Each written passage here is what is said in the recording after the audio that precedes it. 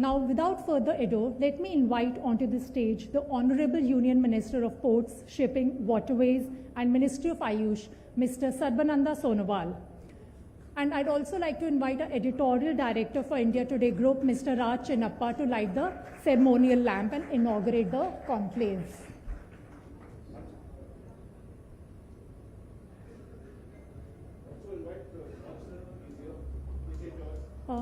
Mr. George, our Power Minister, you. The next. I'd also like to invite our Union Minister, KJ George, to also participate in the ceremonial lighting ceremony.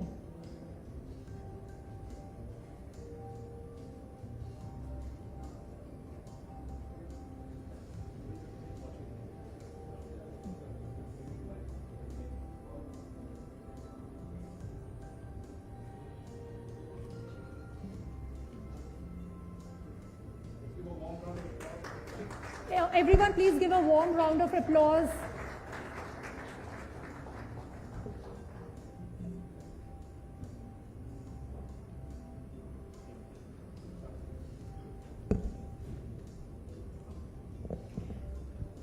May I now invite Raj to kickstart this power-packed event with his introductory remarks. Over to you, Raj.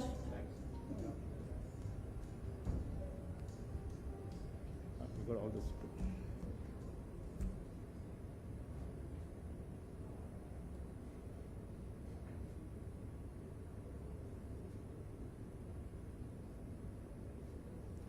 Can you take this? You need this computer?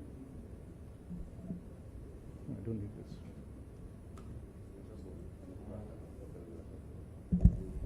Good morning, everyone.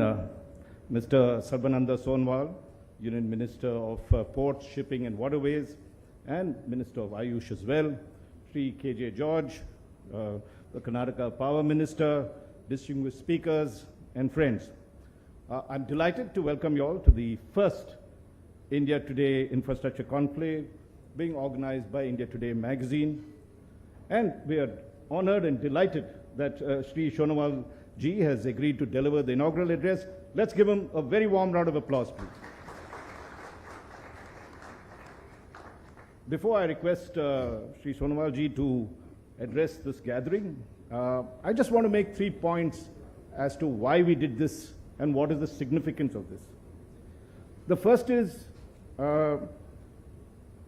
we know that the Prime Minister has talked of a Viksit Bharat. And the notion is that by 2047, when India completes 100 years of independence, we would be a developed country. What we did in India Today magazine was, during this Independence Day, we brought out a special issue looking at India at 2047 and what are the critical sectors that we need to look at to become a developed country, what are the priorities, what are the challenges, because this should not be a vague notion, a vision without an implementation plan. Among the things that we found when we did that was we defined what is the definition of a developed country. We all use it in a very loose way, but what is really the definition? Now, after looking at various things, we came across, well, 3 pointers. There are many ways you can define a developed country. One is per capita income. Average developed countries have a per capita income of around 20,000 US dollars. If you want to bring that down, you can be about $15,000. Okay, that's about 12 lakhs, 15 lakhs, that's the average. If you take a look at our per capita income at this time, it was around $2,000, 2,500, 2 lakhs or so. So we have to do this tremendous leap of about at least 8 times our current per capita. How do we do that? And that's where, when you look at the definition of developed countries, one of the most significant things that it says is that you must have a world-class infrastructure to be defined at. And that requires road, I mean, just giving you a few, airways, shipping, your telecom communications. Unless you have that, you are not defined. Of course, the third factor, and very important, is the values you have in terms of governance, democratic values, and your efficient government. So that's the construct that we are working on. Now, if you take a look at infrastructure, I think the Prime Minister has actually put money to the mouth, as we use that phrase. He has not just talked abstractly, and if you see that the first big push, not that we didn't have it in the first term of the Prime Minister Modi, we had, if you recall, both the Bharat Mala and of course in your area, Sagar Mala 2017, where the Prime Minister talked of building a network of roads and ports for connectivity and particularly logistics, and to ensure speedy global level kind of communications as well. These were 3 or 4 platforms. But I think one of the big things that happened right in the thick of COVID is that we had, if you remember, the national infrastructure pipeline being announced and a commitment of rupees 10 lakh crores for up to 2025. That's an enormous amount of commitment, which is almost 10 lakh crores, commitment of 100 lakh crores and 10 lakh crores every year. That was the sort of commitment that we were doing. Now, take the next step forward, and I'm going quickly because I want Sonowal ji to come in, is that the Prime Minister announces the Pradhan Mantri Gati Shakti scheme, which is in October 2021. Why is that important? Because so far all these 12 dozen ministries that were linked with infrastructure operated in silos. You needed to connect all these and ensure there's no duplication and everybody is working in coordination with each other. That would also facilitate multimodal transport, which is very critical. And finally, I'll just mention one more point as we get in, which is linked with the whole thing, which is next year, he announces the national logistics policy. Now, that is very important because if you have to do your network planning and a whole other ranges on terms of, how do you cut down the, time taken across, the logistics taken across, and the cost, very importantly, the cost, because our cost, they say, of logistics is, India's cost is about 13% of its GDP. Developed countries, their cost, logistics cost, is about 8% of the GDP. So we had to bridge this gap, and the national logistic policy, including a comprehensive logistics action plan, has been announced. So what has happened is that we have, and if you looked at our current budget, which is very, very important development that has happened, there's been a massive boost that has been given, close to, I think, 10 lakh crores in the 23-24 budget, which is almost a 33% increase for infrastructure. Just on infrastructure alone, you've got that kind of money, which railway is getting a large chunk of it, followed by, of course, roads, and then shipping has also been given a lot of money this time. So we have the money, we have the plan, and now the critical thing is the implementation. And that is why we've assembled here with a whole host of not only ministers who are present, we're also getting, of course, Mr. Ashwini Vaishnav, who's the Minister for Railways, Telecommunications, Information Technology, to address us in the afternoon. We have a phenomenal panelists that have come in, distinguished experts that are there, all to come in and discuss and create the priorities that we require for execution and take this country to become a Viksit Bharat by 2047.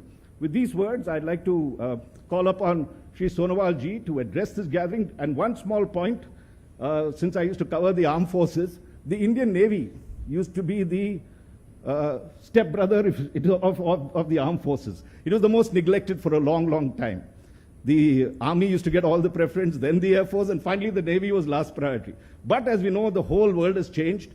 Today we are looking at, a massive Navy, and in the same way, shipping used to be the stepsister of the infrastructure projects. We didn't give too much importance to it, long neglected, but I think in the last decade, there's been a dramatic change in the way we've approached shipping and why it's so critical to our infrastructure development.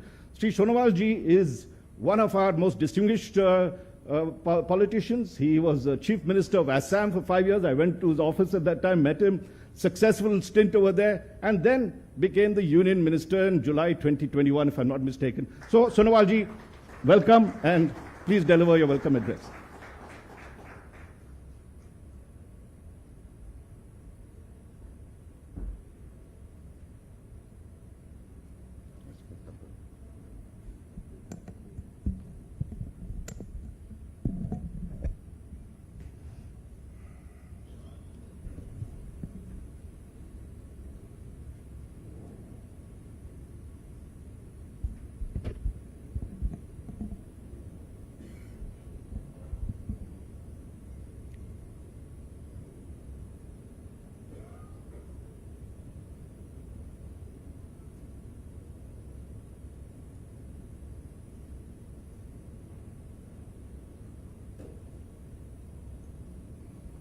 Namaskar.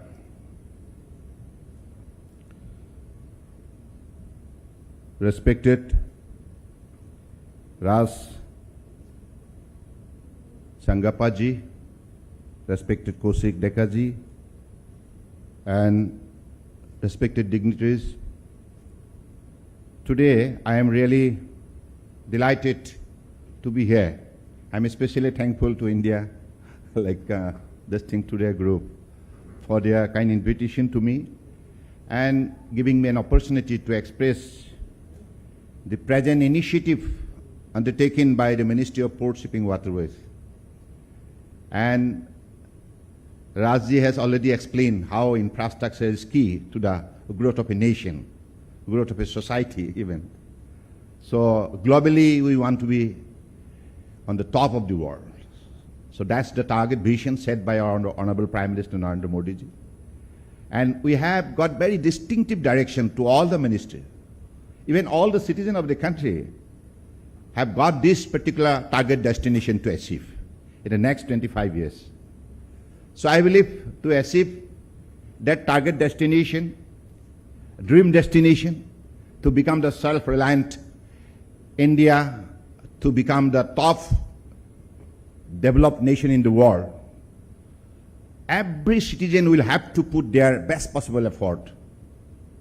His citizens' duties and responsibilities will have to deeply realize and put into the right perspective for better implementation, better education, better serving to the nation. And of course, we have the Honorable Minister from the government of Karnataka, Mr. K.J. Joss. And I have a small write-up. Please bear with me. मैं पढ़ना चाहता हूँ क्योंकि there are some data need to be understood by everybody present here, because this learned gathering can create the people's opinion across the country, across the globe even. So with this expectation, good morning to all of you present here today. Many, many thanks to the India Today group for inviting me to the inaugural session of this prestigious India Today Infrastructure Conclave. Under the visionary leadership of Honorable Prime Minister Sri Narendra Modi ji, India is experiencing an incredible upgrade in its infrastructure, driven by increased government investment and development initiative.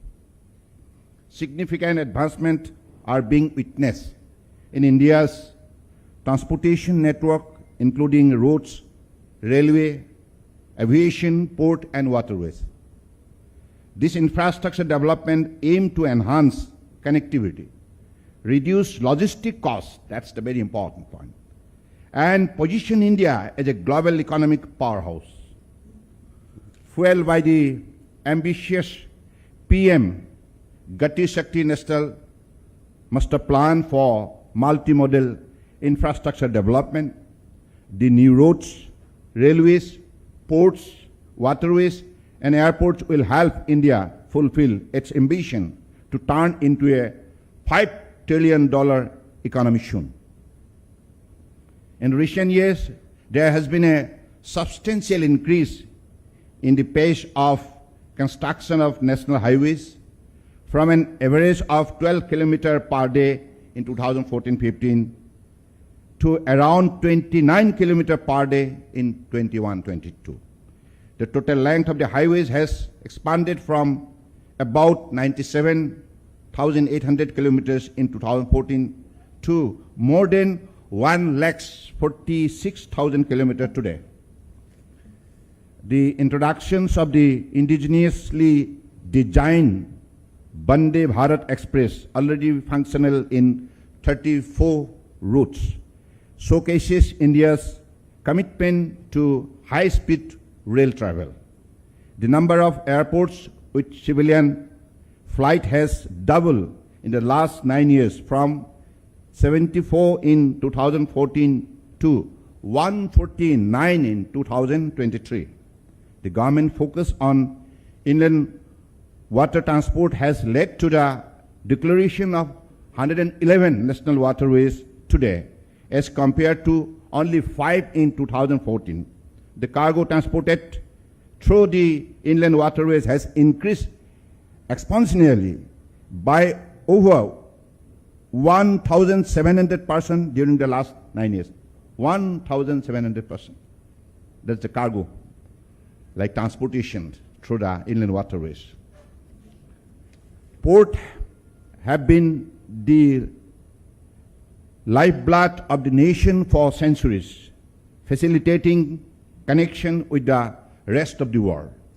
Today, as India stands at the thresholds of becoming an economic superpower, its port continue to play a pivotal role as gateway to the world, because whatever infrastructure in the port sector, whatever modernization, whatever initiative so far taken in the last 9.5 years, this has empowered our efficiency, enhanced our capacity building. So that way, it has played a key role.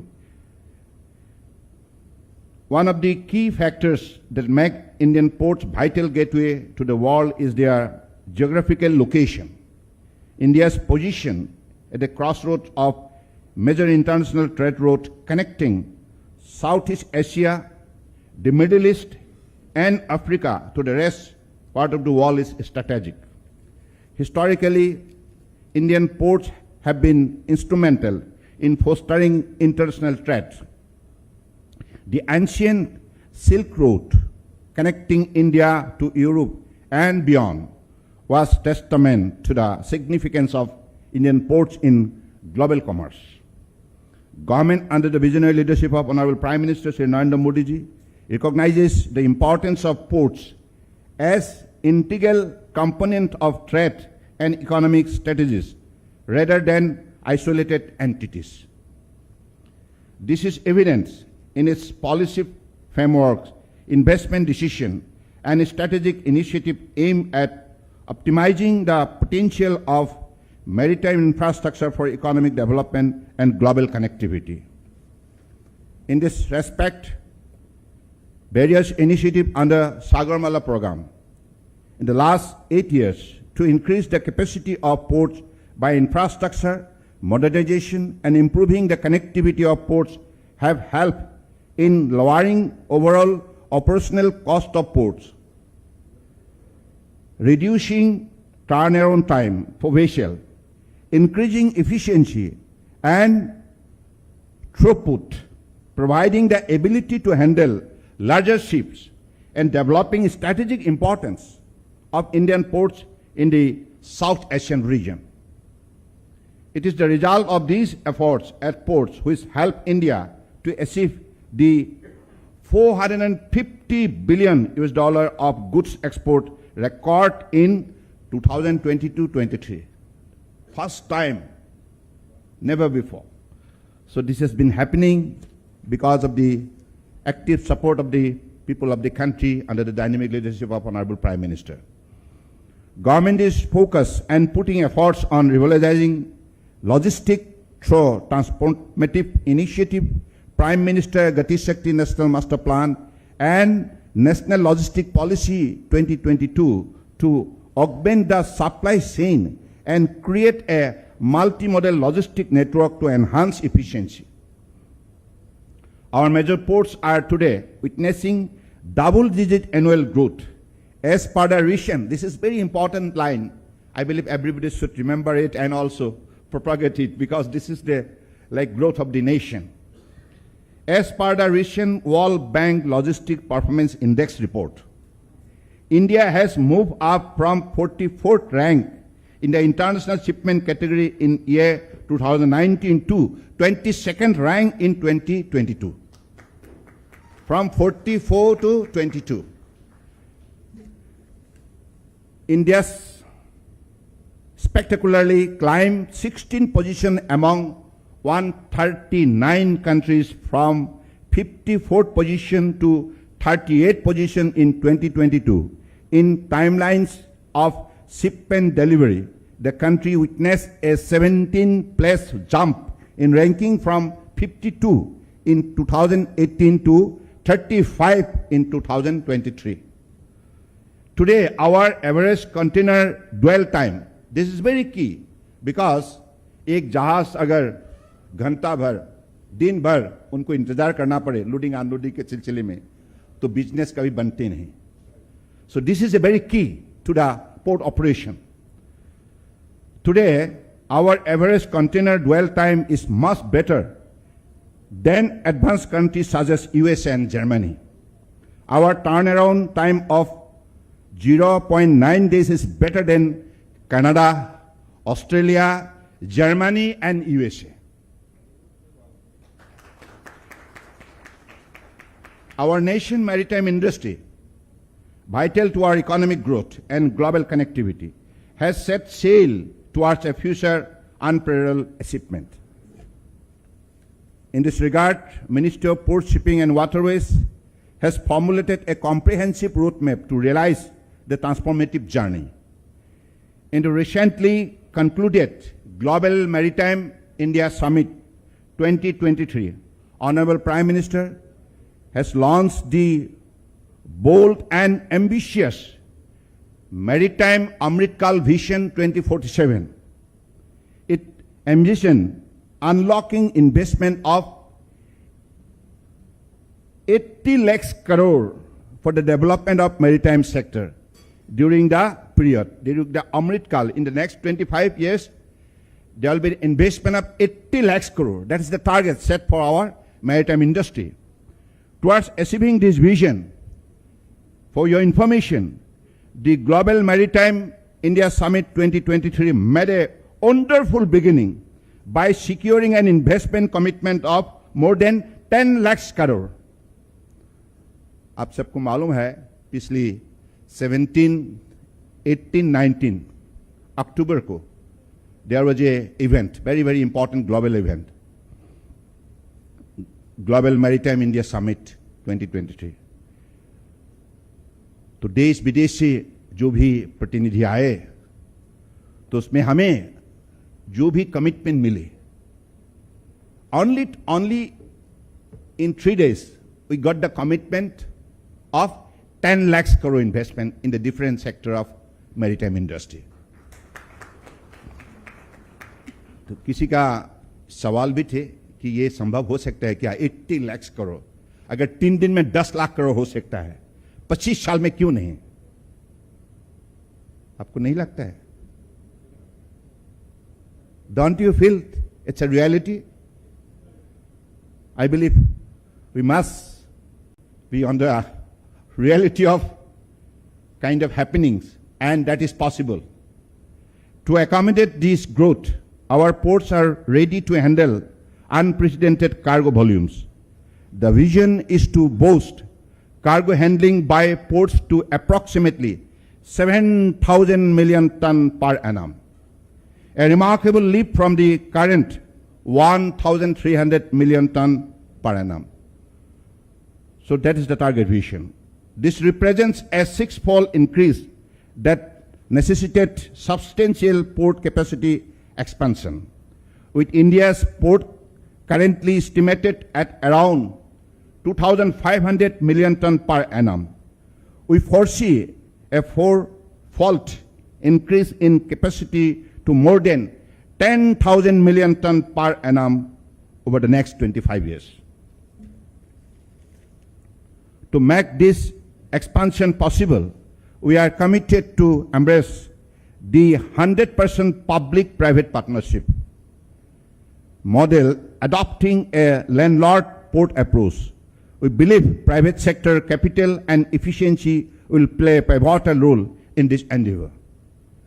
We anticipate that by 2030, more than 85% of cargo will be handled at landlord ports, eventually culminating in the full transition by 2047.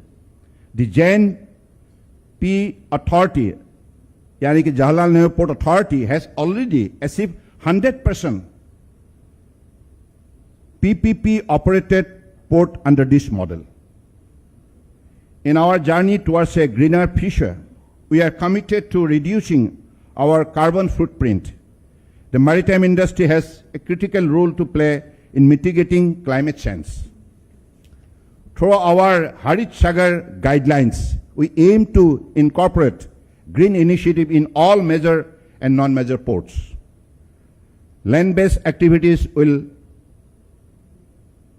transition to LNG, CNG fuel ports, vehicle, and 100% electrified port handling equipment. Seaside emission will be addressed through 100% shore-to-ship power supply. पहले जो bunkering like oil थी तो काफी pollution लाते थे. आप pollution ना हो, carbon neutral के सिलसिले में ये व्यवस्था की गई है. From ship, like shore to ship, the power supply will be like this thing generated. Green hydrogen and ammonia as alternate fuels will also play a significant role. We plan to explore the potential for all ports vehicle and to establish major ports as hydrogen and ammonia storage, production and trading hub. The concept of smart port is central to our vision.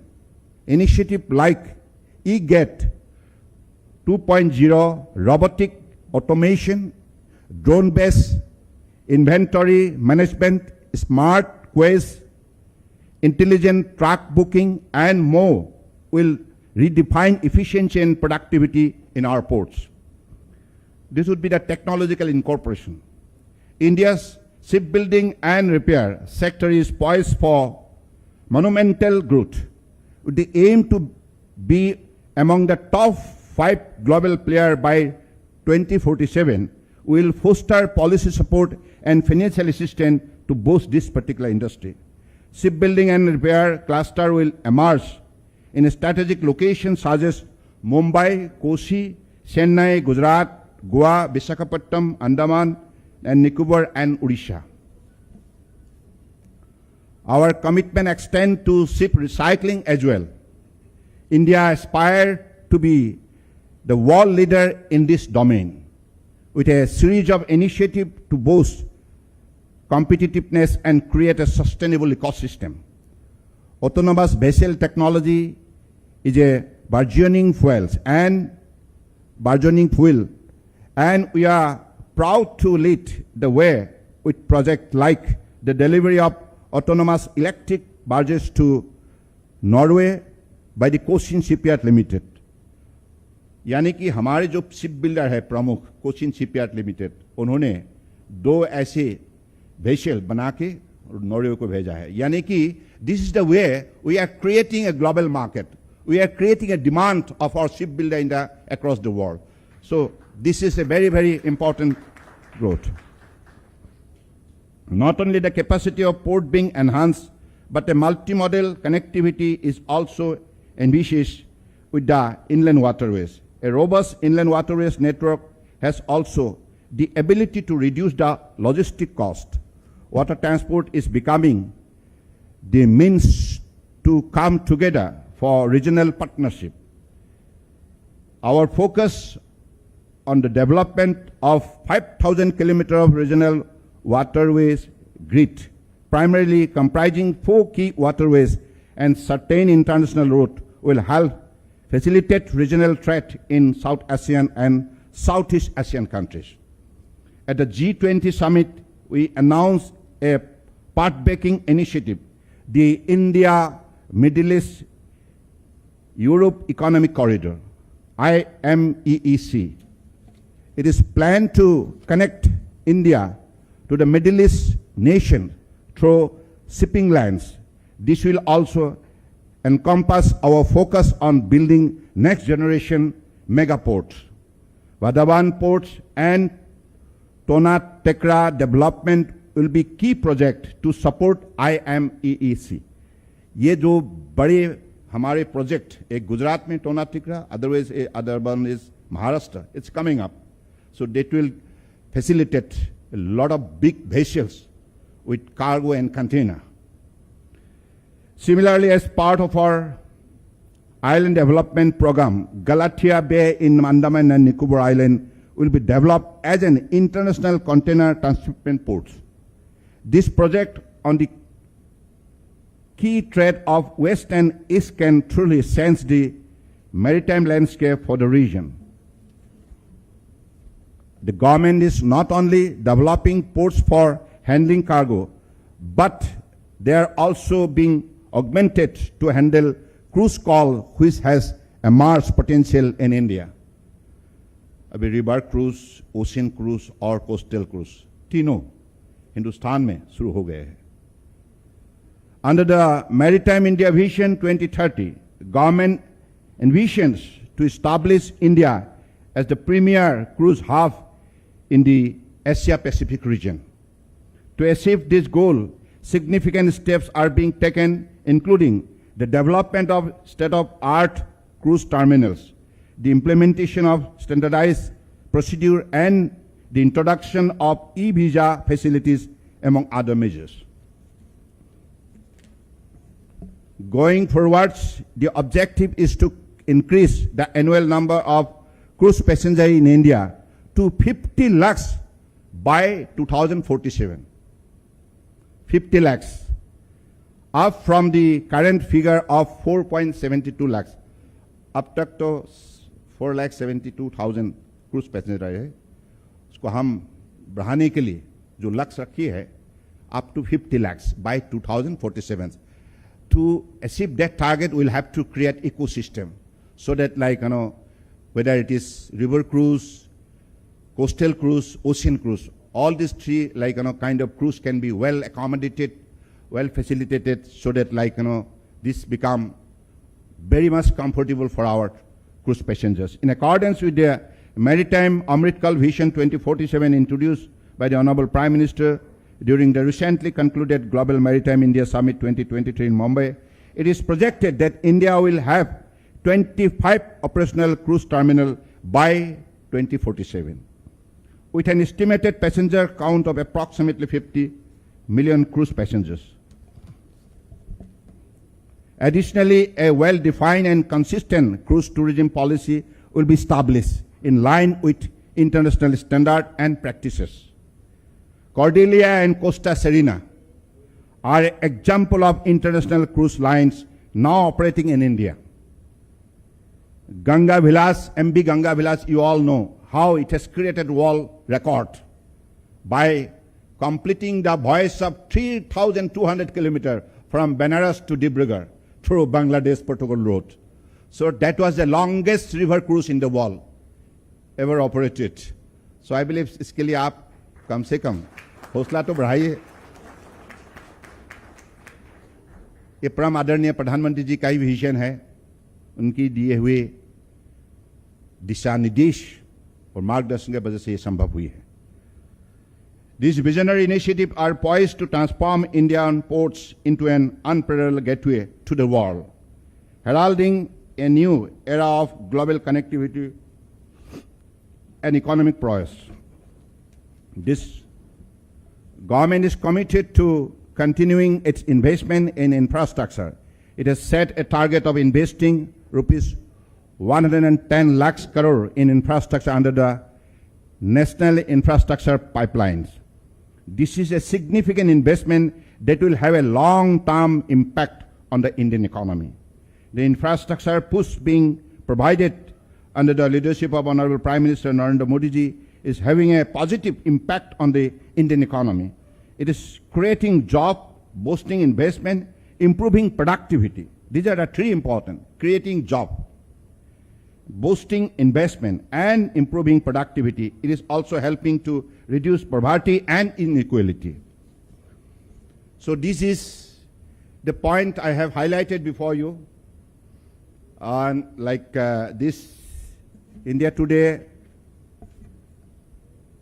is a very, very reputed media house in the country. We are all proud of your contribution to the nation. And today, we all know that whatever exemplary transformation we have witnessed, this is always giving boost to the kind of encouragement to every citizen of the country. Tremendous boost And every Indian now feel proud. This is something exemplary, because in the 9.5 years, whatever transformation, right from a street vendor to the top, different sector of the people got social security and economic upliftment because of the infrastructural growth, because of the reduction of logistic costs, because of the policy, program and initiative right in place, and that too with quality implementation. To make it a quality implementation, you need honesty, courage, determination, devotion, dedication, discipline and decency. I believe these are all being incorporated into the personality of our Honorable Prime Minister Narendra Modi ji, and who has guided from the front to the nation with ability, commitment and vision. Thank you.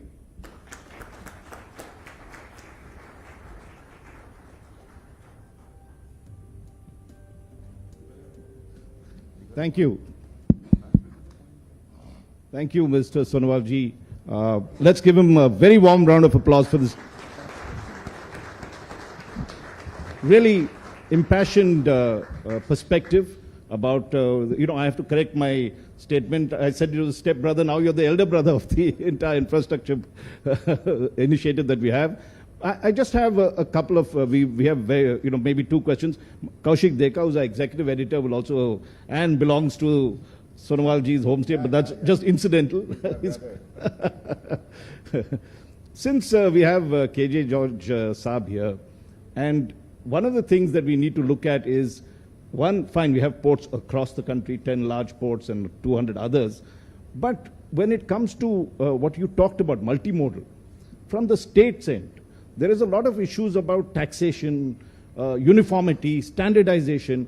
What is the words, what have you been trying to do in these last couple of years to ensure that? Because it's great to get the ports, you might turn around, time of ships could come down to 1 day, but unless you move that interior to the various states, what are the kind of issues that you've taken up? Raji, this is a sector you are to carry forward, taking all the concerned state government into confidence, taking them along, because as you know, through the cooperative federalism, our projects are being implemented at the ground. Supposing in the length of 7,500 kilometer coastal area, we have 9 states and union territories, and most of the ports are located there.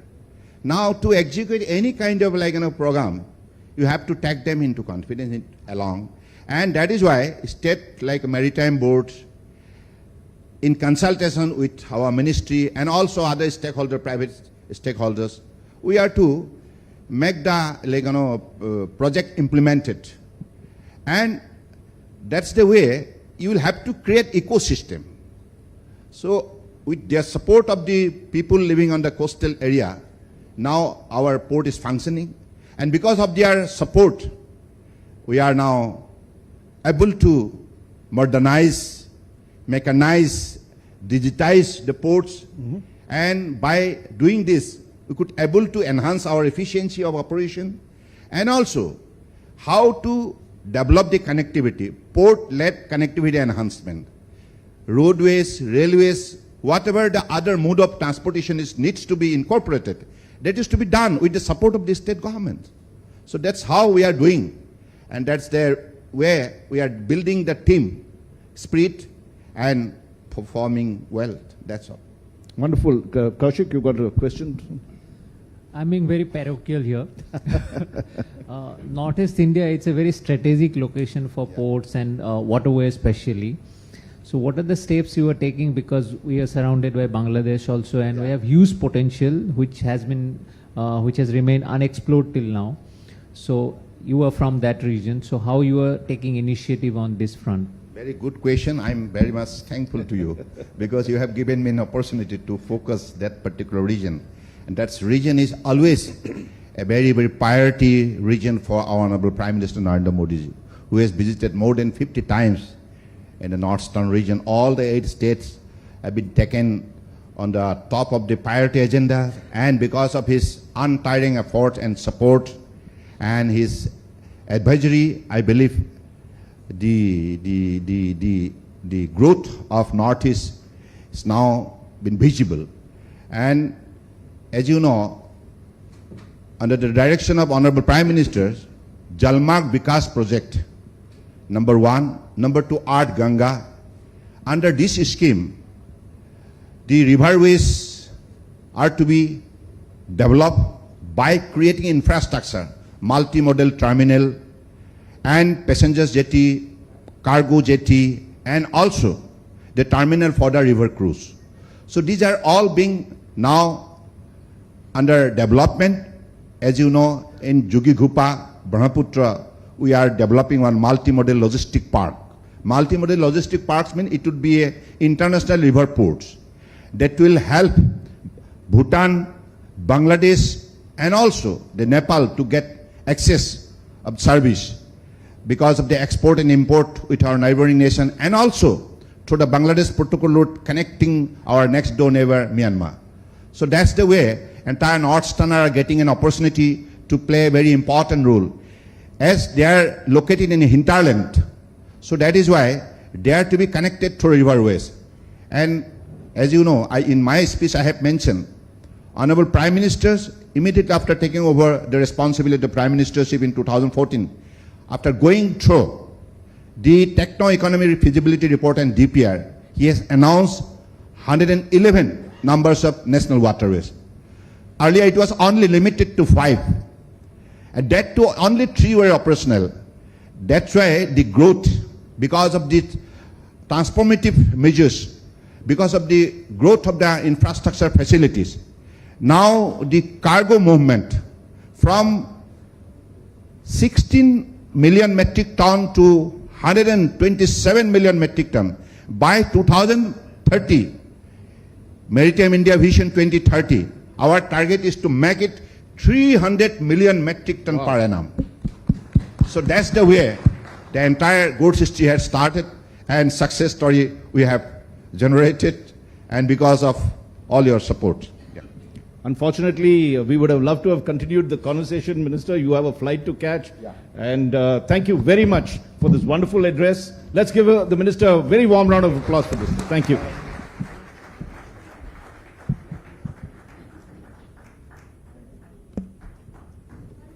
Thank you, Mr. Sonowal, for taking time out of your busy schedule to be with us here today.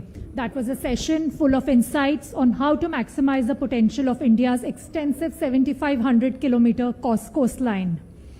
Now, I would also like to invite Dr. Gaurav Singh, Vice Chairman, Darwin Platform Group of Companies, to join us on stage to present our token of appreciation to the esteemed Minister.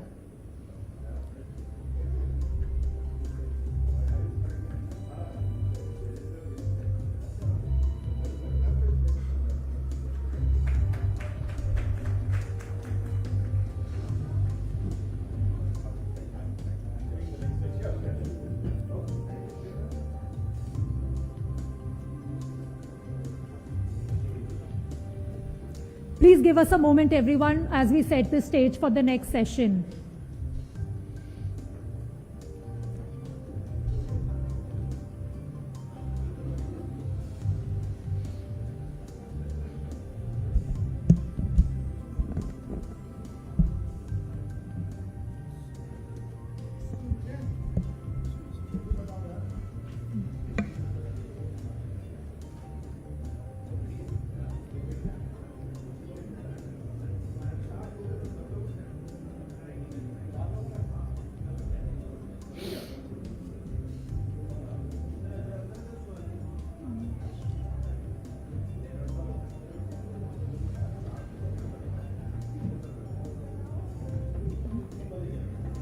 Fine.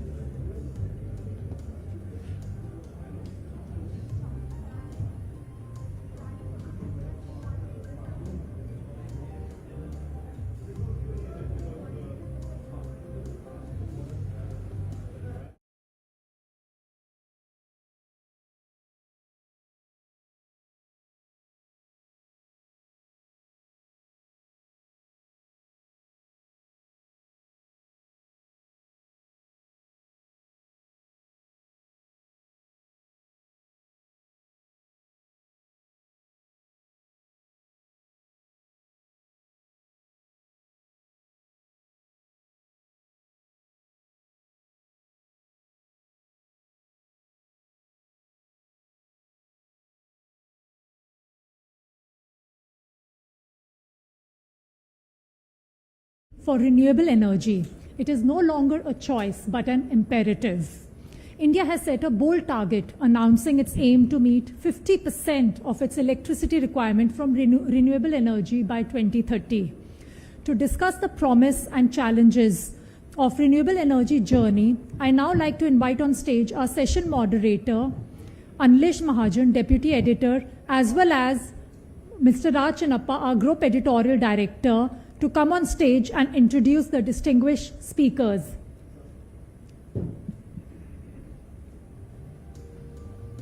The floor is all yours, sir.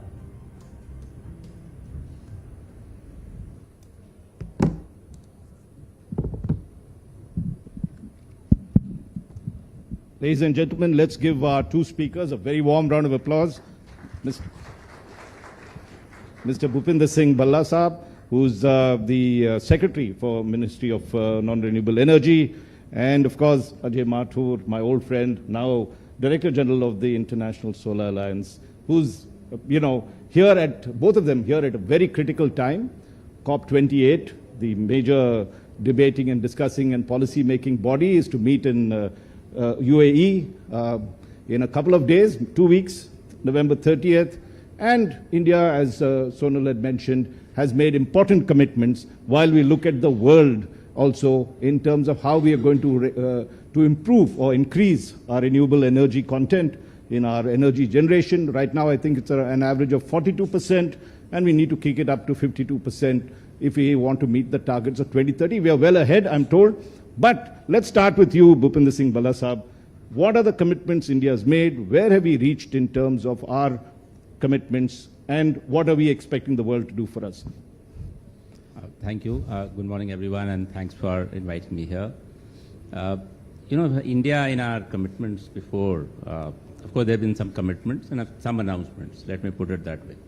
In our commitments to the UNFCCC, we have said that we would like to have 50% of capacity, power capacity, by 2030 from non-fossil sources.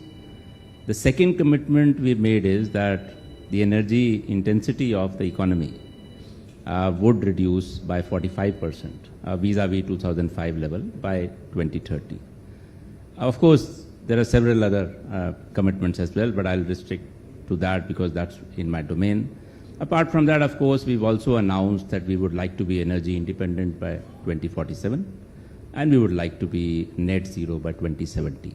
So these are the larger goals which kind of drive how we as in the renewable energy sector function and what our targets are. Currently, when you talk about non-fossil sources, it's largely renewable sources as well as nuclear energy, because nuclear energy is supposed to be clean. Right. But nuclear energy in India is about 7 or 8 gigawatts or so as of now. It will increase a little bit, but not as maybe substantially as many other countries. So largely the non-fossil sources are renewable sources.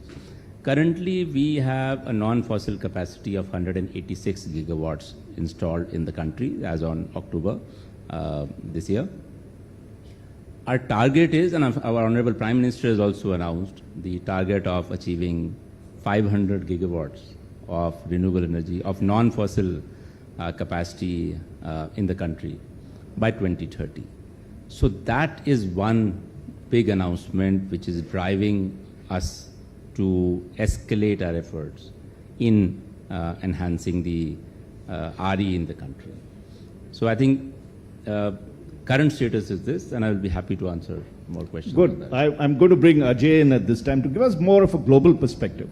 What Bhalla Saab had said in terms of our renewable energy capacities, solar dominates it. I think about 60% of it. Then you have wind power, and then of course what you mentioned, nuclear and hydel, that's there. Ajay, if you have to take a look at where we are headed to in terms of solar itself, we formed this alliance. India was an important component of that. At COP28, when you're doing the review, what are the 3 or 4 big things that you're going to point out, and with an Indian perspective? I think there are 3 key issues. The first is that we are focusing on tripling of the renewable energy goals for 2030. So if India is at say 140 or 150 as it was at the time of the G20 meeting, we are looking at approximately 500 gigawatts. Now, I personally believe it will be much more than that, but I'll come back to that later. The second is, for a vast amount of the world which does not have electricity at the moment, solar mini grids are amazingly important. We have traditionally looked at the extension of the grid to provide electricity to those who don't have it.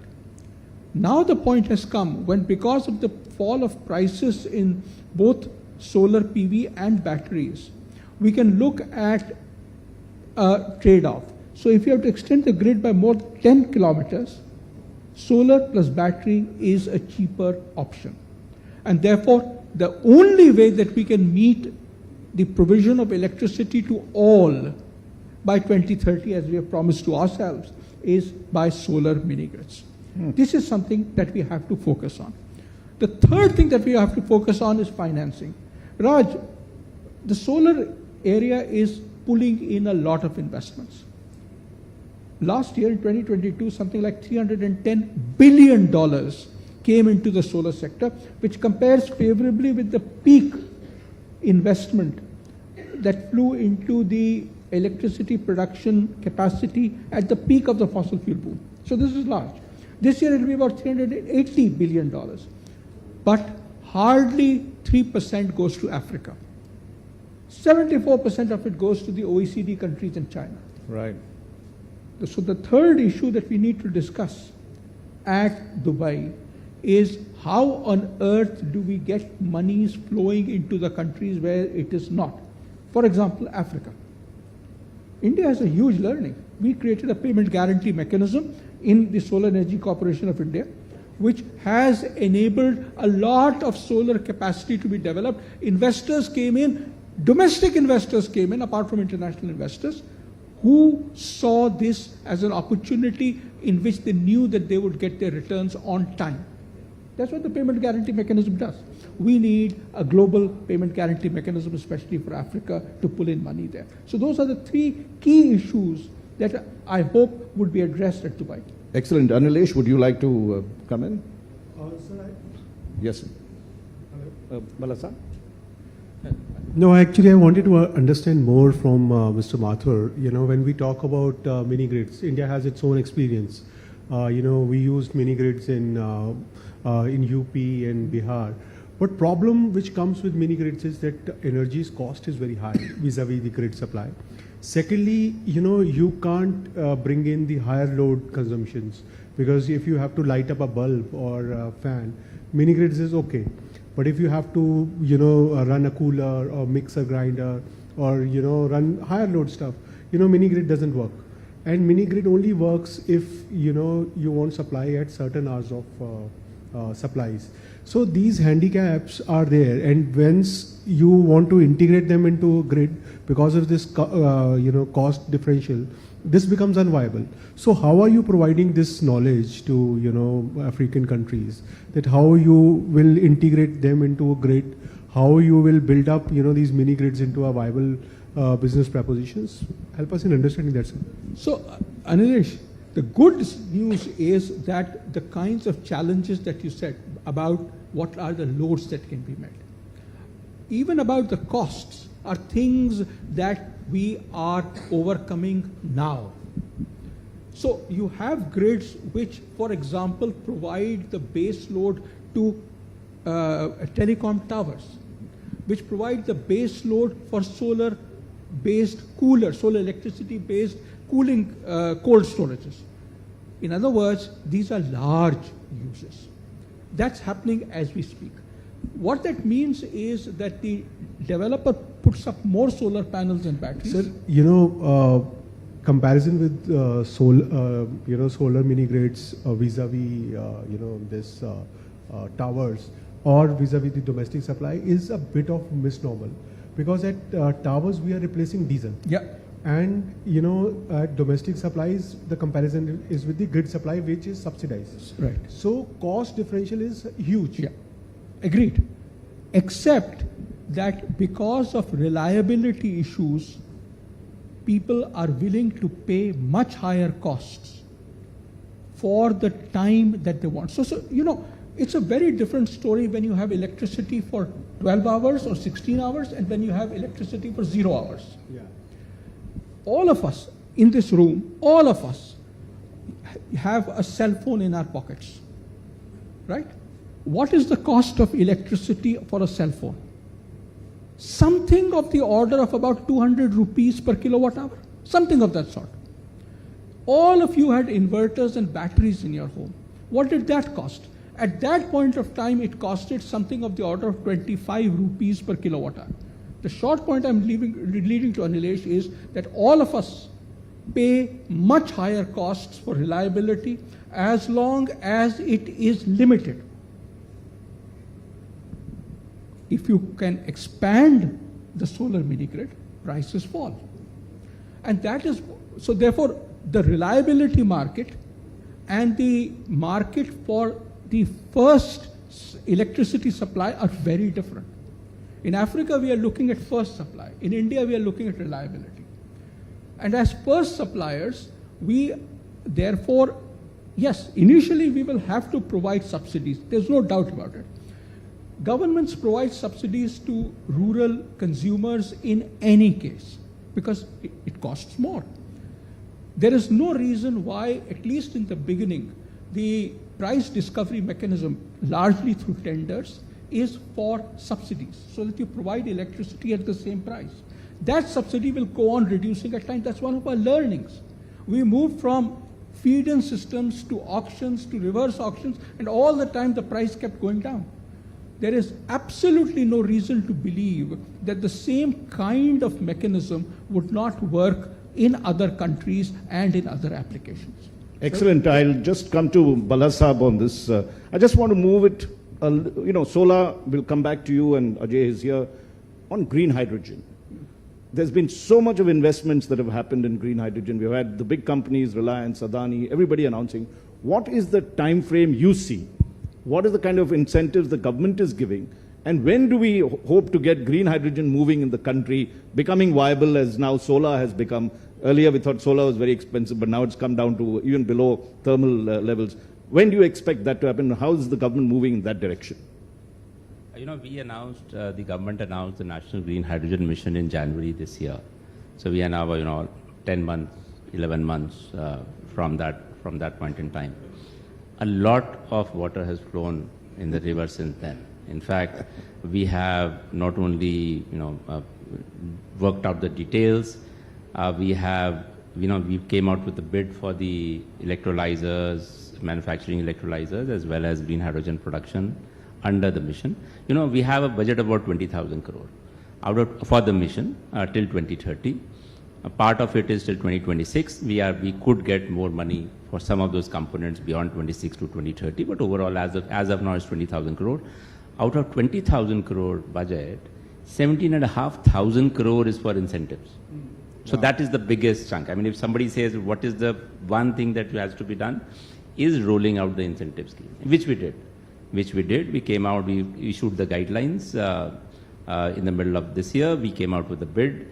The bid is currently out for both electrolyzer manufacturing as well as green hydrogen production. And that will close on 30th of November. And we extended it slightly because of, it's a very complicated issue. It's a product, there's a lot of issues. So we have extended it till 30th November.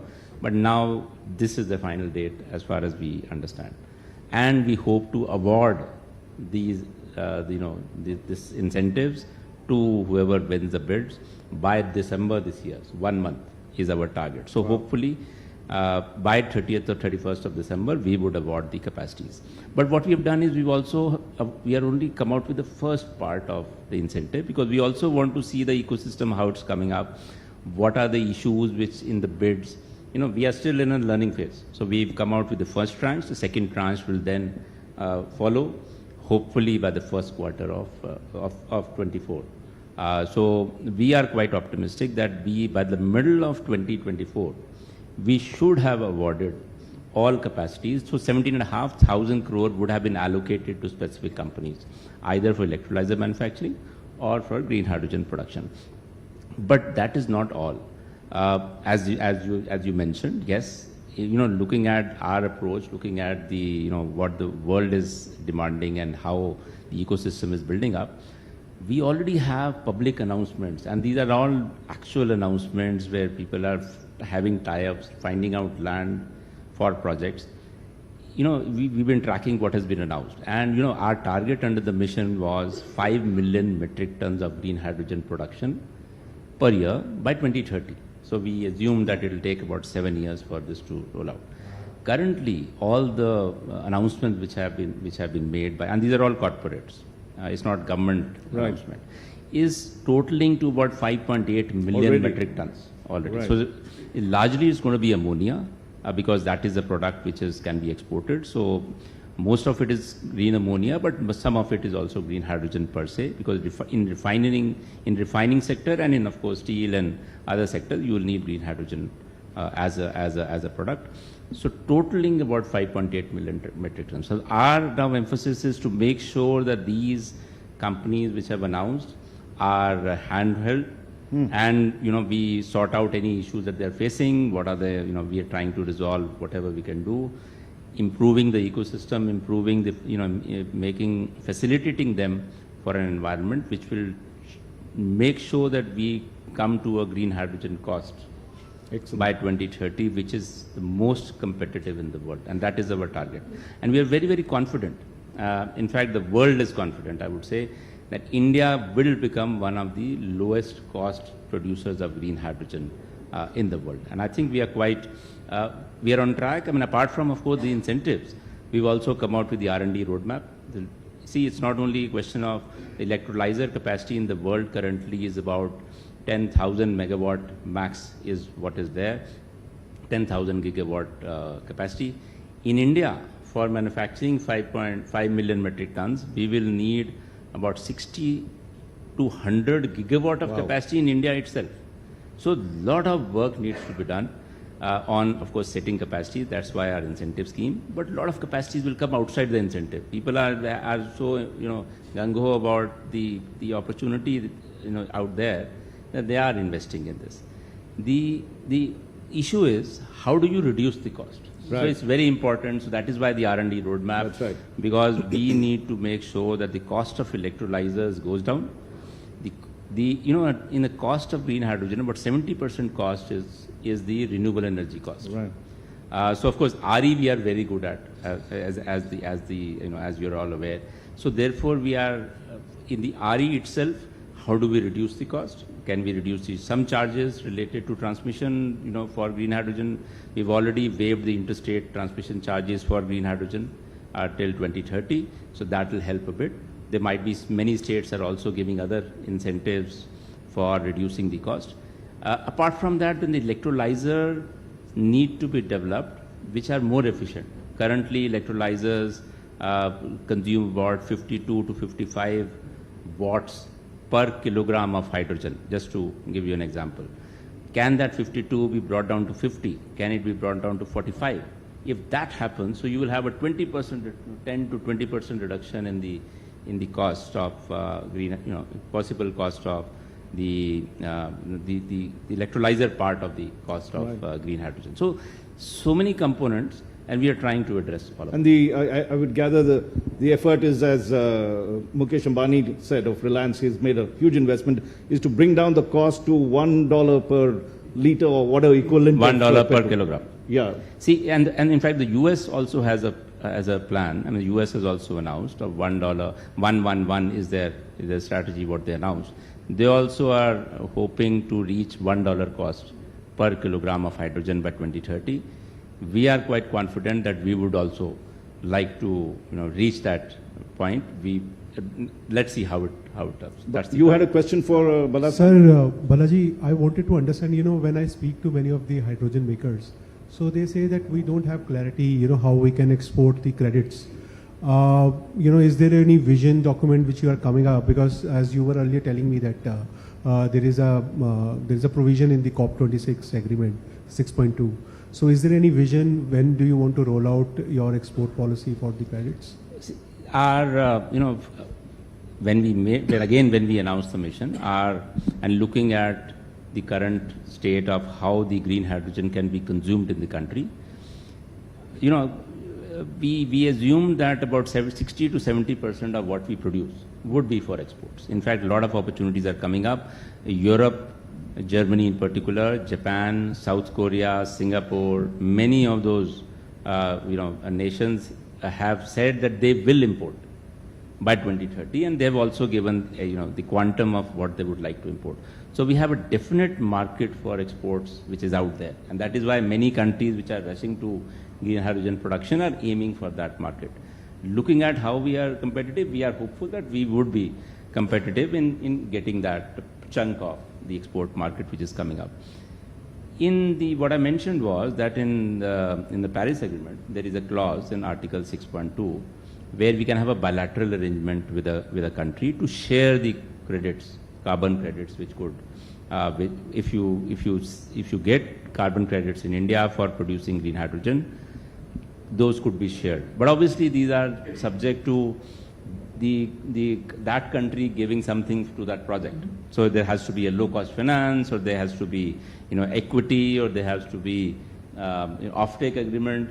The project should get an advantage of that other country, and then case by case we will have those projects come up in 6.2. So we would be happy to share carbon credits for a particular green hydrogen production, provided we get something in return.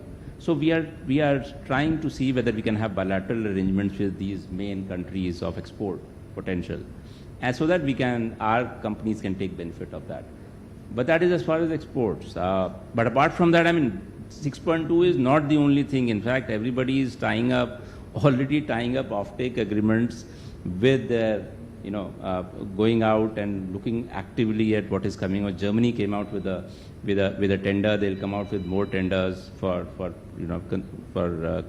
import of green hydrogen or ammonia. And therefore, such opportunities will keep coming. Sir, if I can Anilesh, ask supplementary. let me just get Ajay into this, because there is a point that you made, which I want, in terms of solar, you've really hit your straps, you've brought down the thing. But one of the things that may hinder the progress of solar is storage and the battery capacities to do that. Now you need large amount of batteries to come in. What are the breakthrough technologies you're looking, and what India can aspire in terms of ensuring that particular aspect is taken care of? You've now improved the efficiency of getting the energy into the batteries, but how do you keep that? That's the key thing on this one. I wish you'd ask Mr. Bhalla this question, but We'll ask him also. Let me steal his thunder. Last month, or was it the month before that, the Railway Energy Management Company asked for the supply of renewable electricity round the clock, firm electricity. Railway has trains which run all the time, at 85% availability, which is the same availability as for coal power stations. And they asked for 1,000 megawatts. They got tenders which were in the vicinity of 3.99 rupees per kilowatt hour to 4.21 rupees per kilowatt hour. The new coal power stations which have been just completed have been allocated prices in excess of 5 rupees per kilowatt hour. Wow. In my view, renewables is done. If we can enhance the solar. Now, these are solar plus wind plus storage. Solar and wind are low cost. So you minimize the amount of battery to the extent that is needed to meet 85% supply, 85% availability. What this means is that while the price of electricity is 80%, right? 4.2 rupees instead of 5 rupees. But the investment cost is almost double. It's for 100 megawatt plants, it will be 900 crores. For an equivalent renewable energy and storage plant, solar plus wind plus storage, it will be 1900 crores, right? So therefore, cost of capital becomes important. So in my view, the game has changed. We now need to ensure that we can get enough capital and get enough capital at low cost. This is the name of the game. Similarly, when we are looking at lower cost renewables in other countries, we will have to look at these hybrids. So storage is not an electricity generation source of its own. It provides reliability. And there is a cost for that. Now, what we are talking of is lithium batteries today, but as an engineer, I know that there are three ways in which the lowering of costs occurs. The first is new deposits are found, and we have seen that in areas where we didn't expect lithium to be found, for example, Jammu and Kashmir, lithium is there. Similarly in Rajasthan. So we are finding more lithium where we did not expect it. That's number one. The second thing that happens is that because of competitive pressures, the amount of lithium per battery reduces. So between 2011 and 2021, in the 10 years, the amount of lithium in a battery is 10% less than what it was at that time. And the third thing that happens is not of a kind batteries come up. So instead of lithium, you have sodium-ion batteries, and there are Indian private sector players who have actually bought companies which have made these. There are iron-based batteries, there are vanadium redox batteries. All of these are technologically mature and semi-commercial. Commercialization will depend on scale. So we have got multiple battery chemistries that are there in the market. It's very difficult to pick a winner, but we have a stable of possible winners. We are almost time up, but we're going to give you the last word, Balaji. Tell us, I mean, you've seen what Ajay said. What would you add to that, as well as when what you discuss hydrogen? Solar is very critical for hydrogen production as well. So where would you stand on this debate that is going on? No, I would say that all components of RE are renewable energy are as important. Solar is going to be the mainstay, no doubt, because we have high insolation rates in the country, and we should take advantage of that. Wind is important because solar has intermittency. It's so only in the daytime, depends on the weather, so the intermittency is high. Wind is better in the morning and in the evening. Of course, it wanes in the post-monsoon session, so we have to use a package to get stable power. And without battery, we cannot have firm power. And I think all the industry which might be present here, when they run their plants, what they want is firm power. They do not want any break at all.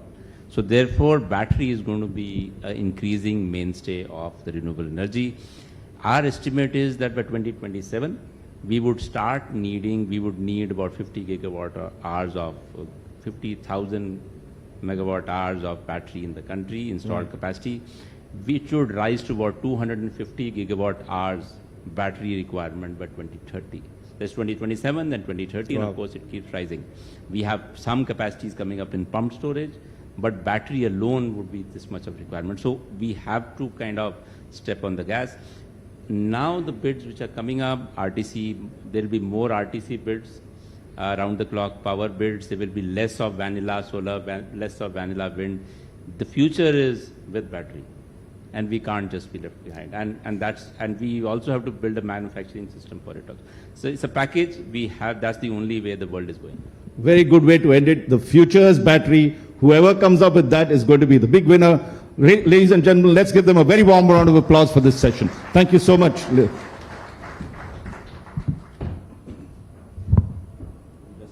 Thank you. Thank you, Mr. Bhalla and Mr. Mathur, for your insights. I kindly request you to please remain on stage. I now extend an invitation to Major General Raj Sachdev of Darwin Platform Group of Companies to present a token of appreciation to our esteemed guests.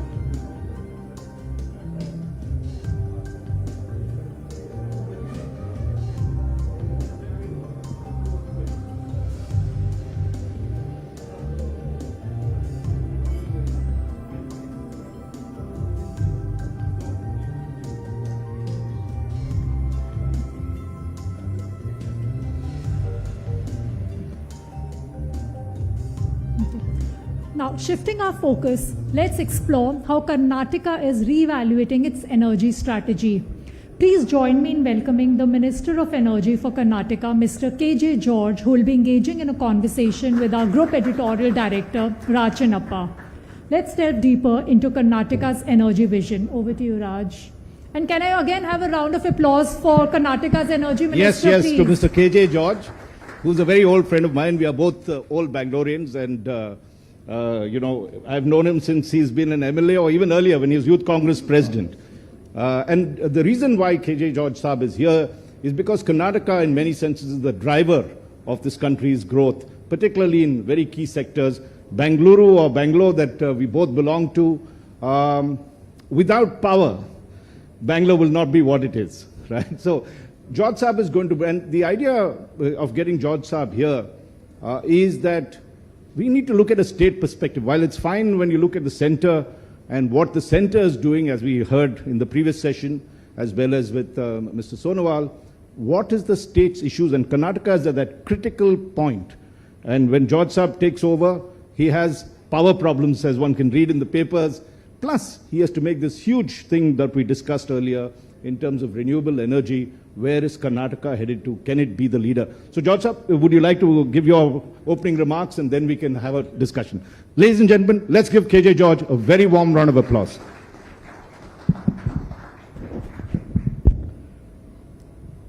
Namaskara. Good morning to everybody. It's a great privilege for me to come and participate India Today's Infrastructure Conclave. I thank Mr. Raj Chennappa. Of course, I known him for several years. When I started my political career as India Today head, he supported me. And also, we are come from a place called Coorg, that's Kodagu. That's a place, it's full of mountains and coffee estates and all. I have to always thankful for that district, because that is the district, most of the people are martial race people, even though I'm not, I'm a Christian. But because I always used to tell, as Raj Chennappa told, yes, we are facing the power crisis in Karnataka for some time. See, we have to welcome demand for power.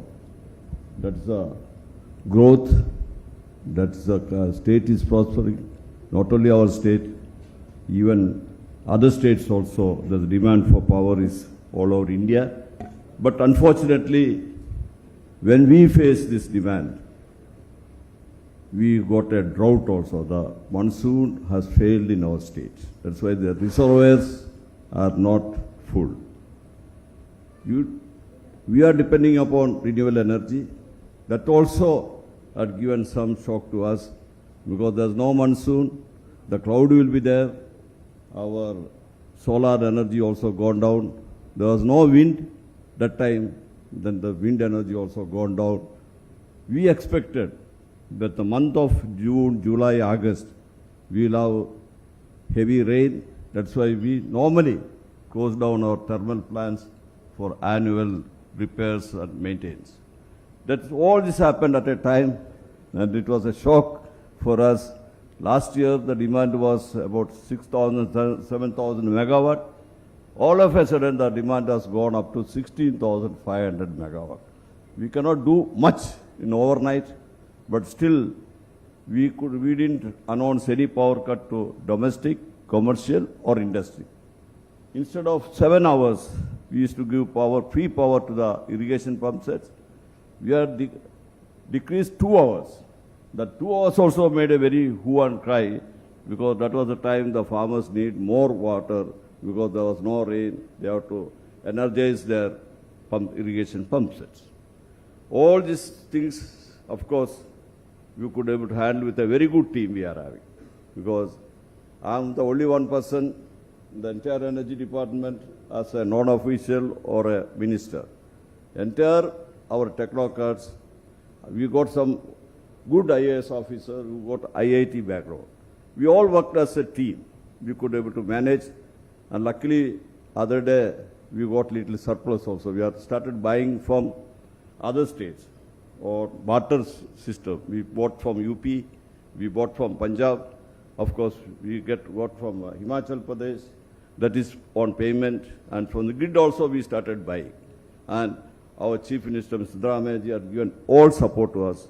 That's why we could be able to tide up this. Why I am telling all the things? Because we are in pioneers in electricity, energy production. In 1902 itself, our Maharaja, Nalvadi Krishnaraj Odayars, and also Sir M. Vishwesvaraya, he was a great Siddhati. We started power production and we used to supply about 105 years back in Karnataka. So that's how, when I went, I become only recently, I became a minister, even though I was a minister in 1989. And when I became the energy minister, it was a new portfolio for me. Then they told me, okay, you have to go and visit Pavagada. Pavagada is a place. You have to see that place, see to believe. Because about 10,000 acres, we started the solar, the power plant. About 6-7 years back or 8 years back. About 2,200 megawatt we produced. That is like an ocean. You have to see that how the things. And I congratulate our present Chief Minister. He was the Chief Minister Ramaji at that time. And also our Energy Minister, who was the Deputy Chief Minister, he was the Energy Minister. And started this, and with officials' help also, technocrats' help also, they could be able to succeed with central government power, corporations' help. We could be able to achieve this thing with a partnership with the farmers. We didn't acquire the land for this purpose. We had leased out the farmers' land, and we every yearly we are used to give them lease. For your surprise, when I visit, along with Mr. Shivkumar, our Deputy Chief Minister, the farmers has come forward. We are so happy. They offered us another 10,000. We are going to do it now. Why all these things happen? Why this shortage has happened? When we got excess, we won't think about what is going to be the future. That's why we must know what is history. Right. And if you wanted to have a future successful in our country, we have to think about the past history of our country. I wanted to tell you, many of you must be knowing, in 1947 when we got the freedom, what was the infrastructure we had? And those days, Jawaharlal Nehru and his colleagues, maybe Vallabhbhai Patel and others, they are all thought about India's future. There was no infrastructure, but every 5-year plan, and that's a vision. Today, we got a strong foundation in India. Today we can talk, we have achieved this thing and all. Without that foundation, we would have not achieved anything. That we have to remember those people who have put a strong foundation for this infrastructure thing. Also, I wanted to think about Lal Bahadur Shastri. Lal Bahadur Shastri is the person who had given a slogan to us, Jai Jawan, Jai Kisan. His small tenure as a Prime Minister, he was a very successful person. And we won one war also under his leadership. Unfortunately, soon after, he was no more, he died. Then Indira Gandhi. See, today we are thinking about the food, we got excess food. Today our population is 135 crores. Today all our godowns are full because those days it is Indira Gandhi as a Prime Minister, Jagajeevan Ram as a Food Minister, then C. Subramania as a Food Minister, and also we cannot forget a scientist recently passed away, Dr. Swaminathan. Right. You see, with all their effort, today, those days, you must think our population was 30 crores. One famine prior to the independence. Lakhs of people have died on hunger. Today, we got 135 crores of people. Still, we got plenty of food grain in our godown. And also, we have to come back after Indiraji's sad assassination, Sadek. Then what happened? Rahulji has come to power. See, I had opportunity to work with under Indiraji, under Rahulji also. He used to tell us, don't aspire for power. We are all young people those days. We have to think about India. We missed the industrial revolution. We are not afford to miss this electronic revolution. Those days, I was a member of Bangalore Telecom member. Why I become member? If I become a telephone advisory board member, I will get 3 phone free. Otherwise, I have to wait for book the phone and wait for years together to get phones. And I got a privilege to allot some out of this thing. That was the situation those days. Those days, we have no television in Bangalore city or Karnataka. Bangalore city, no television. There's no television in Karnataka. We used to come to Delhi, see that small black and white television those days. See, all this has changed. And cars, you must be thinking, you know, we had only 2 cars. One is Fiat, or 3. One is Fiat, one is Ambassador, that's popular, and Standard Herald was there. And we have to wait after booking years together to get a car. And after getting car, after 20 years also if you sell, you will get double. And that also, Rajiv ji has changed the thing that Maruti came, Suzuki came, they have changed that. Today, you can see everything is available in India, all television available. And also, I have to remember one person, Dr. Sam Petroda, who was an advisor to Rajiv Gandhi. Okay. He bought this technology of mobile or the computer. Those days, I know, the supercomputer means the big block, I think 2-3 hall you needed to put one supercomputer. Now, our iPhone is more powerful than the supercomputer. That's how the technology has changed. Today, India has become technologically, or India is going to be a developed country. It is because of the visionary of those days. That's why we have to think about it. I don't say that nowadays nobody is thinking. The same way everybody is putting. Even I think that we have to congratulate late Vajpayee. Today, quadrangle, the national highway, that is the contribution of him. We have to always remember about him when we have got the thing. Even the present government also doing things. I don't say, now we have listened to Sarawalji and the government. But what I need, we have to focus. It is not only announcement. We have to, I think that one person, even though different party, I congratulate Nitin Gadkari ji, the way he is taking his national highways forward. Right.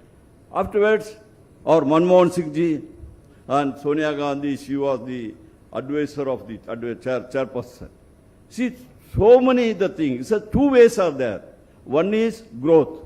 One is inclusive growth. We cannot give one section's growth and we cannot leave the other section, because if you leave the other section, there won't be any growth in the country. That's why we have to think about inclusive growth. That's what Manmohan Singh ji and Sonia ji has done. Today, we got young population. I think today we have to see that all the other countries, when the young population was there, their growth was double digit. We cannot say only we have to put the blame on the COVID. No, I don't say that. We have seen much bigger epidemics than COVID. Plague was there, malaria was there, chickenpox was there, monkey fever was there. But still, in our country, we got experts, we got doctors, we could be able to control everything. But I am against this controlling the vaccine policy. Those days, there was no need of your control. You should not have told, okay, 70 years above first, that means others. Whoever not affordable, whoever weaker section, we have to give them free. I also support. But whoever afford, you would have allowed that vaccine to go free market. So that the manufacturers also would have been benefited, they would have been marketed, that would have been thing. Anyhow, the things are gone now. As Raj Chakampaji told, we are facing shortage. Because last 4-5 years, we could not able to produce more electricity because there was no need, there was no demand. That our people also thought there are not going to be a demand for future also. Today, renewable energy, we are 51%. That is a very good thing. Even of performance-wise, Bureau of Statistics, the energy, the thing, Karnataka stood first in the country. And we are 51% of the renewable energy we are producing. Today, after I become the minister, our people told me we have to store the electricity. I was wondered, how can you store the electricity? I asked them, battery? No. Then I asked them, how? Then they said, we got enough place to store the electricity on pump storages. We got reservoirs.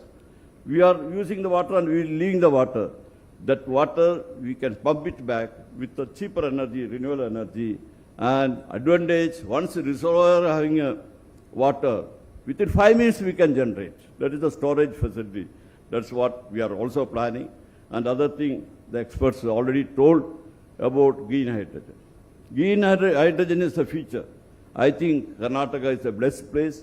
We got sea, we got superpower, renewable energy. We can go for it. I think that we are already making a policy for green hydrogen. I think with the central government support, we can go ahead with it. And also, we are going a large scale for renewable energy like solar and wind. That is the hybrid. Even solar only, you can use it for the daytime.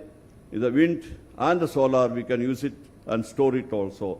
Like a pump storage, we can store it. These are the things we are doing it. I think I don't want to take much of the time. Anyhow, here, I'm not an expert. I'm not a scientist. I'm a common man. I can understand things a little bit faster because I got a good training from Kur, where we got the thing. Anyhow, with all your eyes, listening to the thing, talk, the others, what they are giving, I'm grateful. I learned a little more from this session and thankful to Raj Chengappa, entire India Today team. I once again thank you and all of you are present. Thank you for this opportunity.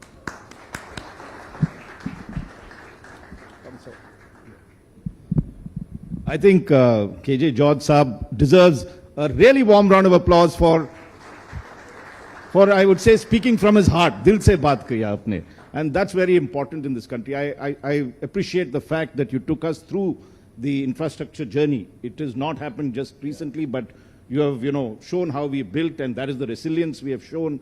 And with that, a platform to become, hopefully, a Viksit Bharat by 2047. I want to come to you, George Saab, because one of the things that has happened is, and I was in Telangana recently, the Congress party is also there, promised free units. You all had, under your Gruha Jyoti program, the Congress won, came back to power, which is why you're sitting here. You had promised free electricity for up to 200 units, if I'm not mistaken. That will save people around 1,000 rupees per month, those who want the needy thing. When it comes to the policy, see, one of the issues when you're building power infrastructure is the viability. You talked of that in the vaccine issue, where you said, if you give it free, then the industry is not this thing. To the needy is fine, but to those who could afford it, you are impacting industry. How does this work when you talk of subsidies in electricity for making it viable, firstly? How much are you going to spend because you are now giving that much free electricity?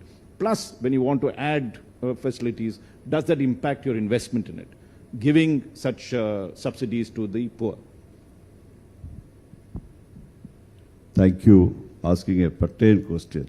I think thank you for this opportunity to explain what is our stand, why we are given free electricity.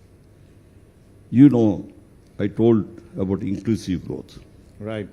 The people are today facing the problem. Their income has not gone up, but their expenditure has gone up.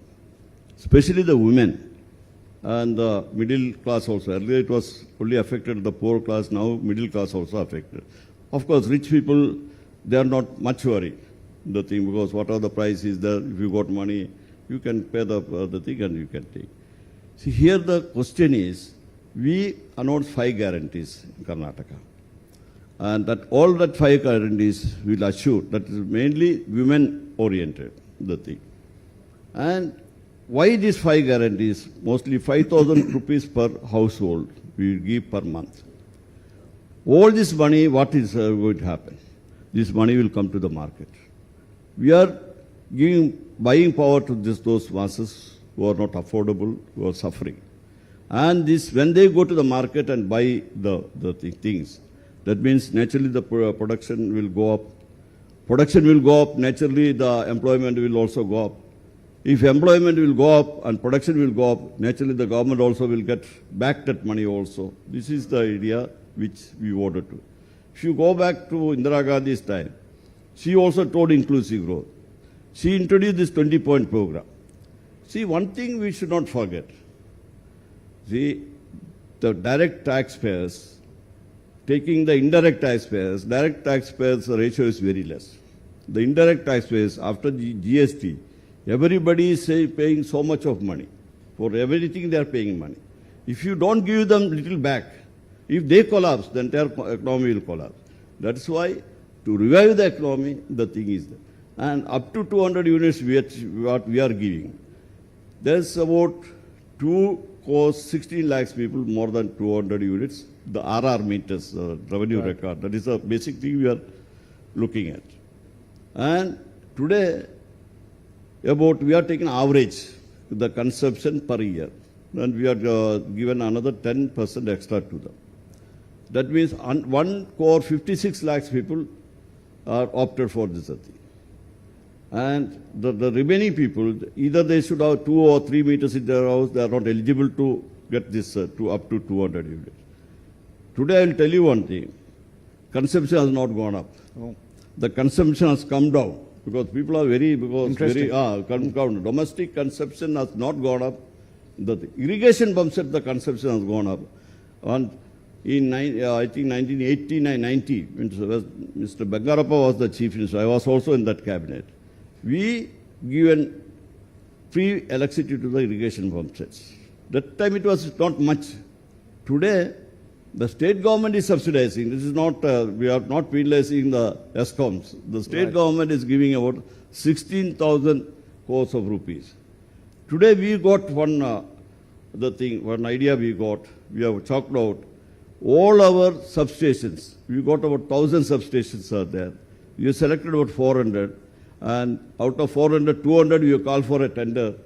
And we wanted to solarize near the substation. And we wanted to give power there so that the farmers will get the good quality power as well as the transmission losses also won't be there. I think that tender also, the first tender about 750 megawatt is, I think within 2 days, we are going to finalize. And the quote we got for 3 rupees 16 paisa. That is much cheaper than what we are giving power subsidy to the farmers. I think totally we can generate in that way about 3,000 megawatt we already started. And also we wanted to increase the subsidy for standalone, that is, standalone solar pump sets. About 30,000 people are waiting. If it is more than 500 meters, 500 meters the thing, then we are going to give them the 80%, the 30% for the state government, central government, 50% for the state government. Earlier it was 30%. We wanted to increase the subsidy for 80% so that they'll use solar and we will save money also. That's a plan we have made. That's why all our program is good for the state as well as good for the country. One final, you've got about 2.5 minutes left. You have been visiting R.K. Singh, our power minister and minister for renewable energy, the union minister. What is it that the state wants now? What can the center do for the states? What are 2 or 3 things you want the center to do for you all? I think I met him. I think like I didn't mention his name also. He's also one minister, very positive minister I met him. Any minister, including all others, they should be positive. They should not think about only 1 or 2 states only. They have to think about all the states. Then only the country will develop. I think that he is one person very positive. Whatever we requested, we asked because last 4 years or 5 years, this Kusum B and C has not implemented. He asked one question: why you people are not implemented? Why you are the thing? And it has lapsed. We requested him, please. We have already started. Please allow us to start. He said, you start, I'll give you all the support. That is what and also the grid is very important. Other day, we signed for pump storage with the central government, Power Corporation Subsidy THR. There, we have already signed for 15,000 crores of rupees. And the solar, also the thing, floating and wind, plus the Varahi, other thing. Pump storage, there also, I think that 15,000 already we have signed. That meeting, I think that which helped our state. I always thankful for him for his vision. Let's give a very warm round of applause for that. Very good example of center-state relations. We have run out of time. Thank you very much, KJ George Saab, for speaking to this audience. Let's again, a very, very warm round of applause for you. Thank you. Thank you, Mr. George. It was a very interesting session with such warm anecdotes and focus on, as you rightly said, inclusive growth. Request you to please stay on stage. I'd like to call Santosh Singh of Darwin Platform Group of Companies to hand over a token of appreciation to the esteemed minister.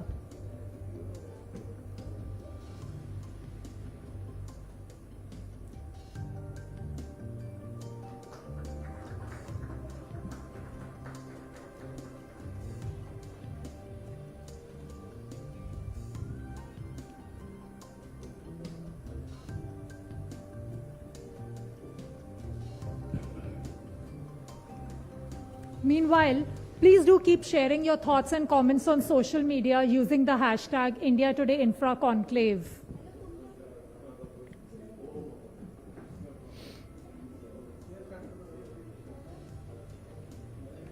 Please give us a moment, everyone, as we set the stage for the next panel.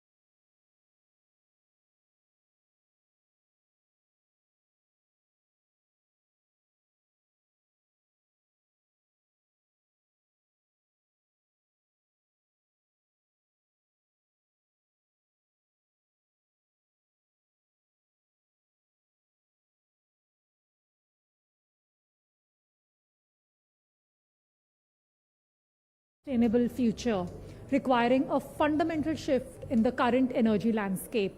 For the next panel discussion on green energy imperatives, may I invite our session moderator Anilesh, Deputy Editor for India Today, to return on stage and introduce the distinguished speakers. Over to you, Anilesh.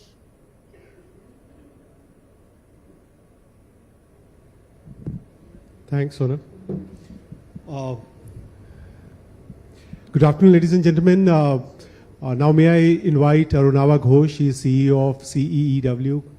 He is the country's leading climate and climate change environment expert. I welcome you, Arunava. May I also invite Rajiv Mishra ji. He is CMD at PTC India. I hope you all are not sleeping. I clap for these two gentlemen. They are. I welcome you both. We are sitting in a very interesting time. The globally climate change experts are, taking this their numbers together to reach Abu Dhabi later this month to understand the stock takes.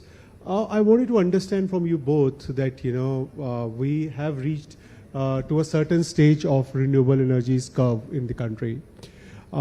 We now understand that 100 gigawatt of solar or 75 gigawatt of wind is not possible to achieve in that time frame which earlier we envisaged. But still we have a very ambitious target for 2030. But we have to correct many things, right? From policy to the ecosystem to the sustainability financially, plus their integration of renewable generation into the grid, and its utility at the end. So help us in understanding. Maybe I can start with Ranjit. That there is a great debate which goes in the energy sector of how to do the marriage of firm and infirm power, renewable and conventional power. So tell us, what is the journey like and where are we heading? Anilesh rightly said that India is the fastest developing economy in the world. We have our energy needs and energy security requirement. Already we have 430 gigawatt of installed capacity, and 74% of this energy comes from the conventional source, that is the fossil fuel. Now we have to move it, or we have to move on to the more environmental friendly renewable energy. And that's the target we have set for ourselves, 230, 500 gigawatt. A very ambitious target, and we have achieved the, whatever you have mentioned, 180 gigawatt of capacity from renewable sources, including hydro. And that's a major milestone we have already achieved. Now, while achieving this, there are some numbers which we can keep as targets, but when you are putting it on ground, then in the energy transition stage, you have to understand what are the issues which and challenges we are facing, and the enabling provisions in the regulation, policy making, and of course, the other factors which will be helping to achieve these targets need to be seen in the right perspective. And I must compliment, or I must applaud the policymakers, the leadership, both political leadership as well as the business leadership, who has taken up this very effectively in the last 10 years. And we have reached to a stage from where on we can reach to the larger target of energy transition. Couple of things, 4 pillars which I always mention are basic for getting more of renewable in the system. The first will be the land acquisition, the second will be transmission infrastructure or green corridor, the third will be financing of it, and the fourth of is enabling regulations and making it more affordable and making it more integrated with the existing system. This will be the first what I would like to say at this point of time, but in the due course of discussions, I'll like to add more. Arunava, if we take this conversation further, in 2014 when this government came in the first tenure, there was a story which was told to us all that, India will be having 175 gigawatts of renewable energy. At that time, hydro was not part of the calculations. Solar would be 100 gigawatt and 65 gigawatt would be of wind, and others will be the other 10 gigawatts. But now when we look back, we could add only roughly around 120, 130 gigawatts of these, these sources. As a country, this is also a very good number, but we haven't been able to achieve. But as an environmentalist, as somebody who works in the climate change policy side, how do you see country's journey? Do you think that by 2030 we will be able to achieve the 40% target of installed capacity and many of the challenges which Rajiv has also mentioned? So how do you see that space? Anish, thank you. First of all, many thanks to India Today for inviting me to this conference. I want to make one correction. The spelling of my name is not Anurabha, it's Arunabha, but I'll say why I'm saying this. Arunabha means first rays of the rising sun. When it comes to India's solar and renewable story, the sun has already risen. In 2010, when the National Solar Mission began, and coincidentally CW was set up at the same time, we had less than 20 megawatts of solar. The fact that we have exceeded 70,000 megawatts of solar demonstrates for sure that the sun has risen. Nevertheless, to your point, you're absolutely right. The original target of 175 gigawatts of renewables has now become 175 gigawatts of non-fossil, which we've crossed. But pure renewables in that 125 gigawatts range, now we've got to unpack it. Rather than get into despair why it happened and why it didn't happen, let's look at where we got to and what is the gap that remained. If you take just the 100 gigawatt solar target, actually a lot of the calculations that were done in 2014, we were also part of the process, was that the potential for 2022 was about 60 gigawatts of large-scale grid-connected infrastructure and 40 gigawatts of distributed energy infrastructure, some of which could be grid-connected, some of which could be off-grid. Okay. Now, if you actually look at what has happened, we have crossed that 60 gigawatts for grid-connected solar infrastructure, plus, of course, the 42 gigawatts of wind. So the opportunity that we have missed, or the opportunity that remains to be tapped, is actually the distributed energy infrastructure. Now, distributed energy in 2010 was one panel on a farmer's hut. Distributed energy today, as Karnataka minister was also just saying, it could be solar irrigation pumps, which could also be grid interactive. It could be rooftop on a hotel like this. It could be distributed energy in terms of servicing an industrial cluster. Just 2 days ago, CW has released a report that the rooftop potential from India's households is 637 gigawatts. Way beyond what is our current target of 500 gigawatts for the country as a whole. So I would argue that we have certainly, without any embellishing of the facts, we have certainly demonstrated that India is a very large-scale infrastructure market for clean energy. It's the 4th largest clean energy market in the world by deployment. And now, for this decade, we now need to go beyond the so-called lower-hanging fruit of vanilla solar, vanilla wind, to the more hybrid systems, the distributed energy systems. And I think in addition to our decarbonization story, we also have to tap into our digital infrastructure story and make the two converge, because the better we manage the electron flow, the lesser will be the problem between the firm power and the infirm power. Arunabha, I'll add to what are you saying. When we talk about renewable resources and its penetration into various parts of the country, but one thing which falls out of the conversation is the cost of it. One cost of it, which country is paying, right? We are not using the thermal potential of ours. The PLF of our thermal power plants are 60 to 70%. Then transmission is free for renewable. So if we add this to the renewables, certainly we start feeling that the return on investment is not that lucrative as yet. So how do you see how can we cut this the government expenditure and wasteful expenditure of maybe thermal units, or by not utilizing that potential? Do you think in next 10 years we need to put a focus there, that how can we deploy our resources much better? Absolutely. I mean, you mentioned the climate negotiations that are coming up, and I have argued for a long time that in India it should not be a coal versus renewables story. It should be an efficient coal plus renewables versus inefficient coal story. And the problem we've had is that we are still using a lot of the inefficient coal power plants, which means that the existing thermal capacity is also not being utilized, its PLF remains low, and we are setting up a sort of a false binary between the clean energy transition and tapping into the resources that we have. So I think that is one part of how our power procurement happens, etc.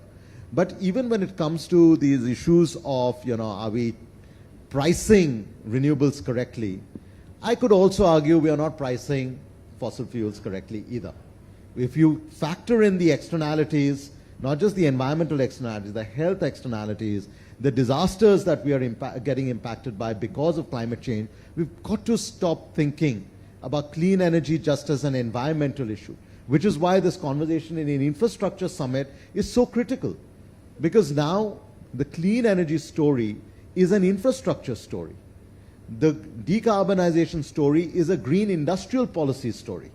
If the US is putting $369 billion of federal subsidies for renewables and hydrogen, I don't think in India we recognize that this decade alone, our renewables story, our green hydrogen story, and our electric mobility story offers an infrastructure investment opportunity of at least $500 billion. We've just not put it under one legislation called the Infrastructure Inflation Reduction Act. So the US says, oh, we are spending so much. We are offering a much larger market. We've got to project it that way and not get distracted by the false binaries. Rajiv, if you can help me in understanding, when Arunabha talks about efficient thermal plus renewable, this becomes a very chicken and egg type of a story, because now we are getting into that cycle that we want a cheaper power. And fortunately or unfortunately, the old thermal power plants, they are giving us cheaper power. right? And new, which are more efficient because of the financial structure we have, situation we are in, they are producing expensive power.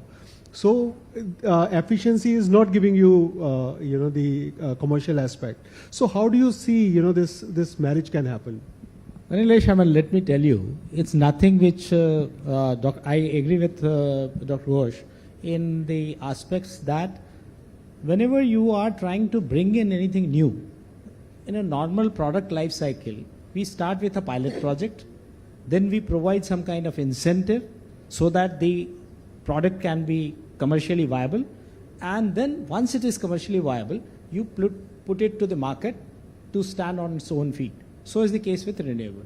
We started with pilots, and so is the case with the green hydrogen. We are starting with pilots. Then we will put some incentive, that is what the waiver of transmission charges, and more incentives also, because we are giving PLIs for production incentive and all these things. That's quite natural. And for a developing nation where we are targeting for huge capacities to be installed in the country, produced in the country, you have to provide those kind of, say, incentives to the generators as well as manufacturers. Now the second part of the story is, the question what you have asked, is nothing against nothing. India requires, as I said, 74% of the energy comes from the thermal. And all the new plants which are coming are supercritical units, highly efficient units, and they should be utilized to the core, to the maximum. Now, how we are utilizing it, again, there can be some basic thumb rule or conventional way of doing it, and now we are doing more on analytical basis. We know which one is the most efficient one, we know which one is having the least fixed cost, and we also are aware of the fact that if we have to have a national level of market, where we can bring the most efficient one in the system first. So most inefficient plants are state-owned. There Exactly. you don't have control. No? I'll come to that. A concurrent subject. We know that power is, most of the policies and the procedures are being decided at the central level, gets it implemented. The procurement of the power also is done by the states, and they have their own way of procuring power. But all in all, last so many years, we have improved our systems and procedure to a great extent. We have implemented the central policies, and most of the states understand the benefits of it. It's not that no state, merit order dispatching and merit order procurement of power is known to almost every state, and they do it more analytical these days. Now the question is whether they would like to shut down their plants. Initially, there may be some resistance, but in due course of time, they also understand that getting coal, say if I give some examples of some of the northern states, where they get the thermal coal from either the central part of the country or from the eastern part of the country, transporting coal is more expensive than their variable cost. So it makes no sense in generating those plants, older plants. So the point is, if you make it a logical economic sense to them, they will understand it, whether it is a concurrent subject also, and all these officials at the state level also, they have a very good understanding of the power market in the country right now. So how do you see, one is the commercial aspect of it, but if state owns the generation unit and state owns the DISCOM, there is a misnomer which our country faces that, they don't get the tariff which is agreed or whatever is prevailing. They get money only to buy fuel, they will get money only to pay salaries. In that type of scenarios, do you think that states are ready to invest more into renewables, which is more expensive, and it is more likely to have a commercial agreement? They will not adhere to, those political, considerations which they right now can prevail upon their own units. So how do you see that situation? Anilesh, let me be devil's advocate from the state side. They have put in money, say 30 years or 40 years back, for their thermal plants. No, they know the incremental cost for procuring power. Say if the variable cost of those old thermal plants are more than what they get from the renewable, they will never run that plant. And because now they are accountable, they have to go to the State Regulatory Commission each year that what is the procurement cost from the market and what is the cost what you are incurring in your own plants. So the incremental cost, if it is more than that, they will never generate. And let me tell you, this what we are saying right now, 5 years back, it was a story where we were discussing a lot about the procurement not done scientifically, but now with more analytics available with them, better planning, they do it. So Rajiv, they will give you regulatory assets. You know, incremental tariffs are being set off by regulatory assets. Arunava, you know, whatever Rajiv is saying, you know, that requires more awareness at the state level that, you know, these are thermal power plants which are not actually healthy for their own citizens, right?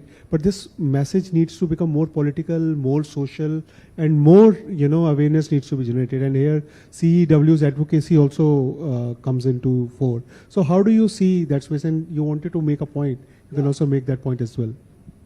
No, I would argue it's not advocacy, it's actually analysis that is needed. Right? I think it is also unfair to say that, you know, just because there are regulatory assets and just because states are, you know, in many cases often using the older plants, etc., to suggest that they therefore don't know what is the better outcome, that is an unfair statement.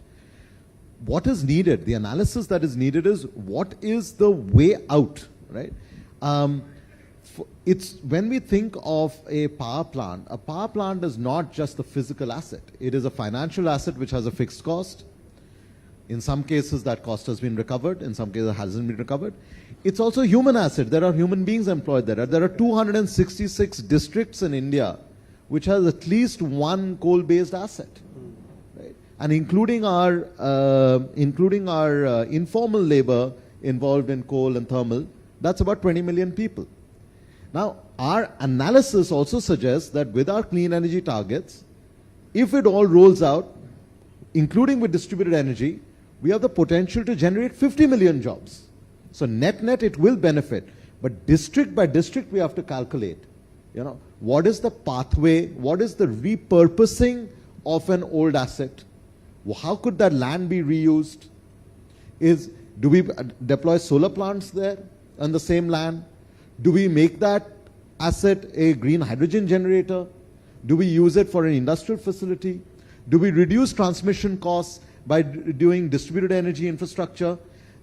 Each district or each area will have its own transition pathway which has to be analyzed, and we have to have that honest conversation with regulators, with administrators, and with companies. Right? I think the challenge with a lot of the discourse we have is that we say if someone is talking about renewables, they must be anti-coal. If someone is talking about coal, they must be anti-environment. That is not the right atmosphere in which an analytical, solution-based conversation can be had. Correct. And gentlemen, we are into the last leg of the conversation. So I want to prick your mind on hydrogen. You know, Mr. Bhalla was here earlier in the morning, so he was talking about how countries moving ahead. From both you gentlemen, I want to understand, you know, how our ecosystem is developing to consume this new form of energy. Are we getting into, you know, the consumption mode? Or what sort of outlook you both gentlemen see in a way we should invest more to increase the absorption of this new energy? Unless green hydrogen is one where we are at parity with the world. When I talk about renewable energy capacity, yes, we are trying to catch up the world and the technology, what is globally available. But in the green hydrogen, we are at a stage where we can start the thing and we can lead the race. And we have all the capabilities and capacities for making it happen. Now the question is, at what stage we are and what is the timeline we have set for ourselves. Right now we are talking about a number which is something which I'll call at a pilot stage. We have kept our targets at the pilot stage, and that has to be met so that globally we can tell the world that we are at the right place. Second thing is the allied technologies. It's not that green, that means renewable source, and the electrolysis of the water or any liquid, so to make it hydrogen. So there are other allied technologies that need to cope up with the technologies available elsewhere. And there we need to come to a stage where we can say that commercially we are at a better position globally, And of course, this will be one thing which will change the landscape for import substitution of hydrocarbons. It will be a substitute for many of the handicaps which some of the states don't have, because renewable also is limited to some of the states which is endowed with renewable, others are not. But here you have parity for pan-India. You can spread it anywhere, and that can happen. We can take it as a leader position internationally. But the most important thing is we have to develop the integrated technology and not specific to one area only. That's what I can understand. So, firstly, again, I think it is commendable that India now has, and the cabinet approved in January this year, the world's second largest green hydrogen mission after the United States, a single country mission. US target for 2030 is 10 million tons per annum, ours is 5 million tons per annum. That is huge. However, I would say that we have to have sort of two things that we should keep in mind as we push the mission forward. Number one is focus on the domestic market before the international market, and focus on demand pull in addition to the supply push. The domestic market, if you analyze the green hydrogen policies across the world, all major economies and minor economies are saying we are going to be exports superpowers with regards to green hydrogen. The point is, if you're going to be, everyone is going to be exporting, then who is going to be importing? Right? So we are going to end up, and it is already happening, we are going to end up with regulatory islands that will become sort of protectionist barriers to a global green hydrogen market. In order to avoid that, let us build our domestic market strongly, and on top of that, then look at the exports. But in order to build the domestic market, you've got to do the second thing, which is demand pull. Why? Today, let me just give an example. Today, producing green hydrogen compared to gray hydrogen is 300% costlier. Today, producing green steel from green hydrogen instead of steel from coal is 150% costlier. But Volkswagen in Germany has signed a deal with a small Swedish startup to buy green steel. The incremental cost of the car with green steel in it is 1% costlier. Okay. So we've got to start thinking, is green hydrogen too expensive, or is the embedded green hydrogen in the embedded steel, which is embedded in the final product, really that much more expensive? Once we start thinking about what is the final cost to the consumer, we can actually think whether it's infrastructure, whether if every bridge in India were built with green steel, the market demand would be so large that the cost of green steel will fall immediately, which means that the demand for green hydrogen will go up. Same with fertilizer. So we've got to start thinking, how do we create the offtake in a manner that is financially sustainable, commercially viable, to get that green hydrogen story unfolded. Very interesting points, Arunabha. And gentlemen, this is the signal which I am getting that times is up. And I really thank that you helped us in understanding many of these ticklish issues. Thank you, gentlemen. Thank you very much.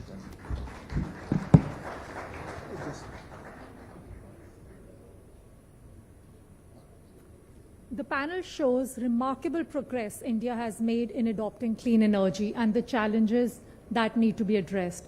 My sincere thanks to everyone for their contribution to this discussion. I kindly request you all to remain on stage. Now I'd like to call Navraj India's director Sachin Nagpal and Navraj's founders Naveen Kumar and Raj Singh to come on stage to give a token of appreciation to our guests.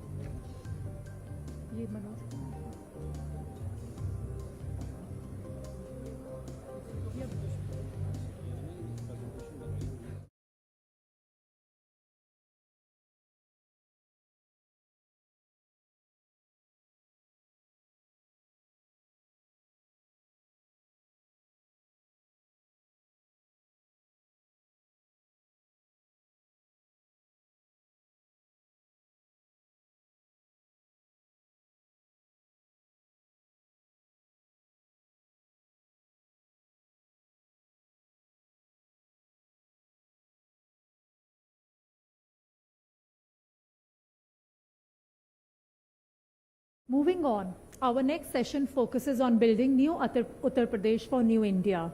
And I'd like to invite the session moderator, Kaushik Deka, Executive Editor at India Today, to come up on stage and introduce the speaker for the session.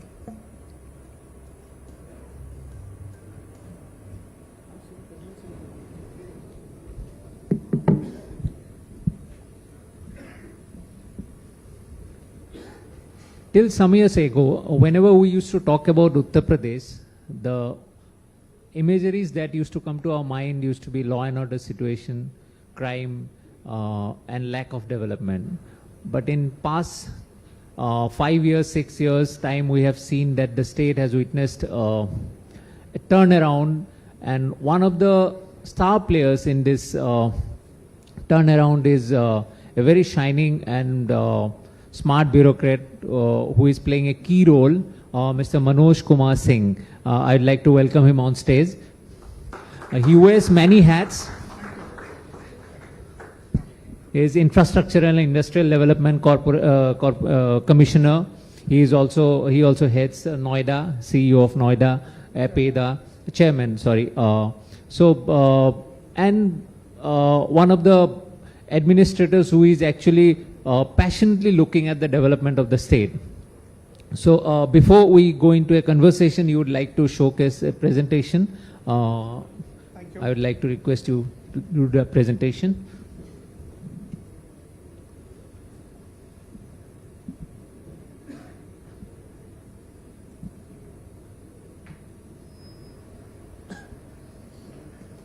Namaskar. To begin with, I would like to thank India Today Group for giving me this opportunity of being here and presenting before you briefly about the infrastructure and development in other sectors in Uttar Pradesh. The new Uttar Pradesh was the topic, and I see that what is new about UP, it is the new hope, new aspirations, new targets, new achievements, and new level of transparency and confidence. And this has all come because of a single-minded implementation of zero tolerance on law and order front, which has been done by the Honorable Chief Minister. Broadly, the UP's state economy is of around $270 billion, that is 22 lakh crore. 50% of it comes from the services, and 25% is primary sector, and 25% is secondary sector. In infrastructure, which is the topic for the day, UP has done excellent work, especially in expressways, and as on date, we account for around 35% of access controlled expressway present in the country. And very soon, within a year's time, when Ganga Expressway will be ready, we will be touching a figure of 50% of total access controlled expressway in the country. Besides that, we have second largest network of roads, and that is about 4 lakh kilometer, largest network of railways. We have largest number of operational airports, and very soon we will be having the largest airport in the Asia, which is coming in Jewar. How all this happened? We were at 14th rank just 4 or 5 years before in ease of doing business, and now we are on second rank in the country. There are 25 sectoral policies which have been notified by different departments. And this is a news for all of you that government has taken a decision after 46 years. Noida as a new township was established in 1976, almost 46 years before. And after 46 years, government has taken a decision to create a Noida kind of industrial township in Bundelkhand, that is in Jhansi. Till date in Noida, we have acquired around 35,000 acres of land. But in Bundelkhand, in one go, we will be acquiring 36,000 acres of land for developing this industrial township. The industry department has one portal of Nivesh Mitra, which handles all the applications for investment, and the online incentive management system for payment of incentives. Here are some of the important big infrastructure projects which we are going to talk about. Jewar Airport, Ganga Expressway, corridors which has been developed around Kashi Vishwanath Temple. A similar kind of thing is being developed near Vindhyavasini. All this has increased the tourism. Like domestic tourism last year was 24 crores, whereas the exact population of UP is also 24 crore. We received 24 crore of domestic tourists in 1 year. International airport at Jewar, it will be having capacity of 12 crores. Indira Gandhi International Airport at Delhi, it has a capacity of 6 crores. So when finally complete, it will be double the size of the Delhi airport.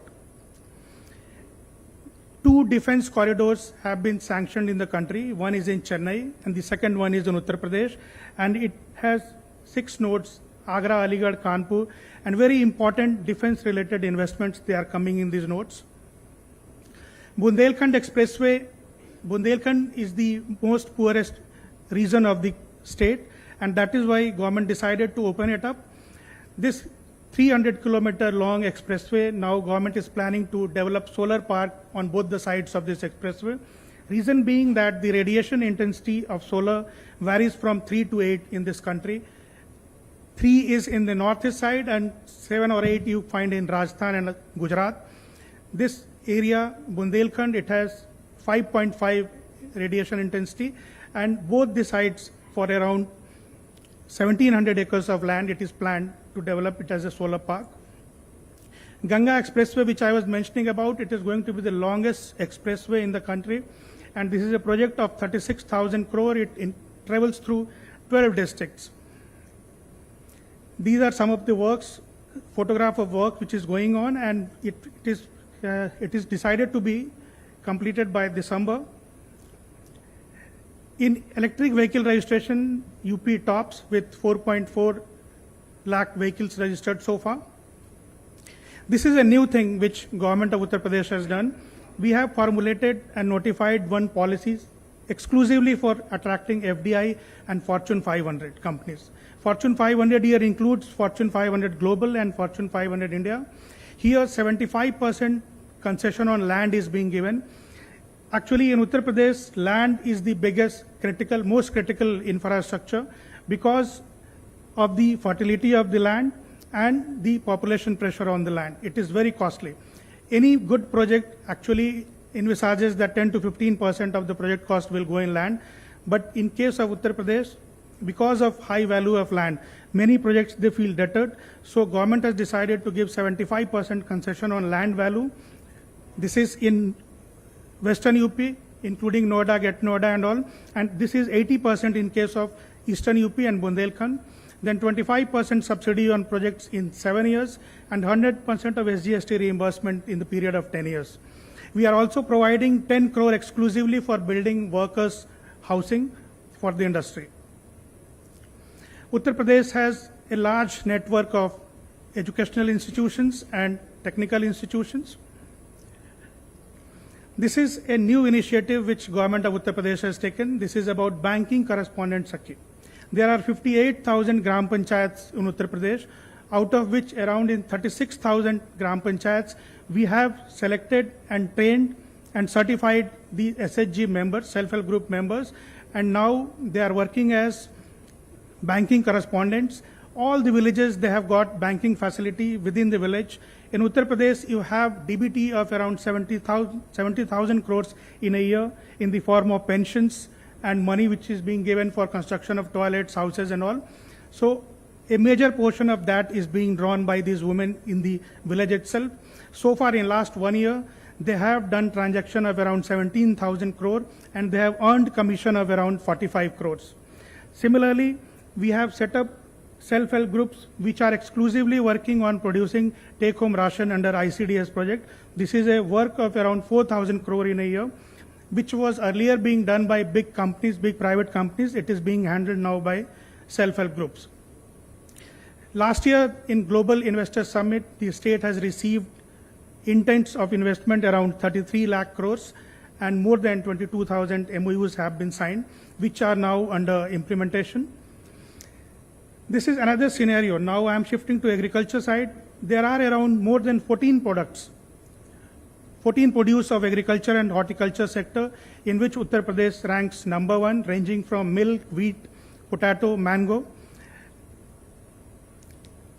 This is a very interesting slide, and we all think about it, but very few see it from that angle which I am going to present before you. In entire world, we do agriculture on 1500 million hectare.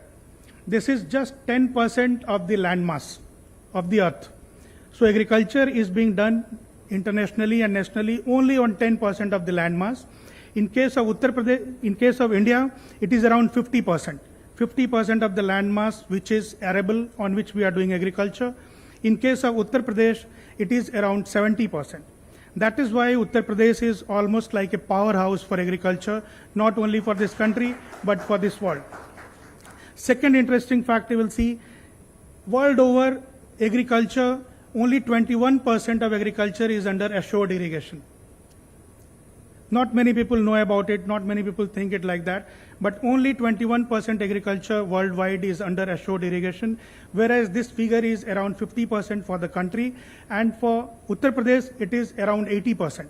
80% agriculture in UP is within assured irrigation, and that is why, like India supports agriculture on 10% of the land of the agriculture which is being done worldwide.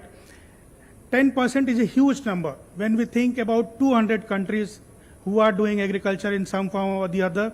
Of that, 10% agriculture is being done in India, and of that, around 17% production is coming from Uttar Pradesh. The other important ingredient which is required for good agriculture is water. Fresh water, 85% of fresh water reserve is available in the form of groundwater, and you will be surprised to know that for country's total groundwater reserve, more than 25% is in Uttar Pradesh. It is only because of Ganga, Yamuna, Doab. You see what is the total production. Total food grain production in world is around 3,000 million tons. Of that, India produces 345 million tons, which is around 11%, and UP produces 60 million tons, that is about 17%. So with 10% of land area under agriculture, we are producing 17-18% of the food grain, which total country's production. You see the wheat. The world produces around 764 million tons of wheat. Of that, India produces 103 million ton, and UP alone of this 103 million ton, 36 million ton. Almost 36% of total wheat which is being produced in the country is coming from Uttar Pradesh. Rice we are contributing around 17%, 11%, and pulses are again 11%. Here is the key idea for which I was giving these figures. Still, when we talk about development and when we talk about per capita income, we always refer that till we have 55-60% people engaged in agriculture sector, per capita income, it is difficult to grow. But that logic or that inference we make at the present level of agriculture. We have potential to take agriculture just to next level. You see, today we have half of the productivity which China or world average has in productivity of rice or wheat. Wheat we are slightly better, but in rice we have lot of potential. We can increase our agricultural productivity 2-3 times with the prevailing technologies which are being used by other countries. Sugarcane, we are very good. UP ranks number 1 in the world so far as sugarcane productivity is concerned. These are some of the policy highlights of food processing policy, where we are giving 35% of subsidy, and which ranges from 5 crore to 10 crore. These are the areas where not only state but country as such, if focuses in agriculture and horticulture sector, we can really take it to different level. Because the time by which The labor force will shift from agriculture to secondary and tertiary sectors. That will come when it will come. But as long as our 55 to 60% people are engaged in this sector, there is lot of opportunity of increasing their productivity, their income by sheer introducing technology and raising the level of productivity. So this was all about UP, and now I am willing to take any question from you. Thank you.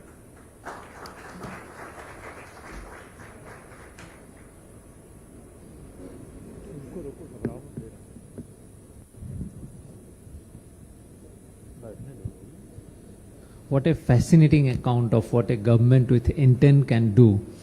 You have told us what all has happened and what's going to happen also.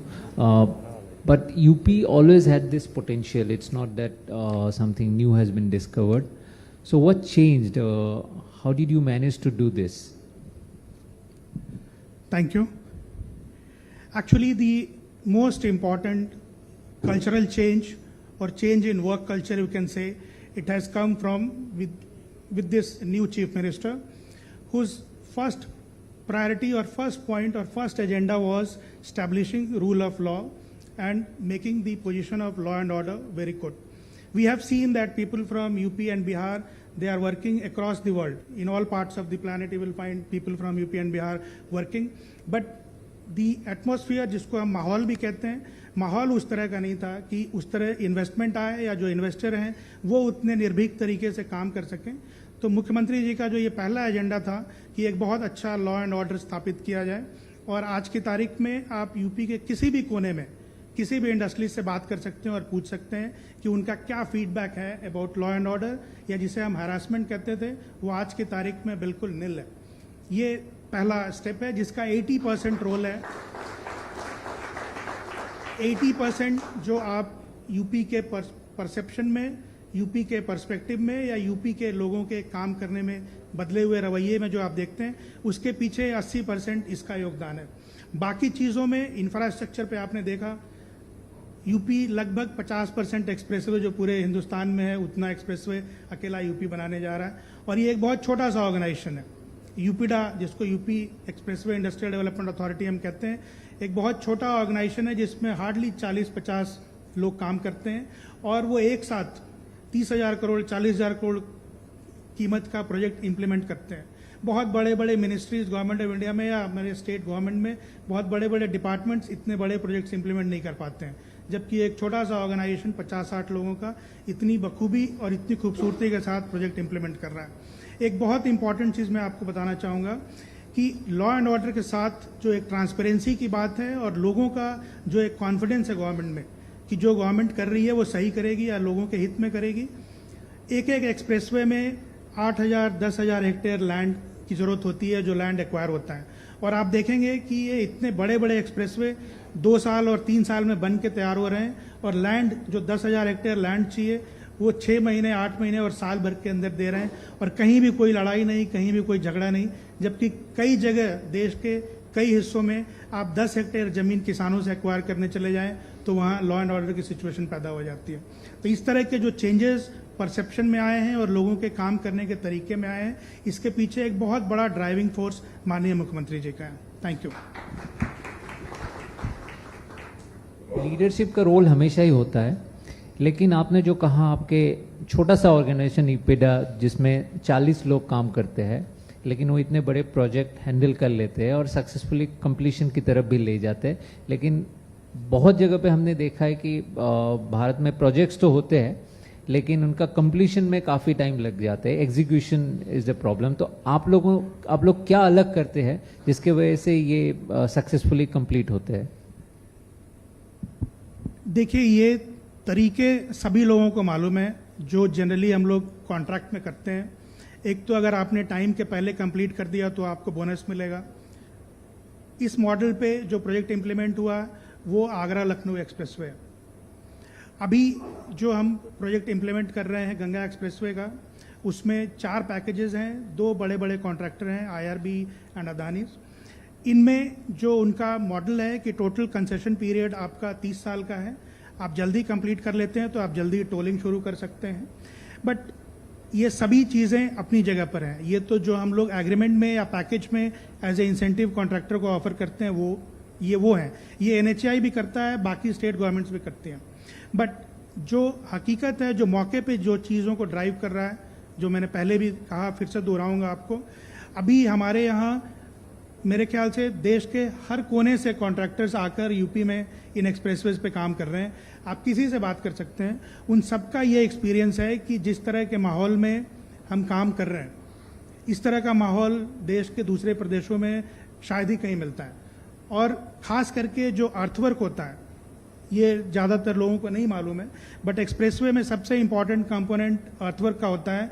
और जितने बड़े contractor होते हैं वो earthwork manage नहीं कर पाते हैं, बाकी चीज़ें वो मैनेज कर लेते हैं, लेकिन अर्थवर्क हमेशा लोकल कॉन्ट्रैक्टर को सबलेट करके या सबलीज करके ही वो इस चीज़ को इम्प्लीमेंट कर पाते हैं।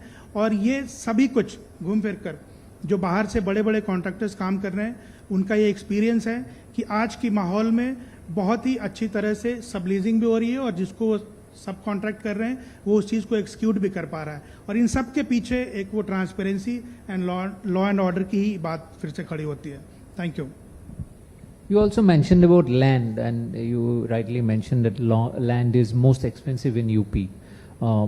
Despite that land acquisition, which is a typical problem all across India, UP has been doing it very successfully, and that's one of the reason that it's also doing fantastically well in terms of ease of doing business. तो ये land acquisition का जो traditional problems है, law and order improvement से तो असर पड़ा है, but what are the other factors which are helping you in acquiring land in a peaceful way, if I can say so? ये एक सीक्रेट है जो बहुत से लोगों को नहीं पता है इसके बारे में। अभी बिहार में एक पावर प्लांट बन रहा था, उसके लिए लोग लैंड एक्वायर कर रहे थे, तो फायरिंग हो रही थी वहाँ पे, किसान जमीन नहीं देना चाहते थे। मैं रहने वाला सासाराम का हूँ, बिहार का। आई नो कि क्या डिफरेंस है। यूपी में यू विल फाइंड कि जो सर्किल रेट है वो काफ़ी हद तक मार्केट रेट के करीब है। और आज की तारीख में जो लैंड एक्विजिशन एक्ट है, उसके जो प्रोविजंस हैं, वो रूरल एरिया में 4 टाइम्स देना है और अर्बन एरिया में 2 टाइम्स देना है उस सर्किल रेट का। तो अगर आप सर्किल रेट को मार्केट के करीब रखते हैं, मार्केट प्राइस के करीब रखते हैं, तो लोग फिर दौड़ कर आते हैं आपके पास ज़मीन देने के लिए। ये यूपी की स्थिति है। बिहार में सर्किल रेट कई सालों से उन्होंने रिवाइज नहीं किया है। तो जिस ज़मीन की कीमत यूपी में 25 लाख रुपए एकड़ है, वही ज़मीन आज की तारीख में बिहार में 5 लाख रुपए एकड़ पे है। तो आप 5 लाख को 4 टाइम्स करिए तो 20 होता है, और 25 लाख को आप 4 टाइम्स करिए तो 1 करोड़ होता है। तो 1 करोड़ रुपए जब आप 1 एकड़ का किसान को ऑफर करते हैं, तो वहाँ होड़ होती है कि नहीं, आप मेरी ज़मीन ले लो, आप मेरी ज़मीन ले लो। तो सर्किल रेट को मार्केट के करीब ले जाना ही इसका की टू सक्सेस है। Thank you. You're also chairman of Noida, and if you are talking about circle rate and all that land, the next is home buying. And in Noida, home buyers in the past have faced a lot of problem, and after taking charge, what are the initiative you have taken to balance the interest of both the builders and the home buyers? देखिए, ये नोएडा में और greater Noida में और Yamuna expressway में भी पिछले कुछ सालों में आप देखेंगे तो पूरे देश में रियल एस्टेट सेक्टर बहुत अच्छा नहीं कर रहा था। एनसीआर के रीजन में लगभग 4 लाख फ्लैट बायर हैं या होम बायर हैं जिनको डिलीवरी नहीं मिल पा रही है फ्लैट की। पिछले 7, 8, 10, 12 साल तक के लोग उसमें फंसे हुए हैं। और एक ऐसा ये वीसीए साइकिल डेवलप हुआ कि रियल एस्टेट की स्थिति खराब हुई, डिमोनेटाइजेशन हुआ और जीएसटी आया। ये जो बड़े बड़े चेंजेस थे, ये सारे रियल एस्टेट सेक्टर को इम्पैक्ट किया। और क्योंकि हम जानते हैं हमारे यहाँ बहुत बड़ा शेयर जो है लैंड, ये परचेज करने का, लैंड हो या फ्लैट हो, वो लोग इन्वेस्टमेंट की दृष्टि से करते हैं, रहने की दृष्टि से कम करते हैं। एक बड़ा शेयर है जो इन्वेस्टमेंट की दृष्टि से करता है। वो सारा इम्पैक्ट हुआ आपके इसकी वजह से। और फिर बाद में ये कोविड आया, तो ये 2-3 साल इसकी वजह से पूरा रियल एस्टेट का जो अभी सिचुएशन बना हुआ है, उसमें वो बिल्डर फ्लैट को डिलीवर नहीं कर पा रहे हैं, और जो होम बायर को इंस्टॉलमेंट्स देना था, वो इंस्टॉलमेंट उनको नहीं दे रहे हैं क्योंकि उनको फ्लैट नहीं मिल रहा है या बनता हुआ काम मौके पर नहीं दिख रहा है। और इन दोनों सिचुएशन की वजह से जो बैंक्स हैं वो बिल्डर को भी फाइनेंस नहीं कर रहे हैं और होम बायर को भी फाइनेंस नहीं कर रहे हैं। तो ये इस तरह से एक विशेष साइकिल बना हुआ है। तो अभी गवर्नमेंट ने एक कमेटी बनाई थी अमिताभ कांत साहब की चेयरमैनशिप में, जिसमें हम लोग भी मेंबर थे। उन्होंने एक रिकमेंडेशन दिया है और स्टेट गवर्नमेंट ने अभी उस कैबिनेट नोट को उन्होंने सर्कुलेट किया हुआ है डिफरेंट डिपार्टमेंट्स जो इससे कंसर्न है उनको ओपिनियन के लिए। और ये 2-3 हफ्ते में आप देखेंगे कि यूपी के जो नोएडा, गेट नोएडा और यमुना में लगभग 3 लाख फ्लैट बायर हैं जो पिछले कई सालों से जूझ रहे हैं इस प्रॉब्लम से। उस प्रॉब्लम से उनको निजात मिलेगी आने वाले कुछ दिनों में। ये 2-3 हफ्ते में अप्रूवल आएगा और उसके बाद ये जो पैकेज है वो रोल आउट होगा। इसमें बेसिकली जो मेन आइटम है जो इस चीज़ों को रोल करने के लिए ज़रूरी है वो ये है कि आज की तारीख में इंटरेस्ट और पिनल इंटरेस्ट की वजह से ये कई प्रोजेक्ट इसमें अनवायबल से हो गए हैं। तो गवर्नमेंट इसमें अलाउ करने जा रही है कोविड की वजह से 0 पीरियड का, यानी 2 साल का या उसका अभी जो भी कैबिनेट डिसाइड करे, बट इतने आसपास के पीरियड का इंटरेस्ट और penal interest will be waived, which will lead to around 20% reduction in dues. Similarly, government is going to allow and provide for getting co-developers in the project so that it can be completed and delivered to the people. Thank you.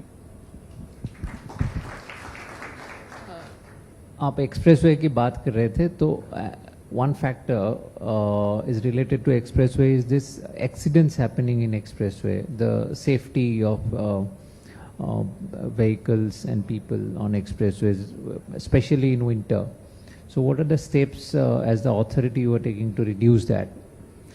Expressways are designed for speed of 120 kilometre, लेकिन हमारे यहाँ बहुत से drivers उस तरह की responsible driving नहीं करते हैं। तो 120 किलोमीटर की स्पीड पे डिज़ाइन होने के बाद भी अभी 100 किलोमीटर गवर्नमेंट ने अलाउ कर रखा है।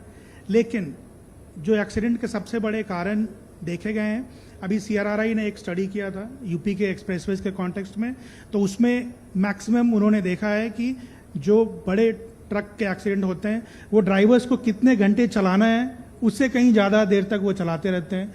तो नींद आने की वजह से एक्सीडेंट होता है, थकान की वजह से एक्सीडेंट होता है, ये एक नंबर 1 है। दूसरा, जो छोटे व्हीकल्स हैं उनको वो फिर इस तरह के एक्सप्रेसवेज में अपनी स्पीड टेस्ट करने लग जाते हैं, हर जगह स्पीडिंग करने की कोशिश करते हैं, उसमें वो एक दूसरा बड़ा फैक्टर आया है। और तीसरा एक फैक्टर बहुत स्लो व्हीकल्स का या कहीं कहीं पर स्ट्रे कैटल्स का भी एक रीज़न आया है एक्सीडेंट्स के लिए।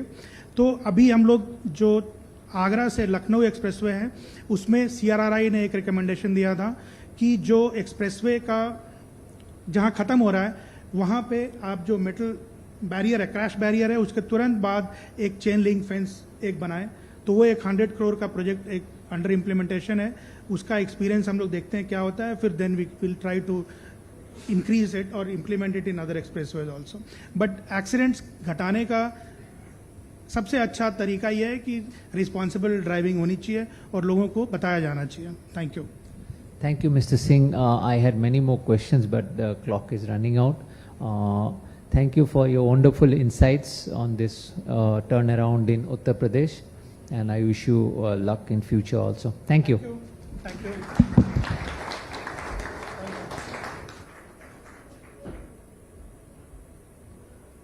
Thank you. Thank you, Mr. Singh, for sharing with us how critical Uttar Pradesh is to the food security of our country, and more importantly, how the establishment of rule of law has changed the economic fate of the state. Now, I'd kindly request you to remain on stage. I'd also like to call Narendra Singh Pawan of Darwin Platform Group of Companies to hand over token of appreciation to our esteemed speaker.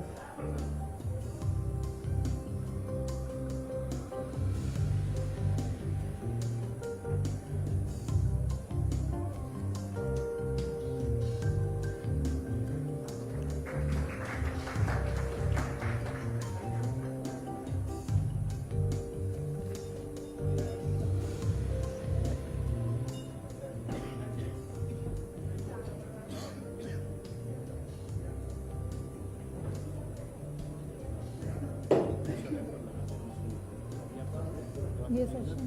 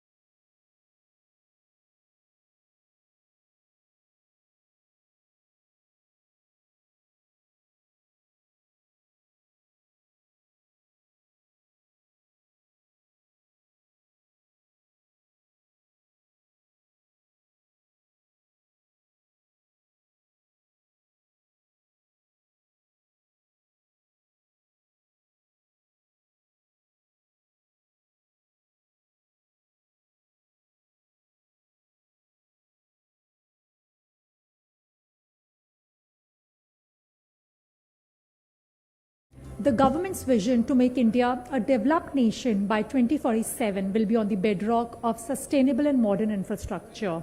We already have quite a few ambitious infrastructure projects underway, including the railway line of the high altitude areas of Ladakh, the railroad tunnel between the river Brahmaputra, the bullet train project between Mumbai and Hyderabad, amongst others.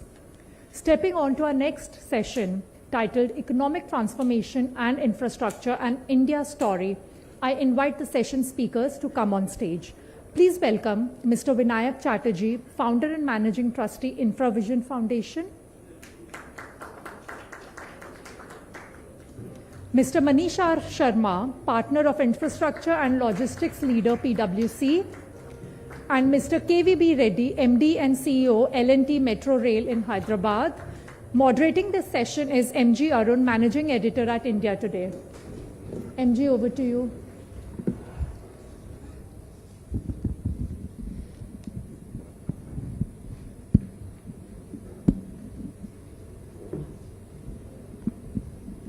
Good afternoon. In 2020, the Modi government launched the National Infrastructure Pipeline, aimed at boosting the country's infrastructure with a capital outlay of rupees 100 lakh crore by 2025. In the 2023 budget, the center gave a massive boost to capital spending by providing 10 lakh crore, which was a 33% increase from the previous year. Today, inaugurating this conclave, the Union Minister of Shipping, Mr. Sonowal, talked about the PM Gati Shakti Master Plan and the immense strides the country has taken in that. How far have we progressed in getting our infrastructure right? And what are the roadblocks that we will have to address? To discuss these and more, we have with us an eminent panel of experts, Mr. Vinayak Chatterjee, who is a very familiar face and one of the finest infrastructure minds that we have in the country. He's the founder managing trustee of InfraVision Foundation. Mr. KVB Reddy, who is the MD and CEO of L&T Metro Rail, which is the largest metro rail network built on a PPP model in the world. And we have Mr. Manish Sharma, who is again one of the finest experts in infrastructure, and he comes from PwC. Let me start with Mr. Chatterjee. We often say that infrastructure is a tool for economic transformation. But we all know that there are certain inherent problems that this country has. Dr. Raghuram Rajan recently said that China has built thousands of miles of high-speed rail, but India keeps struggling with a Mumbai-Ahmedabad bullet train. That is also a fact of democracy, he says. I want to bring you into this. You have been a very big champion of whatever we have seen in the recent past as far as infrastructure is concerned, as well as you can also bring in the other side as far as the challenges that the country faces. Could we have some opening remarks from you as to where we have reached and what are the major challenges that we have to face? Thank you. Thank you, Arun. This is working, I presume. So, across the day today, you will find references to the great story of India's infrastructure development. You will have many anecdotal references to this project and that project, etc. Of course, there are challenges, there are issues to be handled. But if one just steps back 10 years and takes a decadic view, that when a country moves at the pace that India is, you require an economic construct, a structure under which infrastructure policy and implementation happens. So I'm going to take a few minutes to talk about that. Step back to 2014 when the current government stepped into governance. At that point of time, we had two, shall we say, fairly strong negatives facing the incoming government. One was the complete crash of PPP. PPP had crashed and no private sector, domestic or international boards of any companies were willing to put in any further money into PPP or balance sheet money into Indian infrastructure projects. So the incoming government in 2014 was faced with this rather stark reality, whereas the last 5-year plan was almost positing that 40% of the country's infrastructure will be built by private capital. So suddenly 40% disappears. There's no PPP. Secondly, you have a stack of almost close to 20 lakh crores of NPAs. You touch an infra project, whether it was roads or power, and you will find an NPA. And in the last 2 years of the NDA government, they had to set up a special cell under an IAS officer called Mr. Anil Swarup to actually start rectifying and recovering those NPAs, and he did succeed in bringing it down from 20 lakh crores to about 13 lakh crores. So this government took a very, very strong stand, and that's what I want to tell you, that very early in the game, the Prime Minister, Mr. Gadkari, Mr. Piyush Goyal, who at that time was looking after power, all the ministers who were looking after infra got together and they said, we can't rely on PPP anymore. But the country has to move forward and we have to develop, we have to spur growth. So we will go for EPC. And that was the governing mantra, saying PPP revival will take time, and Manish and others will tell you that it is still taking time. So we will go for EPC route. And that mantra they have stuck to. But large portion of this country's infrastructure has been built by EPC. Second is, and this is something which I want to compliment India Today, and Raj has just walked out, but you were present. After the last budget, after the evening of the budget, India Today had that round table with the heads of the finance secretaries and the people who made the budget. You were there, Raj was there. I remember sitting in the audience, we were giving our comments. And a very significant comment was made by the senior most bureaucrat in the finance ministry. He said that they had a confidential report. He did not name who wrote the report or what it was, but he did mention, and it's in your records, that the government had found out that 1 rupee spent on infrastructure resulted in 3 rupees of GDP, whereas 1 rupee spent on direct benefit transfer resulted in 90 paisa of GDP. So the maths is very clear. Where do you get the bang for the buck is very clear, and the government then has stuck to that rule of pumping in big money in public expenditure under that mantra that 1 rupee spent leads to 3 rupees of GDP, whereas they have done direct benefit transfers also with the full realization that 1 rupee spent and direct benefit transfers leads to 90 paisa of GDP growth. So the maths was very clear, the format was very clear. EPC and pump big money into public expenditure. And was this done? The answer is yes. This was done with, as was mentioned in the opening comments, on a very consistent 30 to 35% increase in central government budgetary outlays year after year after year. 7.5 became 10, and this year, this was last year, this year we are hoping the budget from a 10 lakh allocation will again have a 35% increase to 13.5. Now, there is one more piece of maths that I'm going to leave you with, which defines the economic structure of managing a country's infrastructure, which is that a country like India today, from all the research that independent people have done, economists in India and abroad, needs to spend 8 to 9% of its GDP investing in infrastructure. It's called GCFI, Gross Capital Formation in Infrastructure, as a percentage of GDP. So the question to ask ourselves as a country, are we doing it? Now, I'll try and keep the math simple. If you see the central government outlays, last year was 10 lakh crores. The union budget outlay for infrastructure. The thumb rule in the business is that all others put together, which is the state governments, private sector, and what is called extra budgetary resources. Monies with the government which are not in the union budget but available to the government, like say the reserves of public sector undertakings, etc., etc. So EBR plus private sector plus state governments together do a similar amount. So if there is a 10 lakh crore outlay in the union budget, you can take it that the country will broadly see 20 lakh crores of infrastructure investment, which is also equal to the national investment pipeline. So the arithmetic hangs together. This year, we are expecting a 35% increase in the budgetary outlay, which will go to 13.5, assuming it will be around that level.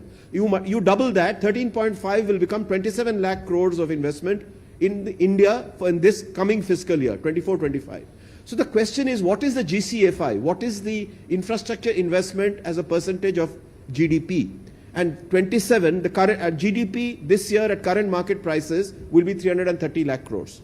So if you take 27 lakh crore investment in infrastructure, divide that by 330, 27 upon 330, you get 8%. So what I'm saying is that the economic construct, the economic dhacha, the economic superstructure, the thinking as to, at a macroeconomic level, as to where I'm taking the country, I am taking it in the right direction. So this is the broad stuff that I wanted to leave you with. There are 2-3 subsidiary points which I can finish in a minute. Sure, please So go ahead. the other, so this is the broad, so the broad point I want to leave with you is that we are on the right track in terms of clear, articulated economic thinking, and the maths supports it. 2, this last 10 years has seen another movement, which is from lumpy investments in power plants, ports, airports, to decentralized investments which touch the common man, Aam Aadmi, directly, which is 24/7 electricity, Nal Se Jal, Awas Yojana, and city gas distribution. These are now infrastructure push at a disaggregated level which the common man can touch and feel, in as much as he can see a Vande Bharat train whiz by his village or see a station being built. So there is a push by this government to get common man to understand that infrastructure development is impacting his lives. Last point is that there has been a shift from the earlier years of very large investments in power and roads to railways and renewables. That is there for you to see. And the last point is that the government has done extraordinarily interesting work, and this is one case where the government has actually outdone the private sector in terms of its thinking on creation of models and platforms. Gati Shakti, ULIP, Universal Logistics Plan, National Investment Plan, National Monetization Plan. And the first two, the government's creation of software has far exceeded many advanced countries and many large private players in infrastructure also the world over. Yeah. And I'm stopping here. Yeah, it's a very interesting point you made where, you said the government has outdone the private sector when it comes to investment. And that is where I want to bring in Mr. Manish Sharma. The financing is such a very important part of infrastructure. And one of the objectives of the government when it announced a big leap in capital investment in the current budget is to result in is that it would result in crowding of private investment. So have we seen this happening? And if not, how do we incentivize the private sectors to come in and invest more heavily into infrastructure? Yeah, I think it's a very good point, and thanks for the good start, Vinayak, because you laid out the landscape very clearly. I think it's very important for us to understand that EPC was the right tool at that point of time in 2014 when the private sector balance sheets were under stress. EPC was subsequently followed by HAM, which was a kind of a deferred payment mechanism, to put it that way. And it also addressed some of the risk-related aspects which private sector was worried about, and did bring in the kind of traction we needed in terms of private sector participating into the infrastructure opportunities. Having said that, it's important for us to recognize that HAM puts in a kind of a firm liability on the fiscal space. And this cannot continue unending manner. It has to somewhere find ways to replace HAM with private capital which can come in. And I think it is in that sense that we need to recognize that the PPP models will have to go back to doing what they do best, to mobilize private capital. But I'll go beyond that. They'll have to also look at probably revisiting the entire efficiency aspect which PPP brings into the picture. Let me touch upon the first point in more detail. If you look at infrastructure sector, take a step back, look at the stakeholders. It is the private investor, the developer, it is the government authority, it is the lender. Now, all PPPs were initially designed for the construction stage to satisfy the risk appetite of this segment.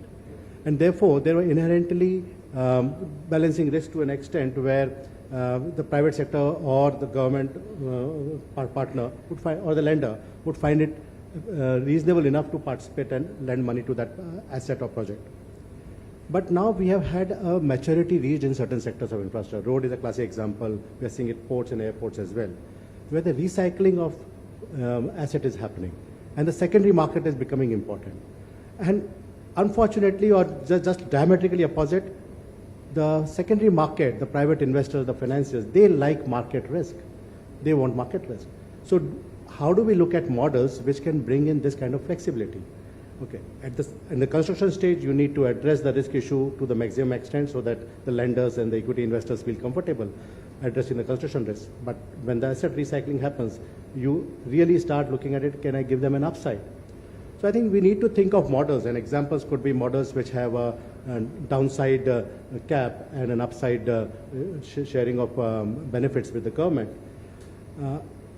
If you look at the current models of PPP, there is a challenge in the model that they only incentivize what I call construction efficiency. Okay. There is no efficiency around design or performance being incentivized by the PPPs. What do we mean by construction efficiency? The process will run for probably a few months, 2 to 4 months. Okay. 30 to 45 days of time given to any bidder to come up with a design. So they'll typically go by the government's own design. That really does not bring the private sector play in terms of optimizing designs. What the private sector does is, after the bid has been awarded, it will probably optimize design to a bid. But that benefit goes to private sector, does not flow to the government. If the government gave more time in the bid stage, then the private sector could probably look at optimizing designs. What private sector does today is to optimize on the supply chain. So if you have access to quarry, if you have access to materials, that's where you are bringing in the efficiency in the current set of PPP HAM projects. But you need to really take that beyond, and that's where the concept of road as a service, I'm just using road as an example, road as a service starts coming in. Why is it important? Because outputs-based mechanisms is what we need to really start thinking about from a future perspective. Output-based mechanisms will bring in a lot of capacity from private sector to think innovatively on the revenue side of the asset. For example, today they are only doing asset management, asset maintenance after they have constructed it. Can we think of services? For example, in Vansi in USA, they do a lot of services around the road asset, for example, for logistics players where they have framework agreements in place, and they will essentially provide them breakdown services, they'll provide them services around charging infrastructure, and so on and so forth.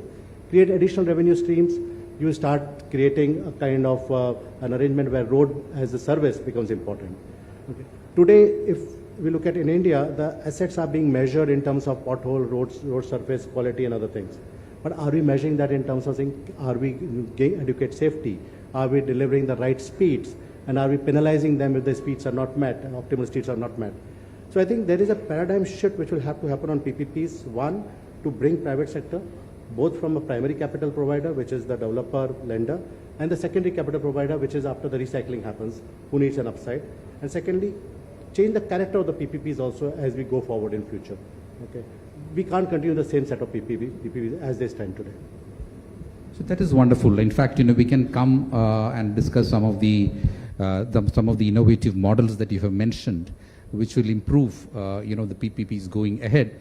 But we also have one of the finest examples of a working model of PPP in the Hyderabad Metro, which is one of the largest in the world. And I think there's nobody better than Mr. Reddy here, who can explain to us, what has been your experience in, going ahead with the PPP model, as well as what have been the hurdles and, how you sort of came around it. If you can give a, gist of that. Yeah. Thank you, Arun. As Mr. Vinayak and Manish have already explained, PPP, when we started at the time of 2010, and it was a gung-ho. I think everybody wants to come in PPP models and other things. I think by the time this new government has come, I think PPP has completely washed out. And I come from L&T. I think all of you know this is a national builder. Completely EPC projects, maximum we are doing. This is the only investment L&T has done. Almost total capital outlay of 20,000 crores in Hyderabad Metro. And there were delays in execution also. I'll come to that separately. PPP model as such, I think in 2010 we acquired this asset, bid and did this. And we were quite confident we will do that. But later on, I think Mr. Manish was also involved in this project, and so many hurdles, state division, the land acquisition process, and political will going in and out, and it's almost 3 years delay happened at the beginning itself. We have not even started, and there was delay in financial closure also, whether this project will take off or not. So that's how these problems are one after the other things happening, and finally somehow I think the political will has come back, and the realignment was held back almost 2 years. And still, I can tell you, it's almost 72 kilometers was awarded. We are at 69 kilometers, 4 to 5 kilometers in the whole city. Even till date, the land acquisition could not be completed. In the PPP model, the state government's responsibility was to acquire the land and free of encumbrances and give it to us, and which is still not complete. So we have completed 69.2 kilometers and declared the project is fully commissioned. And the other problems what I see, especially the PPP's failure, is compared to a complete EPC funded by government. Let me talk about the metros alone. I think there are currently about 20 metros are operating in India, Delhi Metro being the largest, about 390 kilometers. Next to that is Hyderabad Metro, only 70 kilometers, and followed by Bangalore and Chennai. And these metros, in the early 2010s, almost 5 projects were awarded on PPP mode. So currently there are only 2 working. The remaining 3 were taken back by government metros, and they're operating. Gurgaon Metro and all those things are the live examples. The airport metro, Delhi, it's also taken back by DMRC, because there are inherent problems and the financing of these projects. When a PPP player, private player goes and does the financing, we are getting at almost 10 to 11% in 2011-12. Today it is around 9.5%. Whereas the government metros are getting, that's close to JICA, and other funding is at sub 2%.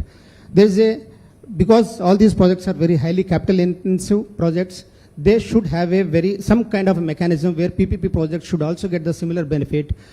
Adding to that, what Manish said, the efficiencies are definitely there in a private this thing. If I can compare, and I don't want to boast myself, we are the most efficient metro operated in India. Cost per kilometer, cost per passenger, the transportation cost, we are the best in India out of the 20 metros that are operating.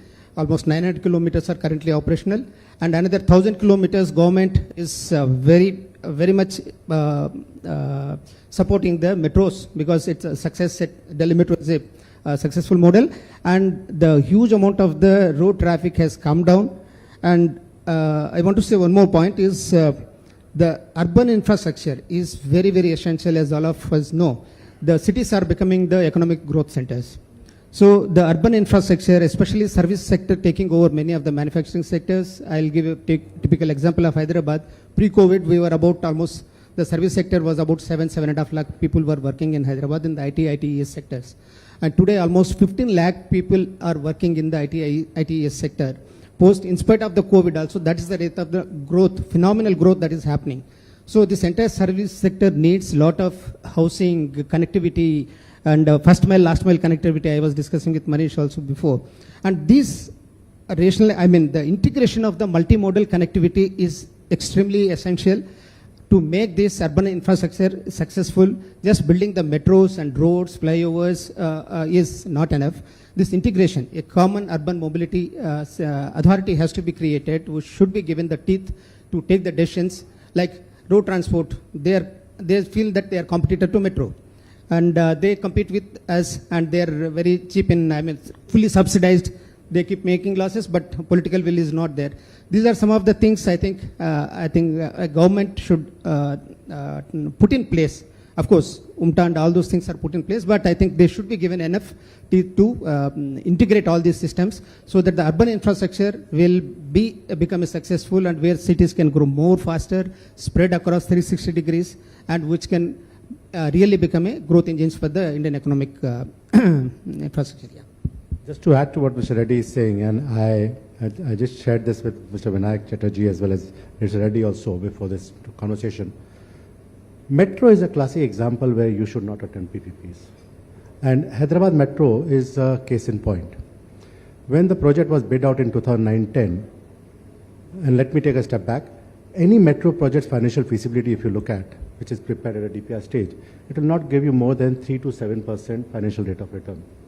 So what do? If you want to make it a PPP, you have to take the financial rate of return above your borrowing or average cost of capital. You add something as a sweetener. You add real estate as a sweetener. And 1.8 million square feet was the real estate added for Hyderabad.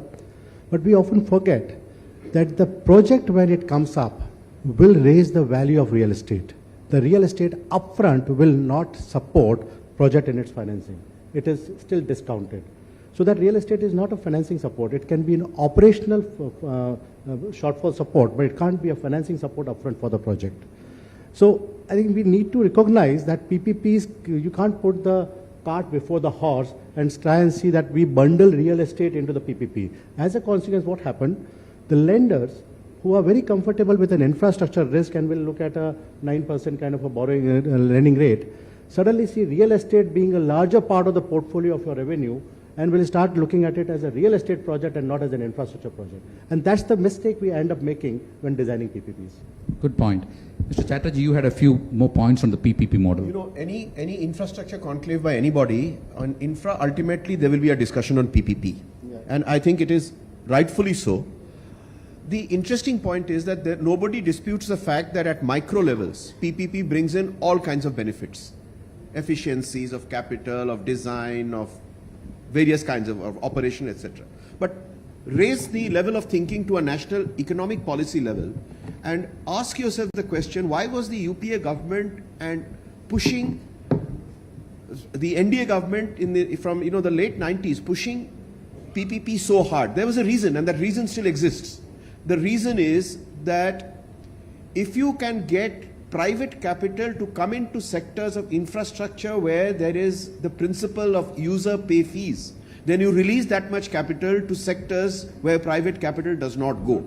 Now, today, our union budget has allocated 10 lakh crores for infrastructure development, core infra. 3 years from now, believe me, at the rate of 30%, you will cross 20 lakh crores. So 20 lakh crores will go into core infrastructure areas. If PPP had happened and if PPP had hit the 50% mark, then instead of the government putting 20 lakh crores into core infra, it could have spent only 10 lakh crores and private capital could have come in with a balanced 10. But that's not happening now in the EPC mode.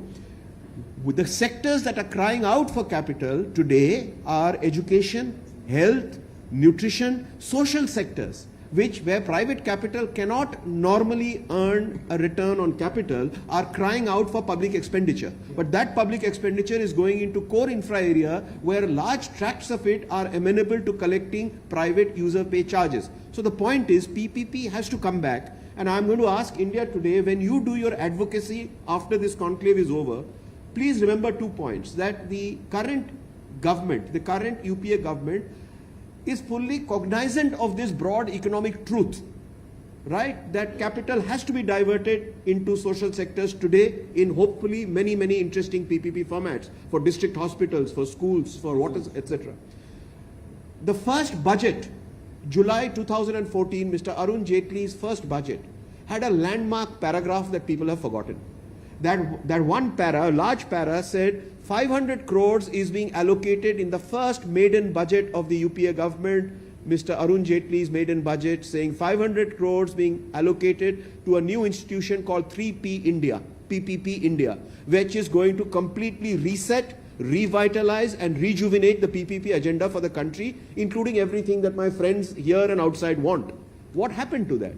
It was part of a budget recommendation. The second is, in November of the same year, or it was next year, 2015, the same government in its desire to bring back PPP, set up the Kelkar Committee report. The Kelkar Committee consisted of some of the most outstanding thinkers in infrastructure who commented on PPP, and they had a laundry list of 20, 30 very insightful points, from setting up 3P India to a renegotiation commission to protecting bureaucrats who take decisions in the interest of the project, A, B, C, D. It had a long list of how to revitalize PPP. What happened to the Kelkar Committee report? So I am stopping here to say that once again we must pick up the advocacy on PPP for the sake of the people of India, so that the capital goes to the right places which are today crying out for capital. Excellent. In fact, I would like to now bring in Mr. Reddy, because you have got a very varied experience in infrastructure. You have worked in the power sector, you worked with NTPC, you worked with the private power sector producer SR Power. What are the 3 key things that you would like to see a change as far as, implementation is concerned when it comes to infrastructure projects, to really drive, projects to reach what, Mr. Chatterjee said in the opening statement, as far as the contribution to GDP can be really scaled up? What are the three things that you think that should be taken up? Well, I think as far as the power sector is concerned, I worked a long time in NTPC and SR Power. So there the key issue is it is a single location asset. Of course, it's also capital intensive. Many of the private players who has suffered in 2013-14, I think the allocation of the coal blocks that based on that, I think many power projects have been set up. Mr. Chatterjee also mentioned power sector was one of the, I think, with the coal blocks being deallocated and again reallocation based on the bidding basis. And a lot of investments have gone into that. More than 1 lakh crores have been invested. Many of the public sector banks have also invested that. That has come to, I mean, completely standstill. Some of the power projects have been janked, and most of the NPS are from power sectors, as Mr. Chatterjee also mentioned in his speech. That's where the fuel source allocation, firm allocation should be available for any of the power plant. Then only I think the electricity generating sector, I'm talking about the generating sector, not talking about the linear transmission lines and distribution. They have their own positives and negatives and efficiencies factors. And coming to urban metro, again, there I've physically seen lots of things that has happened during last 10 years, especially Hyderabad, and not only Hyderabad, many other metros also. There has to be a will, I mean, the equitable sharing of the responsibility, and like the project got delayed. Who is responsible for this? There is almost 3,000 crores cost overrun that has happened. And one example I am talking about. It is not shared by the state government, not the central government. It's all to be borne by the investor. So it's purely because of the delay in acquisition of land, is it? Acquisition of the land. That's the only reason, because that is the state government's responsibility, and which has resulted into non-disbursement of the VGF also. There is a VGF from the government of India, which is about 1450 crores. That's also got held back. And these are the things, I mean, it is multiplying things have happened just because L&T is there at the back and he is the 100% owner. I mean, economic benefit is 99.99%, only one share held by the state government. And they had pushed in almost 5,600 crores on one single project. L&T, this is, I think, one should seriously think about it. Had it not been L&T, it would have been surrendered to the state government like other 5 projects have been done. The other one is Mumbai Metro. It's making huge losses, and now MMRD is likely to take it over also. That's what I'm hearing. These are the couple of things. I think it has to be equitable. One first point I already mentioned, that the PPP projects and the government projects should have a similar kind of the support from the government of India, with giving the sovereign guarantees for getting external loans, wherein I think that will also ease out, like Mr. Vinayak has mentioned. These are the 3 points I would like to make. Mr. Sharma? I agree with what he's saying. At the same time, I think we need to really expand in terms of saying, say, cost of financing, which he talked about. Can we look at other sources? And there has been a lot of discussions recently around additional sources like blended finance. Can we look at leveraging the balance sheet of MDBs, not for the purpose of only lending to a project as a core investor, but to make the risk profile of the other investors much more effective? Now, blended finance can come in, if you look at it, there are 3 classes of investors: government, multilateral development banks, philanthropic funds, who have a higher risk appetite, naturally. But commercial investors, lenders, they will have a much lesser risk appetite. And therefore, you need to look at sources where, number one, you can blend it with the conventional project finance. And the sources could be the philanthropic funds, the ESG funds, the climate funds, which are all available in abundance at a much lower rate. But then you'll have to do certain things with your projects as well. You'll have to look at saying, can I generate some source of revenue? Let me give you an example. ESG is today seen as a climate-related compliance. It's a compliance issue mostly.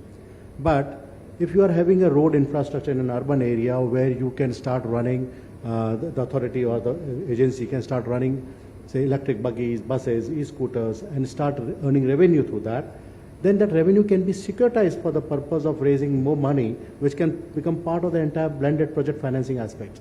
So we need to start thinking in terms of that. There is other area where people are talking now in terms of saying, can MDB balance sheets be contributed into by private sector, by, say, hybrid instruments or through capital contribution? Now that's the kind of innovative thought process will have to come in. Okay, great. Last but not the least, Mr. Chatterjee, your recommendations. So one more recommendation for India Today. In your advocacy, because people read your magazine and you're going to cover this seminar. Over the years, the government of India has created a set of institutions for rejuvenating thinking in the infrastructure sector, not just about financing, but development, PPP, etc. The first one was ILFS in the early 90s. It had 1/3 private investment and 2/3 Sarkari, Central Bank and UTI. Then came IDFC, which has today become a commercial bank. Then came IIFCL, Indian Infrastructure Finance Company, which has become a plain vanilla lender. Then came NIIF, which is supposed to be, mimicking a sovereign fund, National Investment Fund. That's kind of currently headless, and it's kind of, the popular perception is that it's kind of still searching for its mandate. And most recently, we have created NABFID, National Bank for Financing Infrastructure and Development, which has a big D in its name. D means development. To do some iconic projects that were done in Nehruvian times, Bhakra Nangal, Hirakud, Damodar Valley Corporation, they've got a D in its name to raise municipal bonds for urban finances. Where is the D? It's becoming one more plain vanilla financing. So why is it time and time and time again that we create institutions with a purpose, and the people who are on the board and who are stakeholders, largely from the multilateral institutions and the Ministry of Finance, are unable to allow that institution to fulfill its mandate? Please ask the government. Excellent. So I'm afraid that's all what we have time for. Thank you so much, Mr. Vinayak Chatterjee, Mr. Manish Sharma, and Mr. Reddy for accepting our invitation and being here. Thanks for being a good audience. Thank you, speakers, for sharing with us how critical infrastructure is to economic development. Please stay back on stage for a moment. I'd like to call Mr. Surinder Singh Pavan of Darwin Platform Group of Companies to hand over a token of appreciation.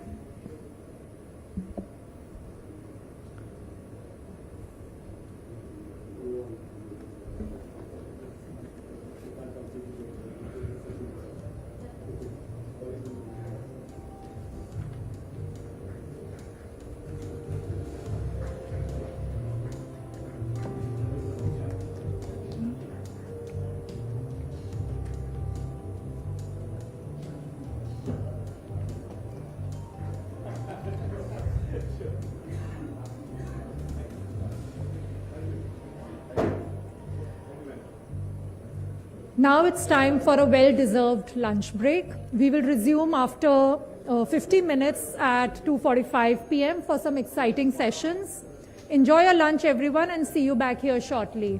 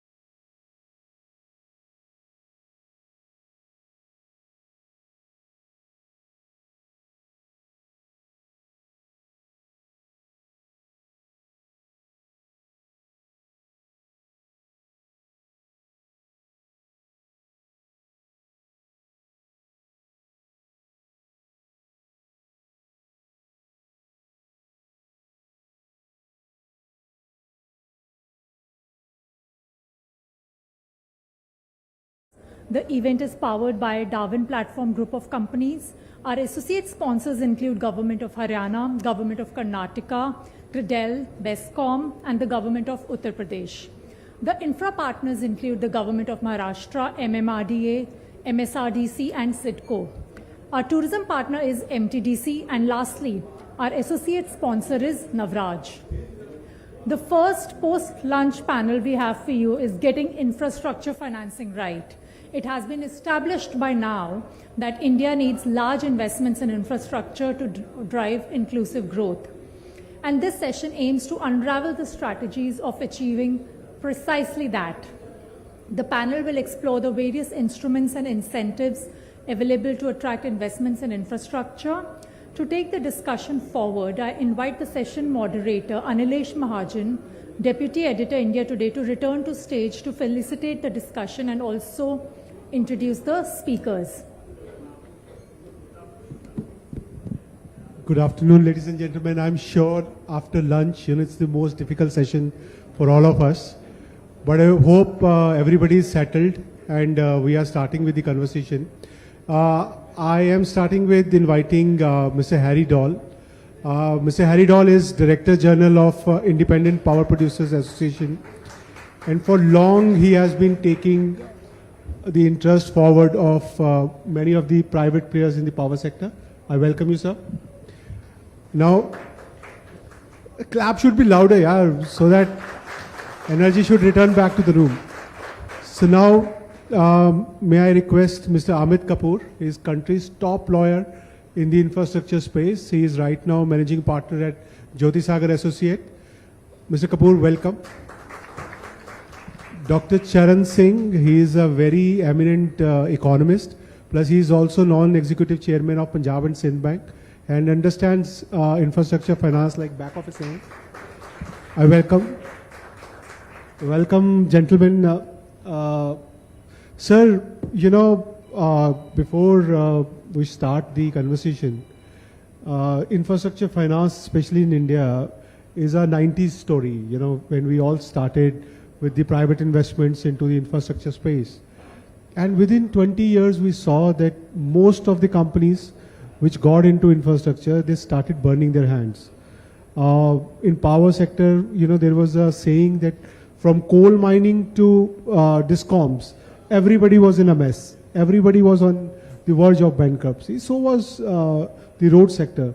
Civil aviation was not taking off as we all wanted. But suddenly we saw a change in the regime and there was a change in the perspective. And they started de-risking projects, they started bringing in new models. But still, the life of infrastructure players is not that healthy. And that makes banks also vary, because banks also live through a very crisis-oriented zone where we started calling it as a twin balance sheet problem. And where, the investment which they were making, that was also not returning back, and that was also hurting the banks. So we saw IBC and other type of innovations. But now, sir, situation is a bit more complicated after COVID and slowdown in the economy. So I want to understand from you, gentlemen, that where are we now? We have lived through the most difficult times. Is that time over? Are we ready for a newer infrastructure jump? Every year we are seeing, more and more infrastructure projects, pipelines which are being announced, but very few are taking off. So, Mr. Doll, if I can start with you, IPP is a very, very complicated subject now. Even the conventional power producers, they are not selling to their full capacity. So is IPP dead? I think, am I there? Okay, yeah. I think you asked a question which has about 100 answers. And after lunch, to expect the audience to be able to absorb 100 is not possible. So I'm going to basically go back a little before I come to IPPs to say कि आपने एक सड़क बनाई, you made a road, you are a Roman emperor, आपने treasury से पैसे निकाल के स्लेव्स को यूज करके वो रोड बना दी और लोग यूज कर रहे हैं. अब आप आ जाइए राजा महाराजाओं के जमाने में, in the 19th and 20th century. You built colleges, schools, canals, public information infrastructure. Again, you use the money of the taxpayer. Now, we tried as a country to do a major experiment when the economy was opened up in 1991.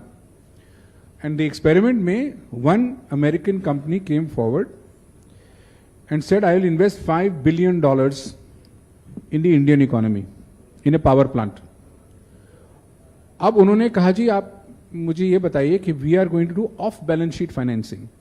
Now for my audience who perhaps don't know what off balance sheet financing is, it's basically not financing against how much money you put in, but against the future revenue that will come.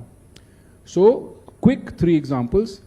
Pilot retires from an airline, takes a jumbo jet on lease, says I will transport flowers from Holland to America. Against that contract, the bank finances the aircraft. Example 2, one of our Indians decided to do oil tanking business. So he got a contract from Saudi Arabia to transport the oil, goes to the shipyard. He says, this is the estimate for making a ship. He goes to the bank, says, sir, will you finance the ship? I am the captain. I know how to run. I'm a Navy chap. Meri finance kar dijiye for future revenue. So off balance sheet financing ka matlab ye hai ki it is not your balance sheet, but it is the future revenue which will come. Now very quickly, before I come to this $5 billion project of 92-93, the Noida toll bridge has been sitting outside Delhi for a long time. It was losing money. Again, it was off balance sheet financing. And then we had to Gurgaon, a beautiful road made by a private developer. Now both these situations, you can see today, it's not in the management of the company which had put in the money or had done the contract, okay, for off balance sheet financing. Now coming back to this $5 billion company, उन्होंने कहा जी आप जो अपनी balance sheet दीजिए कि how much are you net worth? So in that case, they found out that like Vayudut, if some of you remember, they did not have an audited balance sheet for 20 years. The auditor ने balance sheet ही नहीं दी थी. So the attitude was, we are government, don't ask us stupid questions, तुमको invest करना है करो, and that's it. Don't laugh, it's true. So they said, okay, tell us your balance sheet. He said, we don't have a balance sheet. We are an electricity board. Balance sheet का सवाल ही नहीं है. जो हम बोलते हैं वो government भेज देती है. So then they said, how do we finance this?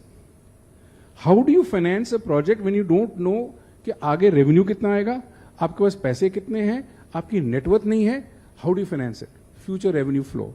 करते करते करते, the project was with great difficulty financed. Remember 91, India was bankrupt. And we are talking 92, 93, 94. And those days, in the world's opinion, India was not an investment destination. Now it has changed, but I'll come to that. The second part I want to mention here is that when this project had to be financed, we had to get the state government guarantee. तो state government को पूछा कि भाई आपका revenue क्या है? उसने बोला सर ऑक्ट्रॉय से इतना मिलता है और मुझे रजिस्ट्रेशन चार्जेस से इतना मिलता है, सेल्स टैक्स कलेक्शन इतना है. That time there was no GST. But that's not enough. 3 महीने के अंदर वो भी खत्म हो जाएगा. हाउ विल यू पे अस? मैं आपको माल बेच रहा हूं, आप मुझे पे कैसे करेंगे ये तो बताइए. फ्यूचर रेवेन्यू फ्लो की बात हो रही है. तो उन्होंने बोला देखो हम we will not increase the tariff. आप टैरिफ इंक्रीज नहीं करोगे तो आपको you will not be able to pay me back. ये चलता रहा. फाइनली गवर्नमेंट ऑफ इंडिया ने एक उनको काउंटर गारंटी दी कि जो आपका डेट है हम उसकी गारंटी देते हैं. प्रोजेक्ट लगा, बहुत कंट्रोवर्सी हुई, ऐसा प्रोजेक्ट कभी लगा नहीं था. एंड ऑफ इट वो प्रोजेक्ट क्रैश कर गया पॉलिटिकल रीजन से, नथिंग एल्स. जब वो क्रैश कर गया, what we find very interesting is when we went out after 1998 almost 2000, what is the international investor thinking? He says this country is not honoring guarantees. And if the government is not honoring guarantees, then how will people invest in future revenue flow projects? And that's a big question mark, right? Now what has happened is, and by the way, उन्होंने एक चीज और बोली थी कि this is the only country which does not honor its constitutional guarantee, which is a matter of privy purses. Channappa Reddy, I'm sure he's going to expand on it if he wants to. But at the end, the project crashed went into arbitration, and ultimately Government of India had to pay money. It's a very long story, but मैं बिल्कुल cut करके बता रहा हूँ. Now coming to IPPs. IPPs के साथ क्या हुआ? We started IPPI in 1993-94. I was a part of the Cabinet Secretary's mission to go to America to attract investments. Private sector वालों ने कहा उधर कि देखो भाई, we are very comfortable with private sector to private sector, we don't want to deal with your government और American government. ठीक है. So any that went on the process. IPPs का फाइनली इलेक्ट्रिसिटी एक्ट 2001 की जगह 2003 में पास हुआ. उसमें क्या था, उसके पहले एनटीपीसी और पावर ग्रिड को गारंटी मिलती है government of India and reserve bank से कि आपका कोई भी बिल ड्यू है, it will be paid from A tripartite agreement. तो एनटीपीसी जो है वो कॉस्ट प्लस पे प्रोजेक्ट लगाता गया. गवर्नमेंट ने सोचा अब कंपेटिटिव बिडिंग लानी चाहिए, तो 2010 में एनटीपीसी को कहा कि आप भी कंपेटिटिवली बिड करें. उन्होंने कहा सर हमें एग्जेम्पशन दे दो, we don't want competitive bidding. IPPs को बोला you only have to do competitive bidding. 2011 में NTPC signed in January, if I remember correctly, 50,000 megawatts के एमओयू साइन कर दिए पूरे इंडिया में. अब जब प्राइवेट सेक्टर आया कंपेटिटिव बिड करके उनसे सस्ते में, उसको बोला हमें पावर नहीं चाहिए, we don't need power. And secondly, if you set up the power station, आपको पेमेंट की कोई गारंटी नहीं है, आपको पीपीए नहीं है, गारंटी नहीं, और आपको मोस्ट इंपॉर्टेंट कोयला नहीं मिलेगा. So it is a uneven field, and therefore IPPs के साथ रॉ डील हुआ. It is a very raw deal for IPPs.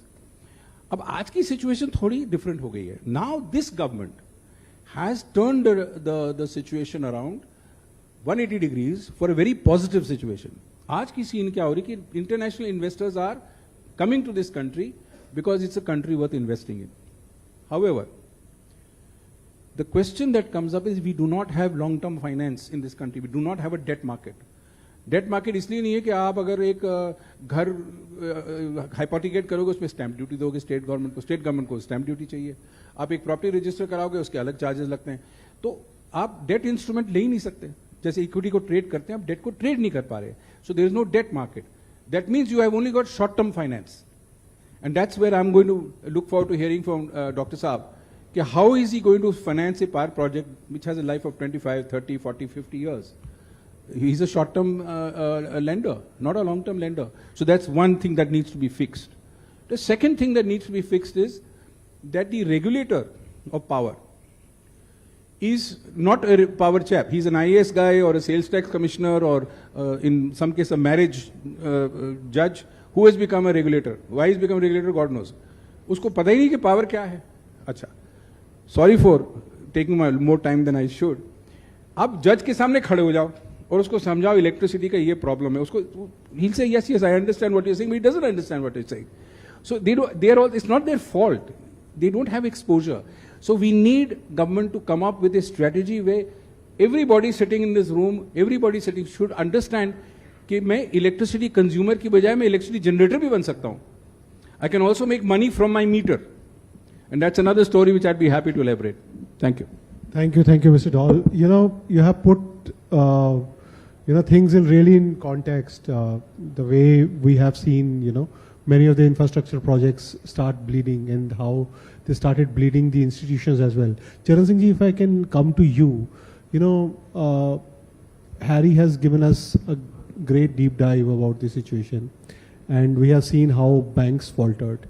And rightly he said that most of Indian banks are commercial banks. And from housing loan to infrastructure finance, we expect everything to come from the banks. So how do you see this situation, improving? How's you playing a part in your bank to change this attitude? Sir, mic is yours. So first, hello. So first of all, I must mention when the State Electricity Board problems came up, and the issue of cleaning the balance sheet of state electricity boards emerged, I used to work in the Reserve Bank. They came out with a very bright idea that all our bad debt should be put onto the balance sheet of the commercial banks, and we'll get a clean balance sheet, and now we'll get money from the World Bank to start again. I used to be sitting on that chair which would say that this is possible or not possible. So I know the pains that the power sector went through. I also know the joys of the state electricity boards when this proposal was made. And I also know the difficulty of the banker in accepting that proposal. Much has been written on that, and this state electricity boards debt going on to the banks, and then the banks become a bad balance sheet. As you mentioned in your introduction, there is a twin deficit problem. The corporate sector has a balance sheet which is in, corporate sector is in deficit, and the banks would get into deficit. Nothing will move, nothing will help. Now the issue that you have mentioned is very, very complex. One of the things that happens in the infrastructure is every infrastructure is different. Roads are different, power is different, ports are different, dams are different, every infrastructure project is different. So it's not as easy as a car loan that we know this is a car, there's a truck, here's a commercial viability evaluation, and that loan can be given. Firstly, each one is different. Secondly, there's opaqueness. Even if you're going private, even if you're going PPP, there is opaqueness in all the infrastructure projects. The third issue is the duration. The infrastructure projects which are in real terms infrastructure, they take about 50 years of gestation period. There's investment involved. It's basically sinking of money. The best way to think about is pick up any dam. In a dam, you're just sinking money. And it's only by 50th year or 75th year that the return starts coming. Now, when we ask the banks, commercial banks, to fund projects like this, obviously there's a mismatch to which he has just referred. You're raising resources on short-term basis and you're lending resources on long-term basis. Complete mismatch takes place. But then in the country, you also have projects which are pension funds, provident funds are there, insurance funds are there, which are long-term. Therefore, in the Reserve Bank of India, at one point of time, we had loans which were for 50 years duration. We had also loans at one point, not now, which were perpetuities, which meant more than 100 years, or they need not ever be returned. Now the issue is, can commercial banks go in for such projects? So in our country, when we started the development, and he's right, he speaks about 1991 when the reform started. In our own country, we had the Industrial Development Bank of India, long term. We had ICICI, again long term. And then when the 1991 reform started taking place, everybody wanted to become a universal bank, which implies infrastructure emphasis was given away, and then commercial viability became important. Now the issue is, where are we right now? Right now, infrastructure projects tend to become NPAs. And because they become NPAs, they tend to become NPAs very fast for two reasons. First reason is, universal banks, they can easily fund a car, a truck, a bus, an aircraft, airline. But to fund an infrastructure project, look at the commercial viability, look at the discount rates, look at the cash flow, is not easy. And I gave you the reasons why they're not easy. Each one is unique, so I cannot train a person to do all of them together. So that is the reason the commercial banks approached the government and said, because you are emphasizing a lot on infrastructure, and it should be, because infrastructure is a much higher multiplier than a normal expenditure. Because you are emphasizing infrastructure, we need a dedicated bank on infrastructure. That was the logic that was being given. And the origin of that logic was that the NPAs that were happening mostly in the infrastructure project. Now, I must flag an issue. He just referred it in the passing. I must flag an issue. Infrastructure development has been a challenge for our country for many years. In the Reserve Bank, we had been thinking, talking, and learning from America, where infrastructure developed as a debt market.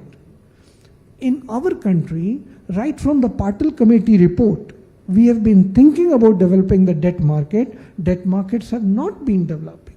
Private placements have always taken place. Debt markets are totally opaque. And in this world, democratic country like ours, unlike China, and also very transparent accounting systems, unlike China, that we Indians have, it's very difficult to go ahead with the private placement for debt markets. Debt markets have not developed. Then the issue is, and again mentioned in the passing, most of the countries which we are proud to look at their infrastructure, be it America, Euro countries, and England, the major infrastructure there has been developed by the slaves and financing by the countries like ours, which were colonized. Tell me one country where infrastructure development like the one we are attempting has been attempted anywhere, which is democratic like India, and which has different and very transparent accounting practices. State and center both have a role to play. There's not a single one. So we are pioneering a path for the world as to how to develop infrastructure. What is the way ahead? If you give me time, in my second round, I'll come up with suggestions.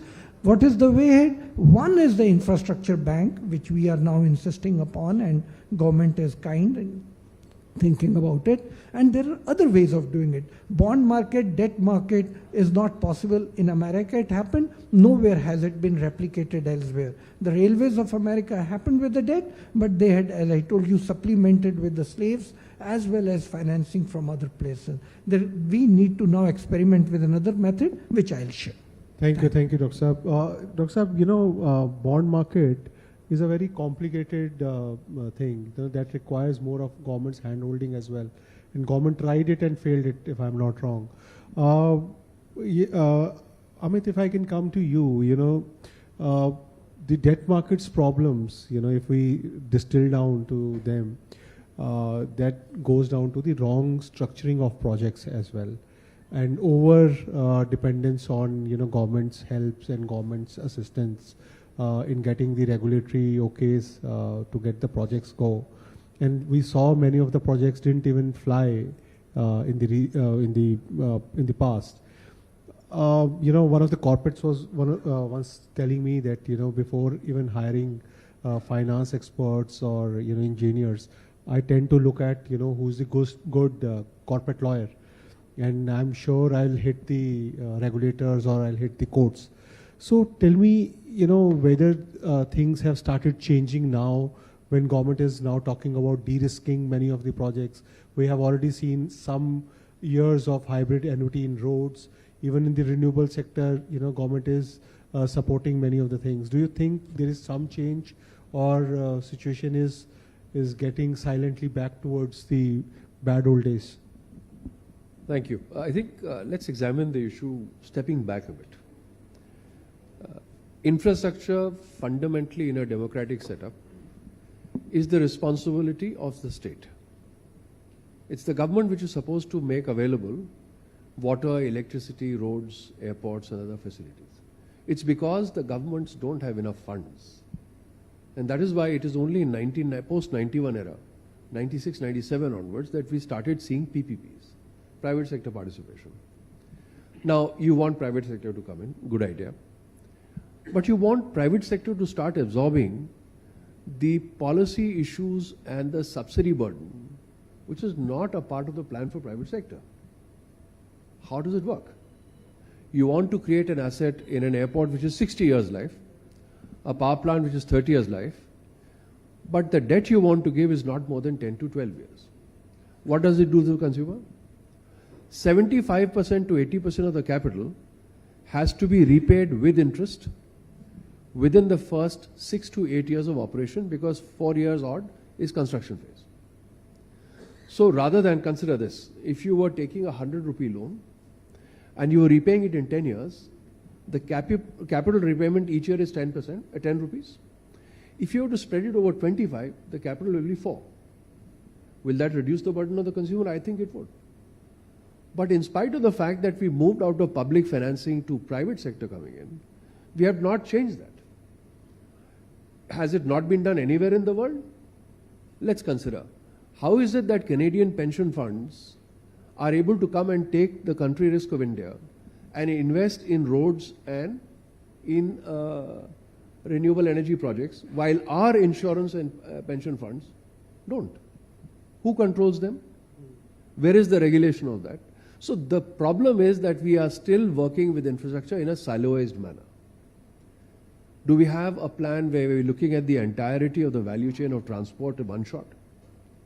So that we can look at an agricultural product from the farm to wherever it has to be taken after storage, whether cold storage or otherwise on the way, whether it's an export house or you're trying to process and produce something and then to distribute.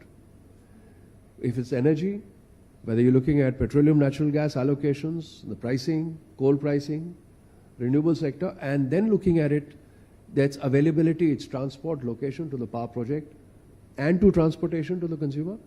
Somewhere in this whole battle, in the complexity we have created around a very straightforward issue, is the fact that the common man has been lost in the debate. And all the efforts that have been made are trying to address at the edges some of the problems. Look at the core problem. Is it difficult to understand that if you want to create an asset of 60 years, you want to make available long-term finance? Why is it that you only have 10-year finance? Is pension insurance fund not available in India? Is the regulatory regime and the government not able to, and the courts not able to sit together and say, and the amendment has come, by the way, after Kelkar committee report, saying that you will have fast-track dispute resolution, specific relief act has been amended. Special courts must be established everywhere. No court should interfere or grant injunction. Project must go on. You and I have a dispute on a bid or construction or operations, dispute to be resolved in a fast manner, but that doesn't stop the availability of the infrastructure, which is a core input to the economy. It's for the citizens' comfort. Yet the thinking at the operational level is of the level that even now, in April of 2023, same as the Chinnappa Reddy observation, another judgment, one of the celebrated judges of the Supreme Court, even before this matter of Enron and Dabur, he wrote in a Pune case where expansion of a road was to be done. A particular private person whose land was to be acquired filed a case, got an injunction. Injunction continued for 25 years. Eventually, injunction was listed, the road was constructed. I don't know how many times the cost went up. In those 25 years, we don't know what is the loss to productivity to the economy. Who factors these? So there is a need for a rethinking, which incidentally the government has done. In the Kelkar committee report, which has been accepted, there were some 73 recommendations. One recommendation that's been implemented, the only one, was to provide for fast-track courts. But after enactment of the law, the special courts appointed by different states are in a patchy situation. Most people still don't know that that exists. They are not using that mechanism. So, first and foremost, we need to address the infrastructure problem as a one-shot problem with a focus on the citizen. And the focus on the citizen will come when it's debt financing, you look at long-term debt, because you reduce the burden on the consumer, make it viable. Agar aapki return of the debt is down to 2 rupees, 100 rupees example, or 25 years is 4 rupees principal. You do it in 10 years, you do 10 rupees a year. Where will the price come from? From you and me, from the consumer. Second, if you're looking at the resolution of the issue, then why would you not de-risk it completely? We have still not, though we have talked since 1990s, to build capacity in the government. Our major failure is in contract management. The approach largely, and this is not one government or the other, since then, the pipeline of stuck projects is basically because once a PPP is entered into, the approach of the governmental authority, monkeys off my back. Private sector came and bid for it, their problem, God bless them. World over, it is a recognized fact that when you have complex long-term contracts, these are called incomplete contracts. You can never enter into a contract that can provide for all scenarios. Unforeseeable is the only foreseeable reality. In 30 years or 60 years, coal problem will come, Indonesia will override the laws, your PPAs will go topsy-turvy, Coal India will stop throughput or will have problems, gas will get stranded. All of these things will come which you never planned for. Financial crisis will come, the cost of debt will go up. You have to be nimble-footed in resolving the problem. We get stuck for 10 and 15 years. Therefore, unless we keep, and by the way, the Constitution of India provides for that. Article 39 in the Directive Principles of State Policy specifically says all public resources must be utilized for the maximum welfare of the citizen, must not be monopolized for private profit. Implemented. So there is a need now for a national level chintan. All agencies, whether legislature, executive, judiciary, private and public sector, we need to be unified in our approach, because at the end of the day, let's face it, it's a citizen's commodity. Whether you're getting coal, you're getting mining resources, you're getting access to airwaves, all of these are public assets. The government doesn't own it. Government is a trustee of the citizen. Their role is to maximize the benefit to the citizen and reduce the profit and the cost and keep it reasonable. Delhi example, you privatized electricity in 2002. Losses in East Delhi used to be 75%. In average was 55%. Today the DISCOMs are operating as a joint venture at 6 to 7% losses. 1% loss across Delhi is 100 crores of rupees saved. Also, that's that much more electrons coming legitimately to supply. Yet, the regulatory asset which is lying in courts is upwards of 50,000 crores. So how do you match it up? Therefore, there is a need for a rethinking in resolving these problems. These are not problems that you can afford to play on, as the Western debt comes at 1-2%. Our debt comes at 12 and 14%. How are you going to fund it? Who's going to pay for it? So we are actually, by delaying and deterring, not in my tenure but somebody else's, we are compounding our problem multifold. That need of urgency which we have seen in IBC has to come in regulatory measures. So some positive steps taken, like the LPS rules came. What is the net result? Earlier NTPC used to have maybe 1 or 2% of the debt. They still have only 1 or 2%. So from 1.5 lakh crores outstanding, it is 75,000 crores right now. I checked right now. But it's still 75,000 crores. The current cumulative dues owed to generators by the distribution companies. Why is that? Because the state governments don't give the subsidy. They announce that give free power. Why is that? So the whole chain has to be dealt with. So the issue needs to be dealt more with the political economy perspective, not only economic perspective. It can't be done piecemeal. It's not a project level issue. Yeah. Mr. Singh, when you look at many of these projects now, especially, so how do you perceive? Because banks are also risking themselves in financing many of these projects. So what is your mindset? How do you tell your people that how to evaluate projects? So is there any new protocol which you have developed or new thought process you have developed to assess many of these projects? The fact is that the issues that he has flagged are genuine, and these are not static. They're very, very dynamic issues that are coming up. The sectors which are being identified, the proposals which are coming.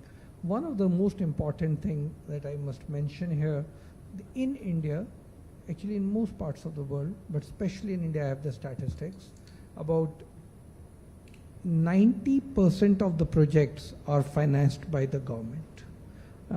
As far as our country is concerned, 75% by the central and state governments, and 15% by the urban local bodies when it comes to infrastructure. It is only 5% that's coming from the private sector.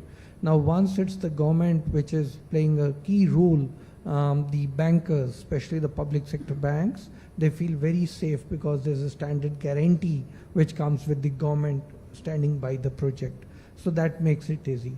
Most of the projects that we have been watching in our own country are coming from the government, and PPP are not that many, but government funding helps us in a very big way in providing a guarantee. But the thought that I have, apart from being on the bank, the overall thought that I have is, how do we, in a democratic system with a very transparent accountancy, very transparent regulation, very transparent balance sheets that we maintain, unlike some countries which are now competing with us in infrastructure, I think the projects have to be broken in bits and pieces. The debt market has to get established.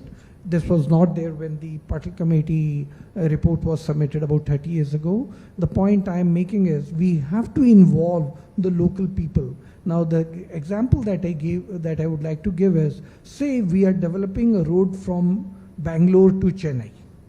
Now who all are going to benefit from that road? The commerce in that corridor is going to increase tremendously. Or call it Delhi-Bombay corridor. In that whole corridor, people are going to benefit. The debt market, if it places the debt instrument in a way saying that local people are going to benefit and therefore they have to fund this project, this is a 25-year period project. You will find if marketing is done properly, projects are broken into bits and pieces. For example, Delhi-Bombay corridor is broken into, say, Delhi, Baroda, Bombay, or still more chunks. Local people, local bodies, local state governments, they start playing a role in the debt market. Only then the debt market, because debt market also needs 2-3 things. It needs instruments, it needs a product, what are they actually going to fund, and it needs money. Money has to come from somewhere.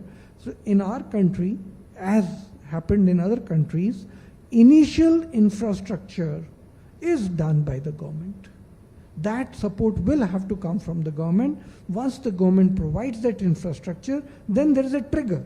Then the private sector is confident, starts playing a role and taking it forward. So the crowding out has to take place in a very big way. Only then we will be able to do it.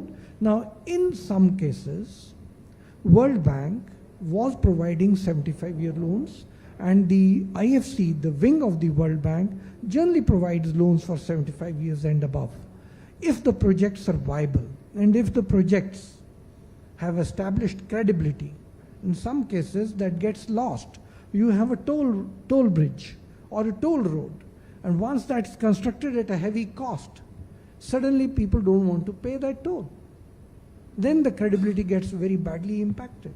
So I think local administration, local politicians will also have to play a role in establishing credibility that if it's a 75-year project, money has come from the World Bank or IFC at rates which he mentioned 1 or 2%, that's the genuine rate. Unlike the local market, which is only able to fund at 12%, that has a lot to do with inflation, but that carries an exchange rate risk, which is not there in the local funding, so it doesn't make too much of difference, but certainly it comes cheaper. Then the credibility part has to be taken care of by the local administration. So it's a long exercise. It's a difficult exercise, but all the stakeholders will have to play a role in it. Harry, I want to bring you in this conversation. Amit has given us a real reality check, and he's giving us the banker's perspective. Tell us, many of your friends at IPPAI, they have burned their fingers, right? Their dues are not being delivered by discoms and many of their buyers. So, what will it take to us, to bring them back to invest in many of the infrastructure projects? Because many of the IPPI clients might not want to get in the infrastructure sector. So what more needs to be done to bring them back?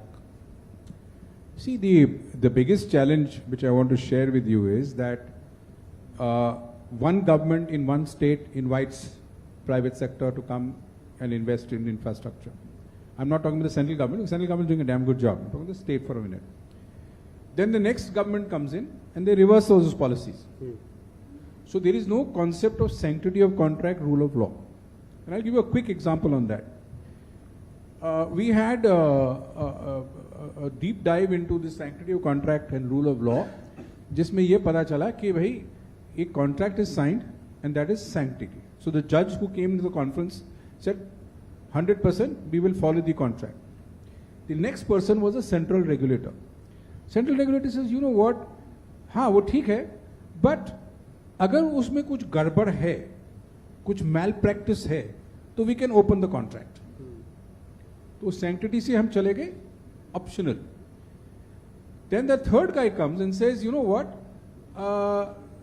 if there is malafide in public interest, we can open anything. अगर executive court के सामने खड़े होकर बोले कि sir public interest में ये contract खोलना है तो खुल जाएगा. Judge not going to say don't do it. Then what happens? Somebody stands up from the National Law School in Bangalore and says, he's a Harvard guy, he says, and this is very important for everyone, I have as much right to renege on my contract as I have to enforce it, as long as I make a profit. तो मैंने कहा यार रघुकुल रीत सदा चली आई, प्राण जाए पर बचन ना जाए, ये कौन सा कल्चरली कॉन्सेप्ट अलग है. तो उसने कहा ये इंग्लिश जूरिस्प्रूडेंस का फंडामेंटल है कि मुझे प्रॉफिट बनाना है. अब उसमें over the last 30 years that we been running IPPI हमें ये पता चला है कि प्राइवेट सेक्टर तो चोर है, गवर्नमेंट का कोई आदमी हो तो वो ठीक है. This is the public perception. So when you are asking private sector to invest and you are saying वो चोर है, then you can understand the kind of thought process. But I want to say something very positive about this government. America mein you got funding from the private banks and you got built your infrastructure European banks ke through. And very rightly Dr. Saab said that slaves were used in Europe and the colonial powers to build their infrastructure. But something fantastic has been done after the Enron fiasco. This government has encouraged private sector companies to be able to borrow internationally. This is a fantastic thing. People have not understood the meaning and the importance of this. अगर एक private sector वाला वहां से $100 million, $500 million लाके एक bridge बना रहा है, या एक रोड बना रहा है, या एक पोर्ट बना रहा है, या एयरपोर्ट बना रहा है, वो वाला थोड़ी यूज करेगा भाई, हम ही तो यूज करेंगे, तो बेनिफिट तो हमारा हुआ ना. And that has got nothing to with government. But today the political narrative is private वाले ये हैं, प्राइवेट वाले वो हैं. It's all right. I am defending private वालास also running IPPI. But this is something which maybe we need to think about it. Maybe some years will take to make a positive story about private sector. Once we start having several of the private stories which are building the We've got nation. Success stories already. Yes, boss. yes, Why yes. so many years? मुझे तो आज चाहिए. So slowly the time will come, sir. So, but my time is getting over. I can see so I can see the red signal there. So I'm really thankful to all three of you. You have given us really good insights. Thank you very much. Thanks for taking your time out. Thank you. Louder, louder. Thank you, Mr. Singh, Mr. Kapoor, Mr. Dhol for simplifying the issues in infra financing and suggesting the way forward. Request you to please stay back on stage for a moment. I'd like to call Mr. Sachin Nagpal, Director of NORAD India, to present token of our appreciation to our distinguished guests.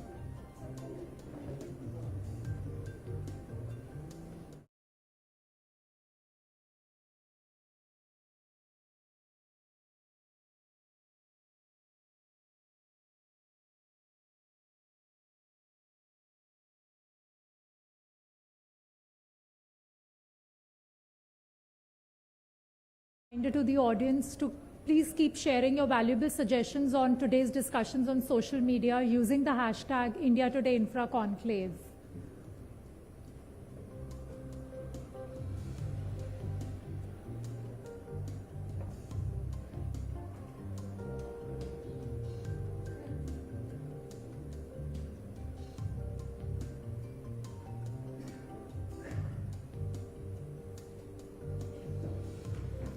As we move to our next session focusing on ports, let me share one interesting fact with you. Did you know that India has one of the highest logistics costs, standing at 18% of the country's GDP?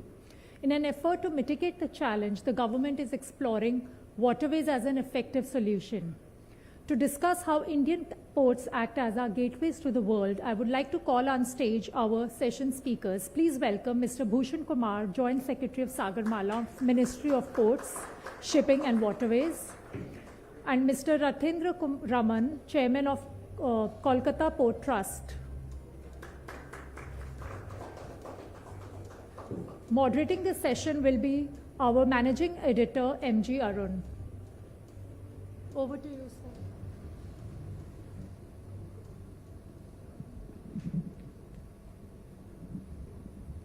Good afternoon. India has 13 major seaports and over 180 minor ports, accounting for bulk movement of its maritime traffic. As part of the Amrit Kal vision, the country is planning an ambitious scaling up of its ports capacity. From the existing 2,600 million tons per annum, capacity of our ports is planned to be scaled to 10,000 million tons per annum by 2047. How can this be achieved, and what are the challenges on the way? To deliberate on these and more, we have an eminent panel of experts with us. We have Mr. Bhushan Kumar, who is the Joint Secretary in charge of Sagarmala, Ministry of Ports, Shipping and Waterways, and we have Mr. Rathendra Raman, Chairman of the Kolkata Port Trust. Let me first come to Mr. Bhushan Kumar, since you are directly in charge of the Sagarmala project, which is a very prestigious project of this government. If you could give an overview of the progress on the project and how it is going to comprehensively change the maritime traffic in this country. Okay. First of all, good afternoon to all the participants in this conference. So before giving you an overview of Sagarmala and the progress, let me give you an overview. As you mentioned, 12 major ports are there. We have more than 200 ports in our country. We have a very long coastline of 7,500 kilometers. In that 200 ports, a lot of them are under development, but 80 ports are handling the export and import business of our country, right? So, developing these kind of so many ports, 80 ports, making them world class is a huge challenge. And in the opening, that lady mentioned that the biggest challenge in this country is the logistic cost, which is very high, right? So to bring the logistic cost down, Government of India launched the Sagarmala program in 2015. As of now, we are working in coordination with all the state governments to improve the infrastructure. लोग जो कहते हैं ना कि भाई India के ports world class नहीं हैं, so the main objective is to improve the quality of infrastructure, improve the turnaround time, and make all our ports world class ports. So we are working on all fronts to improve the maritime infrastructure. So there are primarily 5 verticals under Sagarmala program. One is port modernization. Under port modernization, in Sagarmala overall we have 830 projects having a value of 5.89 crore. So that is the magnitude of the Sagarmala program. Out of these 800 plus projects, nearly 230 projects are only for port modernization, where we are trying to revamp, trying to create new infrastructure in our ports, adding new cranes, bringing in PPP investments, and then we are also trying to establish the industries near our ports. One is improving, modernizing the port infrastructure, where we are handling ships.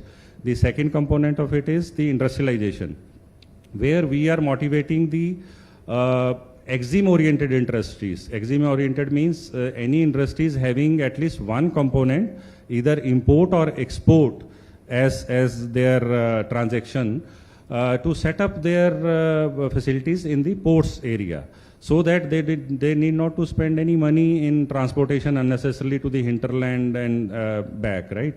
They can produce the products in the port itself and then export, or if they need raw material, they can import. So industrialization also we are investing heavily. And the third component is the port connectivity.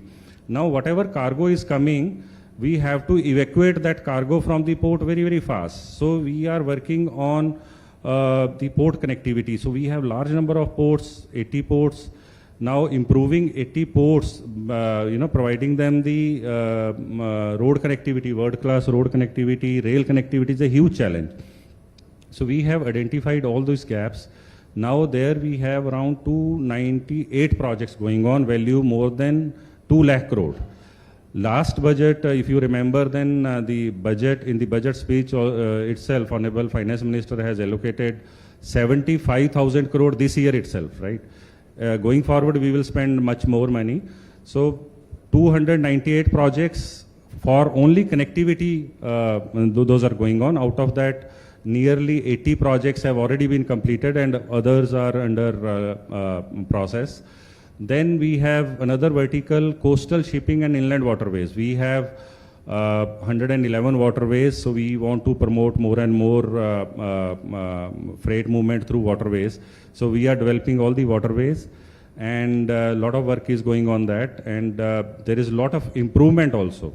If we see the improvement in cargo volume in last 10 years, the cargo volumes have jumped from 8 million to 130 million. You know, that is the kind of jump. 18 times jump is there in the cargo volumes. In coastal shipping also, there is huge jump. We are now handling around 150 million ton, which was just 20 or 30 million ton, I think 10 years back. So huge jump. We are creating dedicated berths for coastal shipping. So that is another vertical on which we are working. The fifth vertical under Sagarmala is the skill development. Because to do all this kind of work, to bring more projects, to take our maritime sector forward, we need skilled manpower. So we are skilling our people, we are training them, we are providing 100% funding support to them. And also we are doing a lot of work for the fishermen, because when we set up the ports, then there is, of course, impact to the fishermen community. So we are taking them on board, we are training them, we are also modernizing their fishing harbors, we are creating new fishing harbors. So just to sum up the reply, we out of 800 plus projects, already 237 projects having value of 1.22 lakh crore already completed, and nearly 268 projects having value of around 2 lakh crore are under construction.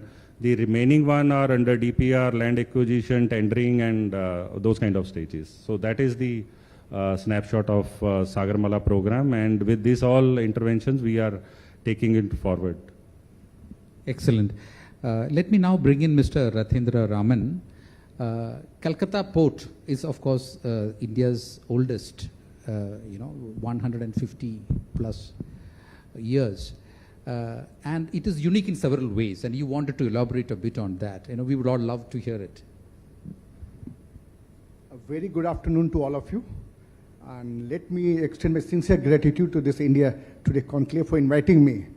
And I took this opportunity to come to Delhi because I wanted that I should interact with this kind of August gathering to explain about what we are doing in the eastern sector, especially at the Kolkata port.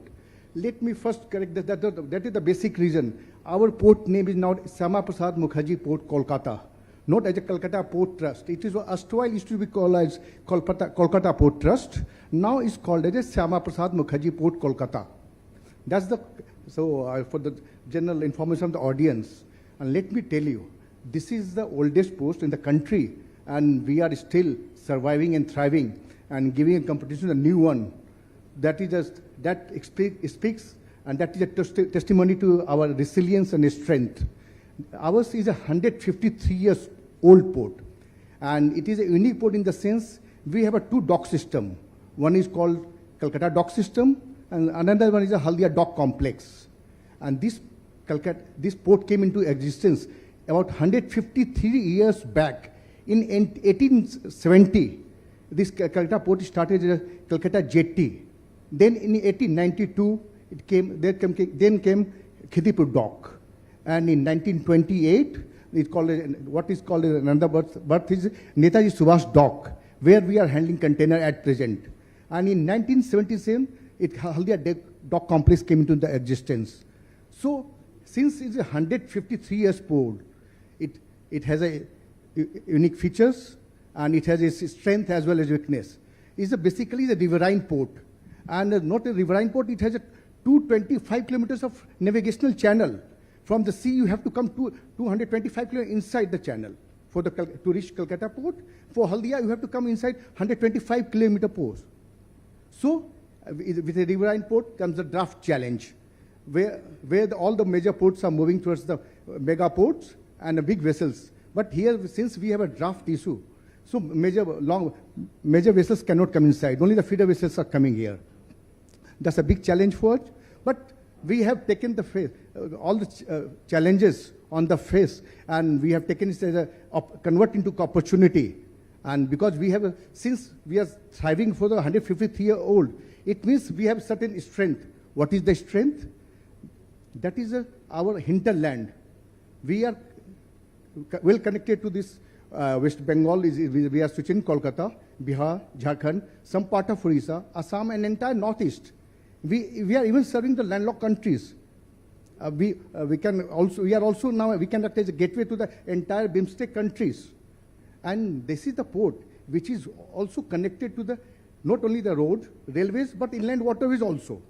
So that's the best part of this. We're connected with everything, all chance of evacuation. But since we are 153 years old port, so we are now, with the support of the government and government policies, we have initiated a number of steps for the modernization, and by 2030, we'll be there up front and taking all the challenges, and what are the weaknesses that we have, we'll try to overcome it. Great. Mr. Bhushan Kumar, we talked about the fact that Indian ports have indeed come a long way in enhancing their services.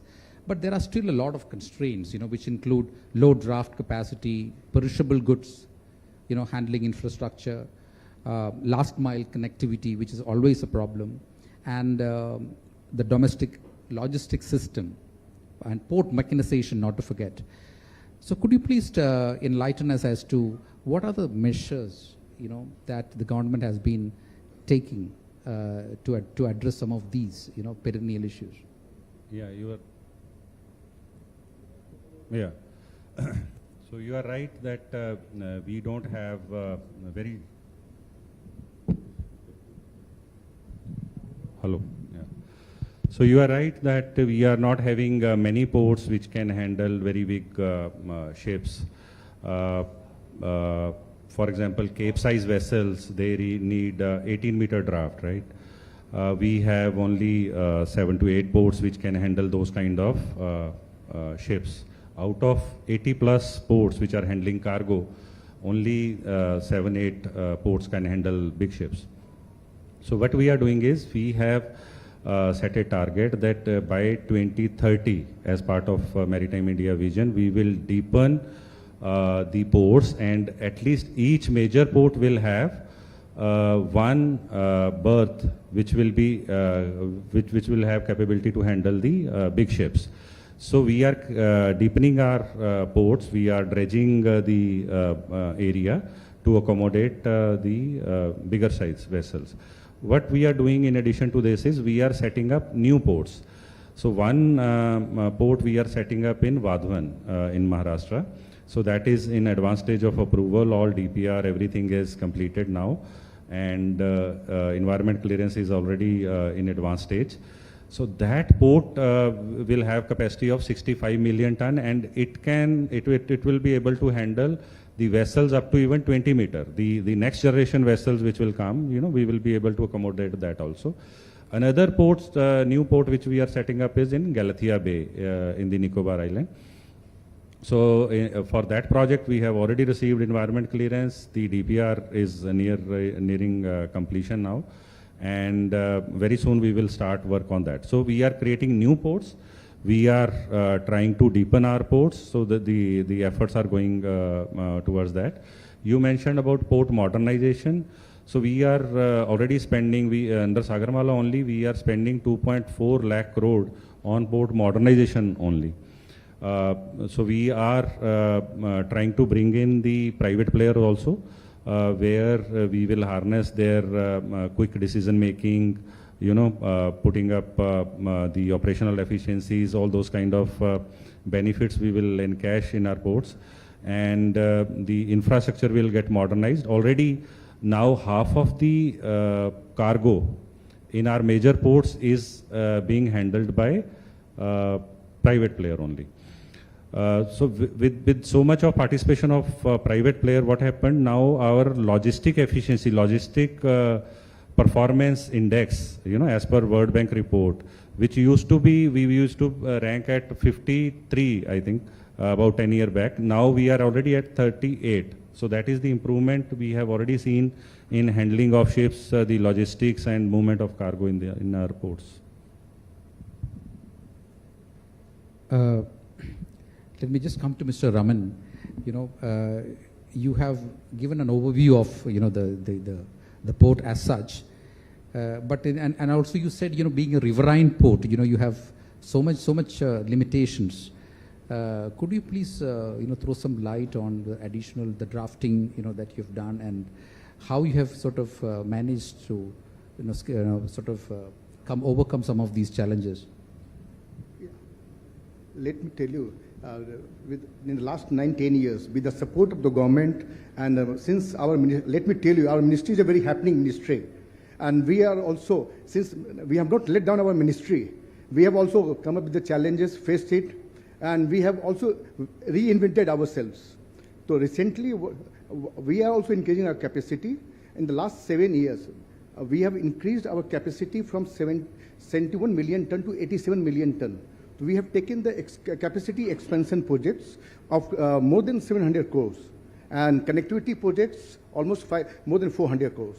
And up to in the next 7 years, by 2030, almost we are going to increase our capacity by 30 million ton. We are going to have almost have 12 projects on our hand with the investment of more than 5,000 crores. So all of this, most of the investments are coming through the PPP, that is public-private partnership.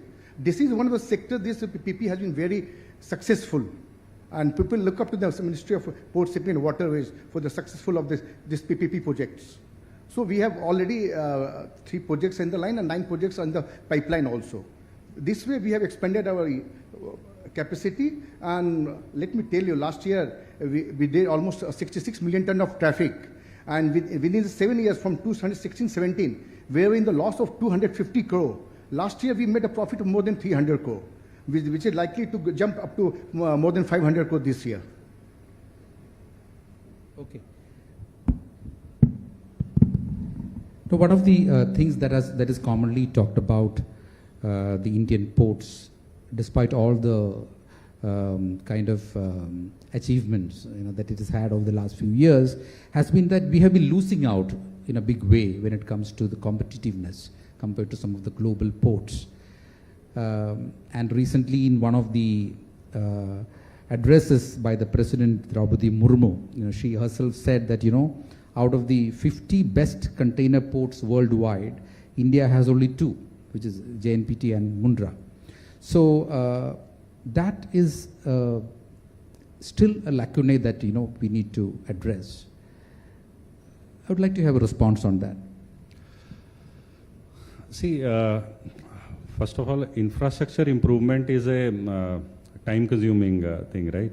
So we are working on that, and I feel that we are improving our infrastructure, and the global bodies, they are also recognizing that. You mentioned about competitiveness, If you read the report, World Bank report on competitiveness, we were, in maritime sector, we were around 30th rank, in 2015 or 16.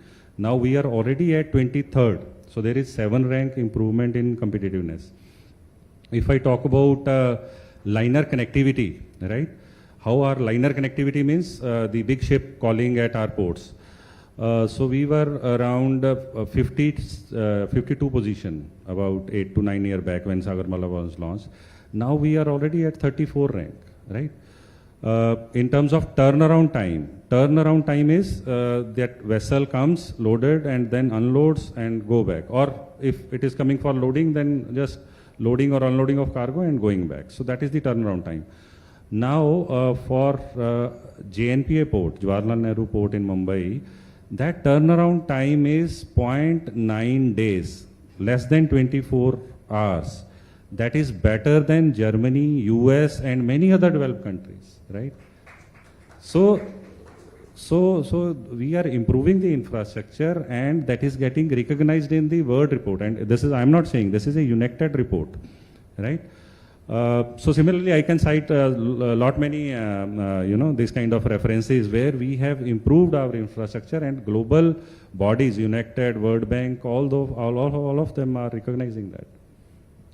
Also, the draft ports bill is, is in the works. Do you think, there are certain significant measures that, regarding the transparency in port tariffs, which is going to be taken up, or revamping penalties for offences, etc., etc. So is there something you can throw light on? Yeah. So Indian Ports Act is a very old act. It is a 1908. Kitne saal ho gaye? So more than 100-year-old act, right? So 1908 Act, we are now revamping that, and we will have the new act enacted. So we are bringing a lot of changes in that. The important one is pollution, security, safety. All those things were not there in 1908, right? 1908, these were not the primary concerns. So we are, bringing the changes required in all these fronts: pollution, security, safety. Then we are going to have a consultative committee also. Maritime State Development Council will be there to have effective coordination with the state. Now, in the existing system, the center government is running the major ports, the 12 major ports. The states are running their own ports, right?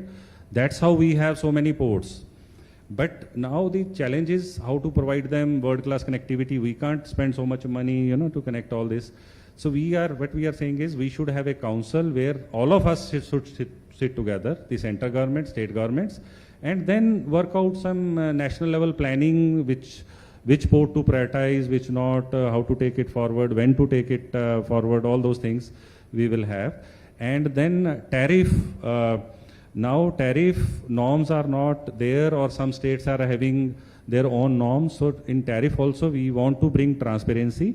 We are not going to cap the tariffs. We are not going to dictate the tariffs. What we are going to do is that 30 days before, declare your tariff. It's not that now some war is there or some tsunami is there in some coast, east coast or west coast, then other ports start charging, heavily. So whatever ports will declare, that will remain applicable for next 30 days. So it is just that you declare your tariffs, your charges 30 days in advance, be open about it and transparent about it. That's all we are going to bring. And then data collection is not there. Now each port is having or maintaining their own servers, own data. We, for national level assessment analysis, we need data. So all those kinds of changes we are bringing in that bill. And that we have finalized after multiple consultation with states and all relevant bodies. So now the draft is ready and we'll take it forward. You're also mentioning about cruise shipping, how, certain measures can be taken to do a world-class cruise infrastructure. Can you just give me some idea? Yeah, so we are promoting cruise shipping also in a big way. So we were not having the international class of cruise terminals in our country. So what we are doing under Sagarmala program is that we are making world-class cruise terminal in Mumbai, Goa. We have already completed cruise terminal in Cochin, Mangalore, Vizag. So we are going to have world-class cruise terminal in each of our ports. And as a result, now what we are seeing is that we used to handle around 1 lakh cruise passengers a year, around 6-7 years back. That has already jumped to 4 lakh. And we are targeting that within next 2 years, 2-3 years, it will cross 10 lakh. And we want to be the main player in at least Asia Pacific by 2030. That's the target we have set. So as a groundwork, we have already created a lot of world-class cruise terminal, and we are in process of, I think, early next year, Mumbai cruise terminal will be inaugurated. That's ready. That's a huge terminal. And we already have, I think last month, we have flagged off Costa Serena. It's a huge cruise ship that is launched. More and more players are approaching us to have the cruise shipping ships running between in the domestic areas, right? From Bombay to Lakshadweep or Bombay to Goa. So you will have all big players, all big cruise companies having their ships here in our country, like you see in other countries, no? So very soon that will be there. Already some players are here. So that's the change we are bringing in our country. It's wonderful. Will the Shyama Prasad Mukherjee port be ready to handle a cruise very soon? Let me tell you, that way what we are focusing on today is river cruise. At present, all these bigger cruise, they want what is called is a LOA.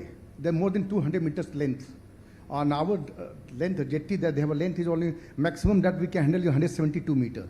So we are, as on date, we are focusing on river cruise. There are lots of opportunities there because we have Sundarbans near Kolkata, we have Mayapur, we have Raichak, and all this Calcutta city itself is on the bank of the river Hooghly, and there are lots of places that can be visited by the river cruise. Our first challenge is to develop a beautiful and modern river cruise terminal, and we'll take it forward depending on the demand in the future. Recently, you signed a 36,000 crore with a mega deal with a lot of other companies looking at port-driven industrialization. Can you just throw some light on that, Mr. Raman? See, basically now we almost all the ports, we are focusing on what we call a smart green port.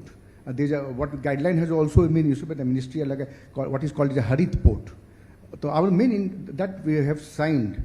That was almost 36,000 crore MOU with the different companies. One major MOU was the NTPC. They have a green renewable energy, another verticals in the company. We have signed with the NTPC with respect to the development of hydrogen terminal in Kolkata. So that is almost to more than 24,000 crore investment, and we have also tied up with the development of solar energy and other renewable energy with the NTPC. What we have envisaged at present, and with Haldia and Kolkata combined, we have requirement almost 16 megawatt, and we have we have almost installed capacity of 2 megawatt of solar energy. So what we have planned by 2030, we should be able to handle all the energy requirement with the solar renewable green energy. That's our focus. That's where we are signed up with different companies. And since we are Bangladesh is our neighboring country, we have also signed a MOU with the company called SAF there for development of the multimodal transport between India and Bangladesh. And we have also signed up with one development of LG terminal, the liquefied natural gas terminal at Haldia with the Inverne Group. So this is a major investment of MOU that we have signed recently. So by when do you plan to complete all these projects, and how do you finance it? See, almost these that we have signed, they will be financed with with whom we have signed these MOUs, and we will be providing the basic infrastructures. Where we have land, we'll provide them the land. Where we have to come up with the basic jetties and all these things, that will construct. Basic physical infrastructure will be provided by the port, and they will do the entire research because this green hydrogen is still in a nascent stage. So with that, they will bring the technology and all those things, and we will provide them the physical support. So, Mr. Bhushan Kumar, the green ports concept, since Mr. Raman has raised it, it's been coming into vogue. Could you please throw some light as to how this can be fast-tracked in this country? Green ports, right? So what we are doing is green ports. So ports are handling ships, and ports are having a lot of vehicles coming in, right? And ports are having their own assets, right? 3 assets are there. So for the ships calling at ports, what we are mandating is that ships should not burn diesel when they are in ports, right? They should use electricity from the shore and run their ship or whatever equipment they want to run inside the ship. So we are now creating the facilities for supplying the shore power to the ships. That is for the ships, so we don't want them to burn their diesel oil in a port area. For the port equipment, we have asked our ports to generate solar power. Already, as I am speaking, we are generating 135 megawatt in our ports, 12 ports. So you can imagine our Kandla port is already on fully on solar. Mangalore port is already fully on solar. Others are also now ramping up their solar power production. By 2030, we have set a target that each port must generate more than 60% of their requirement from solar, right? So that way our all energy will be from the solar. And then on the traffic which is coming to the ports, let me give you an idea. In JNPA, Jawaharlal Nehru Port alone, every day more than 10,000 trucks come, right? Every day, that is the kind of the volume of traffic we are seeing in ports. So what we have asked our port is that create green fueling hubs. Green fueling is CNG, electrical, LNG, all these which are better than diesel, right? And give them the incentives to switch from diesel to the greener fuels, right?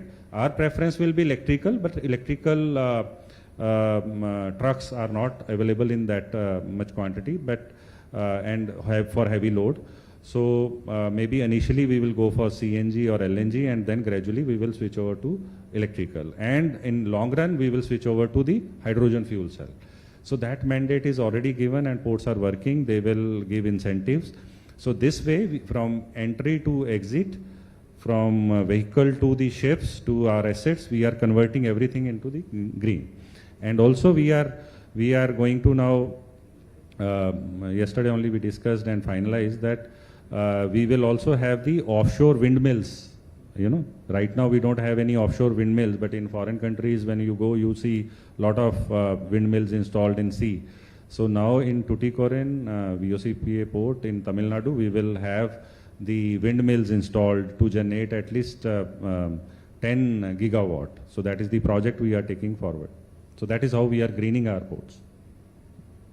And any particular deadline you have given for turning these ports into the green ports?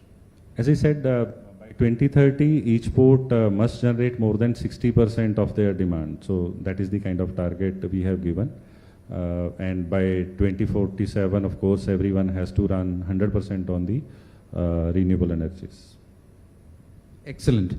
So I think between these two gentlemen, you know, we have had a good discussion where we got a very macro view as far as Mr. Bhushan Kumar is concerned.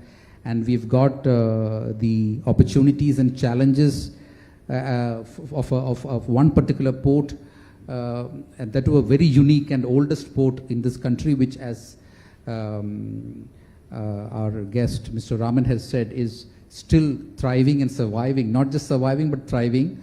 And it's excellent that you have turned around the port and it's now looking at a 500 crore profit. So I think you know, this is also a good testimony to the way we can sort of turn around enterprises given the enthusiasm and the right kind of strategic focus.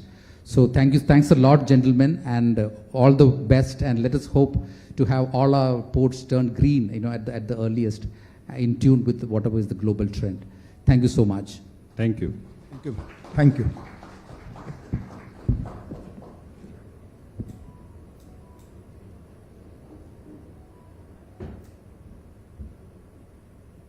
you. Thank you, Mr. Kumar and Mr. Raman, for your insights. I request you to please stay back on the stage for a moment. I'd like to call Mr. Ashish Gupta and Mr. Kamal Kishan Bhargava from Darwin Platform Group of Companies to hand over a token of appreciation.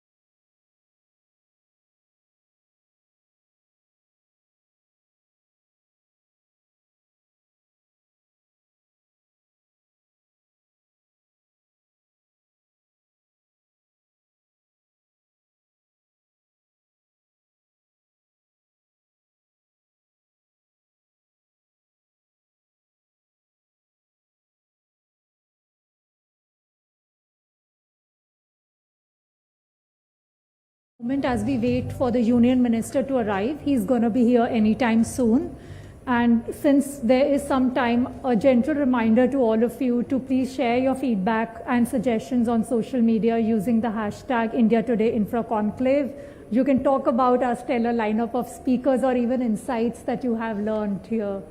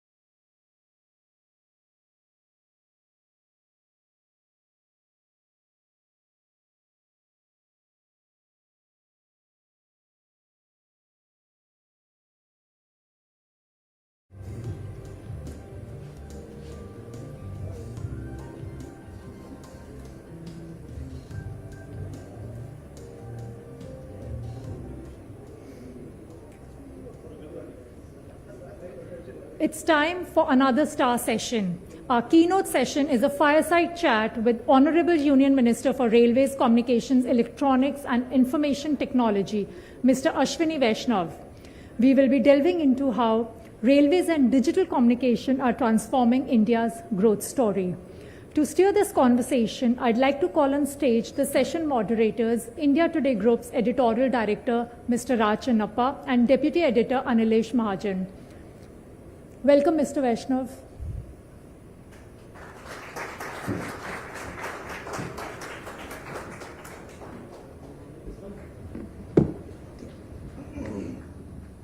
You have a cheat sheet, I don't have that.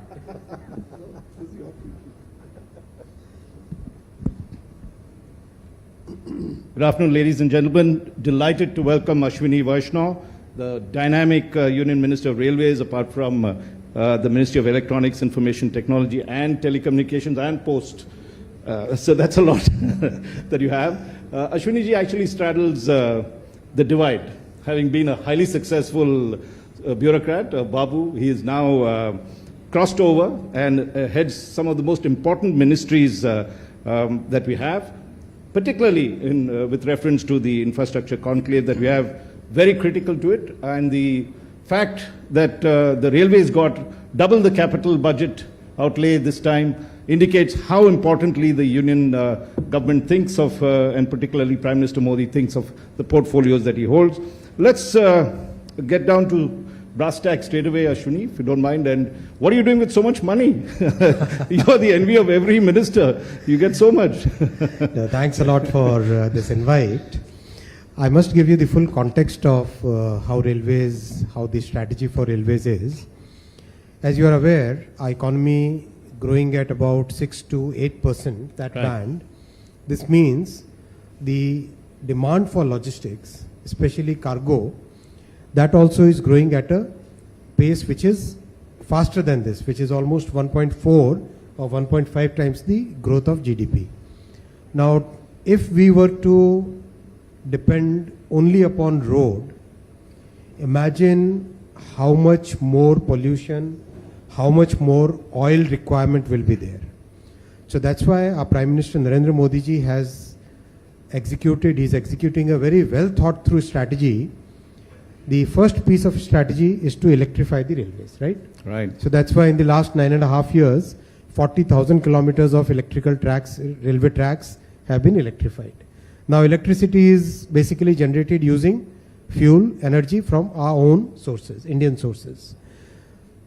Now the focus is on laying more tracks.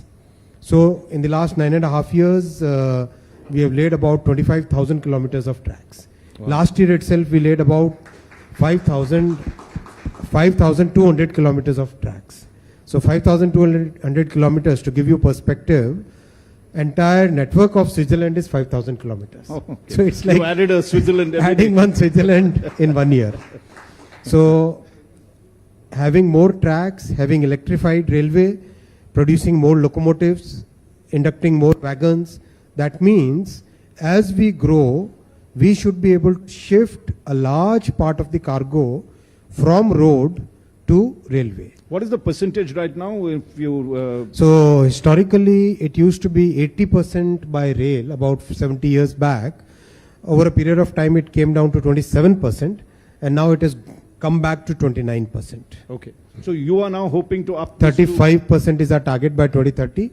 And with that, our dependence on oil import should significantly reduce. And over a period of, let's say, from 2030 to 2047, we should be in a position where we should do about 55% of the cargo by rail. So that means our dependence on oil has to significantly reduce, and for that we need investments in railways, and that's what we are using this budget allocation for. Now we noticed that the speed of passenger, and we're looking at also on the other side, moving people rapidly. The Vande Bharat trains have come in a large way. They're moving at about 160 kilometers, or to what's your max speed that you are looking at the moment? 160, 170? So at surface, we have to look at the constraints of our country, right? Right. When we do transportation on surface, we have to think of cattle which come onto the tracks. We have to think of people who come onto the tracks. We have to look at the almost flat terrain in large parts of the country. With those constraints, we are looking at 130 kmph as the standard speed and 160 kmph in selected sections. If you have to move towards much faster trains, as we have seen in Japan, in Europe, the bullet trains that were there, you've got one of those coming up soon. How many of those would you like to introduce? What is the balance you'd like to keep between the Vande Bharats and the bullet trains? So globally, if you see, almost all countries, including Japan, China, Taiwan, South Korea, all of them constructed elevated passenger corridors. Right. So passenger corridors are basically elevated and they are designed for 250 to 350 kmph speed, which is what our Ahmedabad to Mumbai corridor is. Once you have elevated passenger corridors, the surface area, the surface tracks, they get freed for cargo movement. Right. Cargos should normally move at 60, 55 kmph because cargo train is very heavy. So let's say a normal iron ore train will be 7,000 tons. A normal coal train will be about 5,500 tons. So 5,500 tons multiplied by velocity, that much momentum is there. So that's why cargo train should not have that much velocity.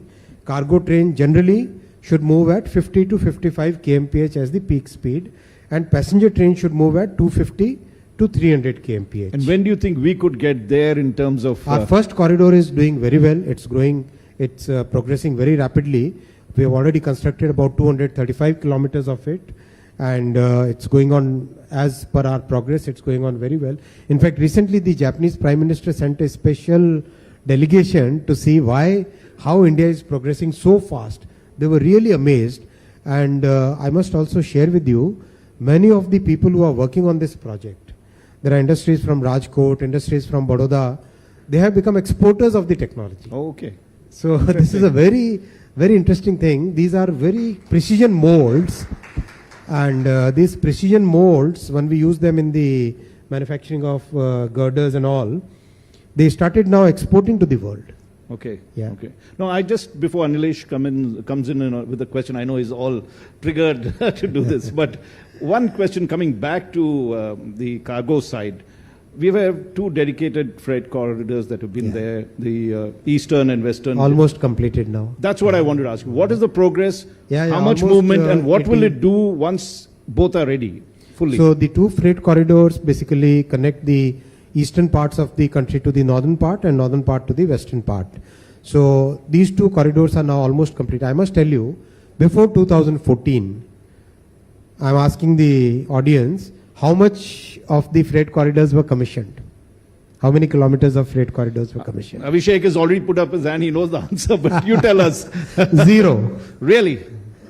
Zero. I thought Mr. Modi had completed his section because 2014, when I interviewed him when he was Gujarat Chief Minister, he said he had finished his... He had given the land. Right. But the central government, UPA government, was not even willing to do the work even when land was available, right? Right. Okay. So 2014 to 2023, we have done about 1,600 kilometers of it. Wow.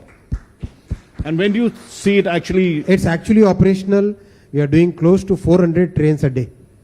And how will that therefore increase the capacity Significantly. as compared to what you're currently doing? Significantly. See, I must also share with you another very important part of Prime Minister's vision. The way Shraddha Atalji, he did 4-laning of highways, right?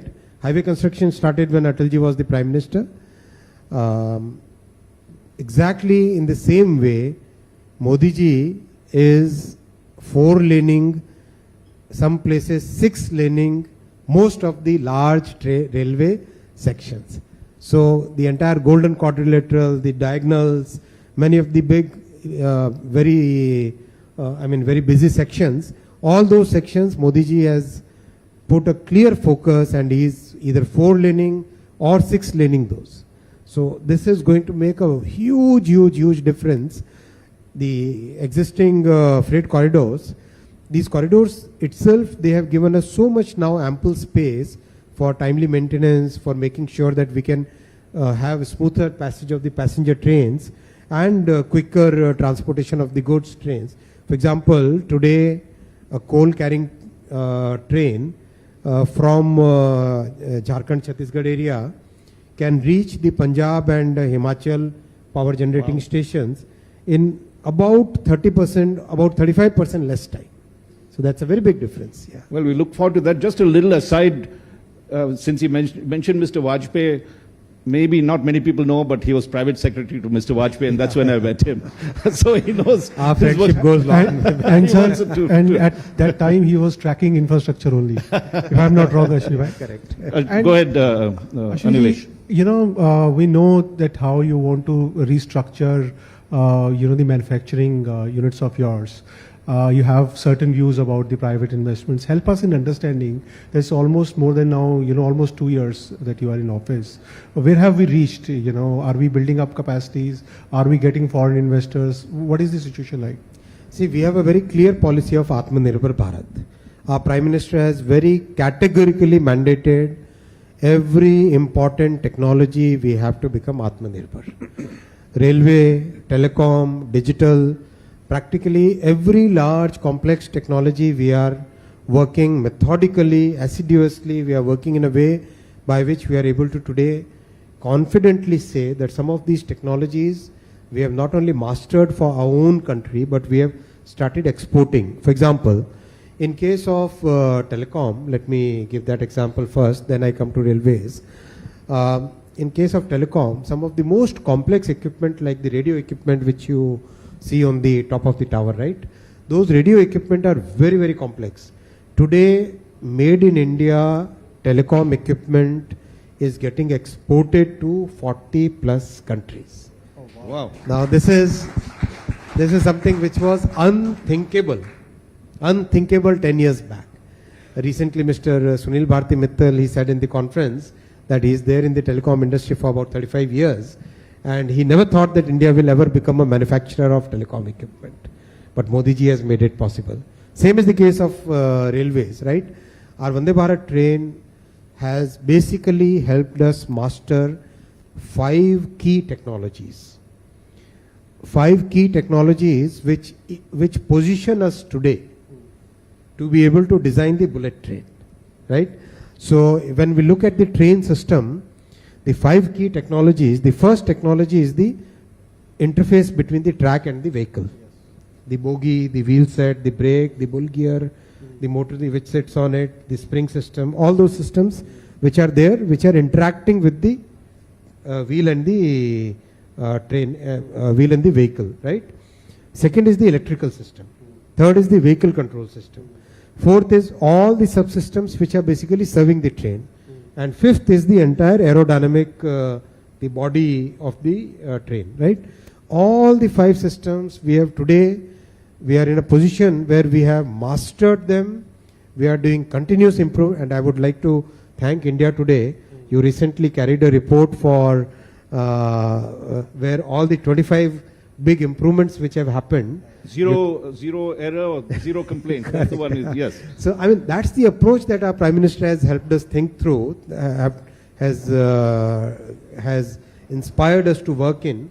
Continuously improve, continuously keep improving whatever. Don't be satisfied wherever you are. Keep thinking of what else can you do to improve it. So what about the conventional, locomotives, conventional wagons, conventional coaches? We also have to make more coaches, Absolutely, absolutely.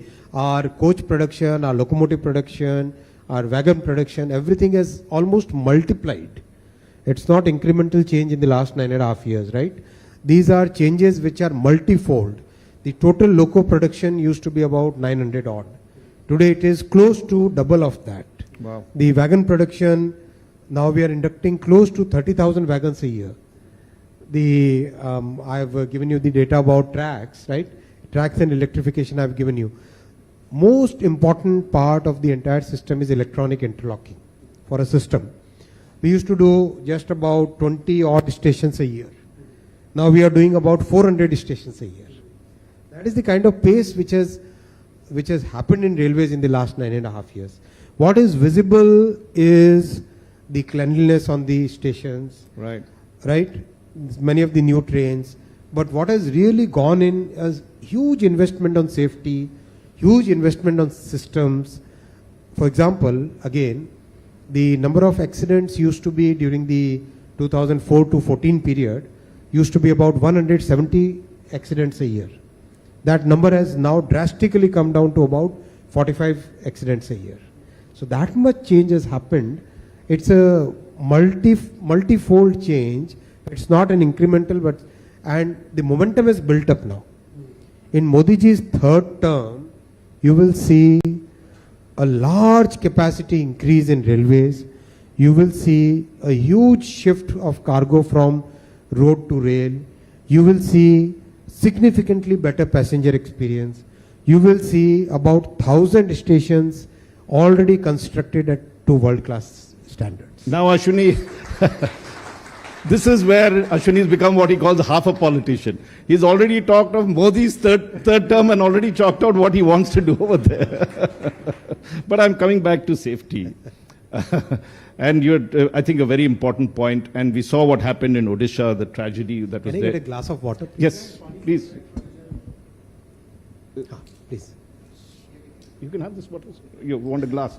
Get a glass, please. Glass. So, coming to, we can speak or we'll wait for the water. Please we can wait. There's no problem. Just here. Just pour this water.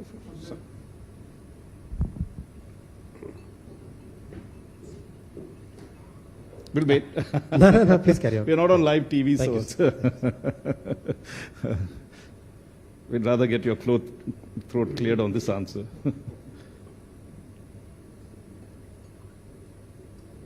Thank you so much, Mr. Chingappa. No, you were.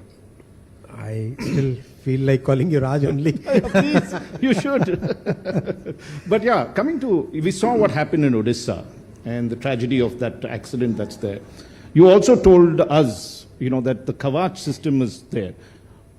At what stage are we going to get this anti-collision sort of technology that is there? How have you worked on that particular aspect? Because we've had a series recently that has been quite disturbing. No, this is a very important question and I would like to answer it head on.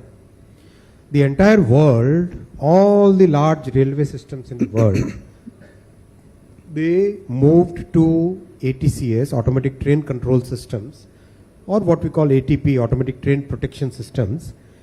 ATP, ATCS systems, the entire world, I'm telling you, moved to ATP and ATCS in 1990s. We might be a lay audience, but what is ATP? I'll explain.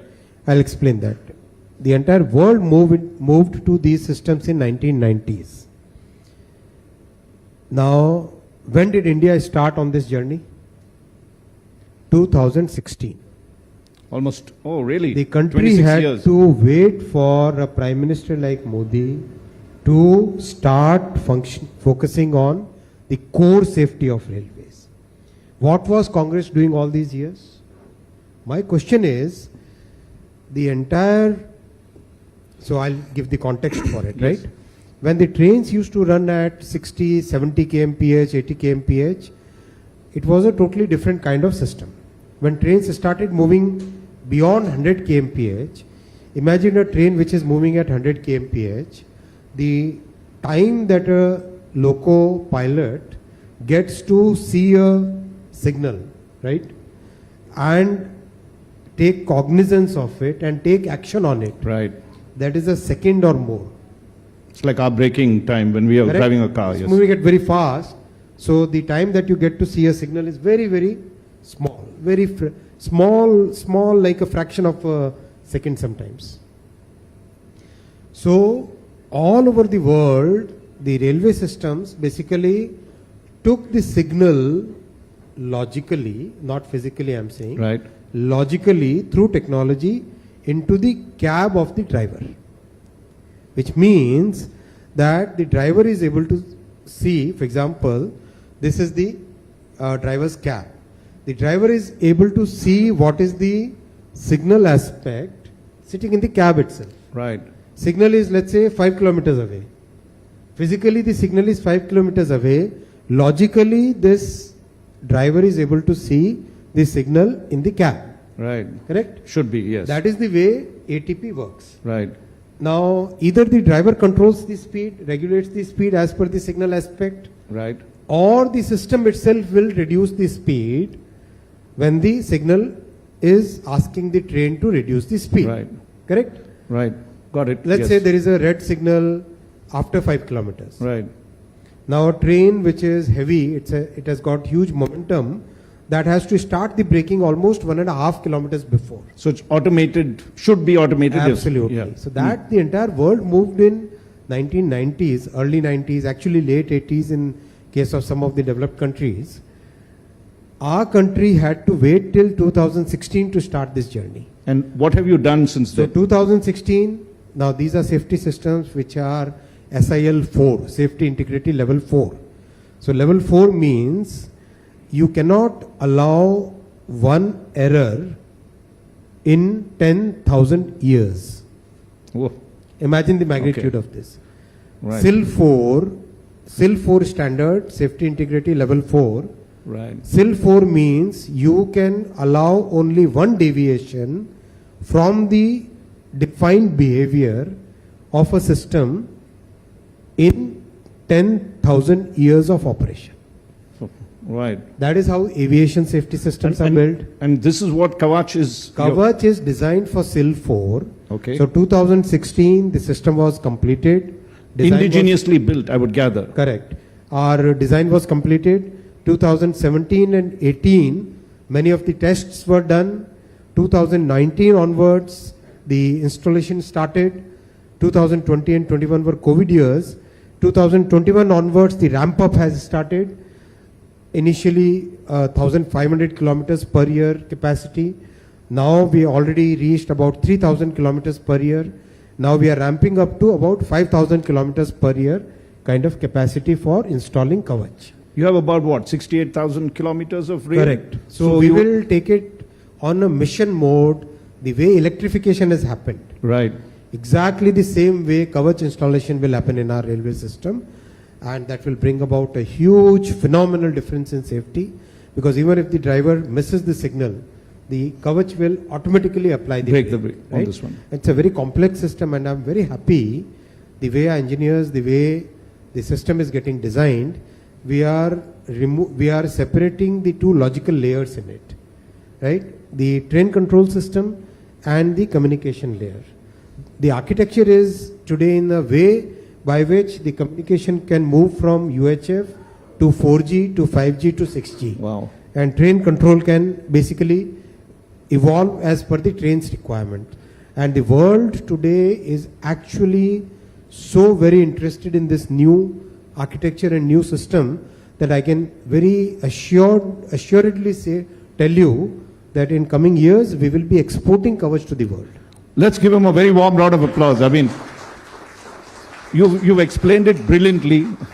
I think we should, you can anytime step into our shoes in terms of communication. So simply and, with a very logical approach. Congratulations for that. I just wanted to, before Anilesh comes in again, he's again on the trigger like this. He's my old friends.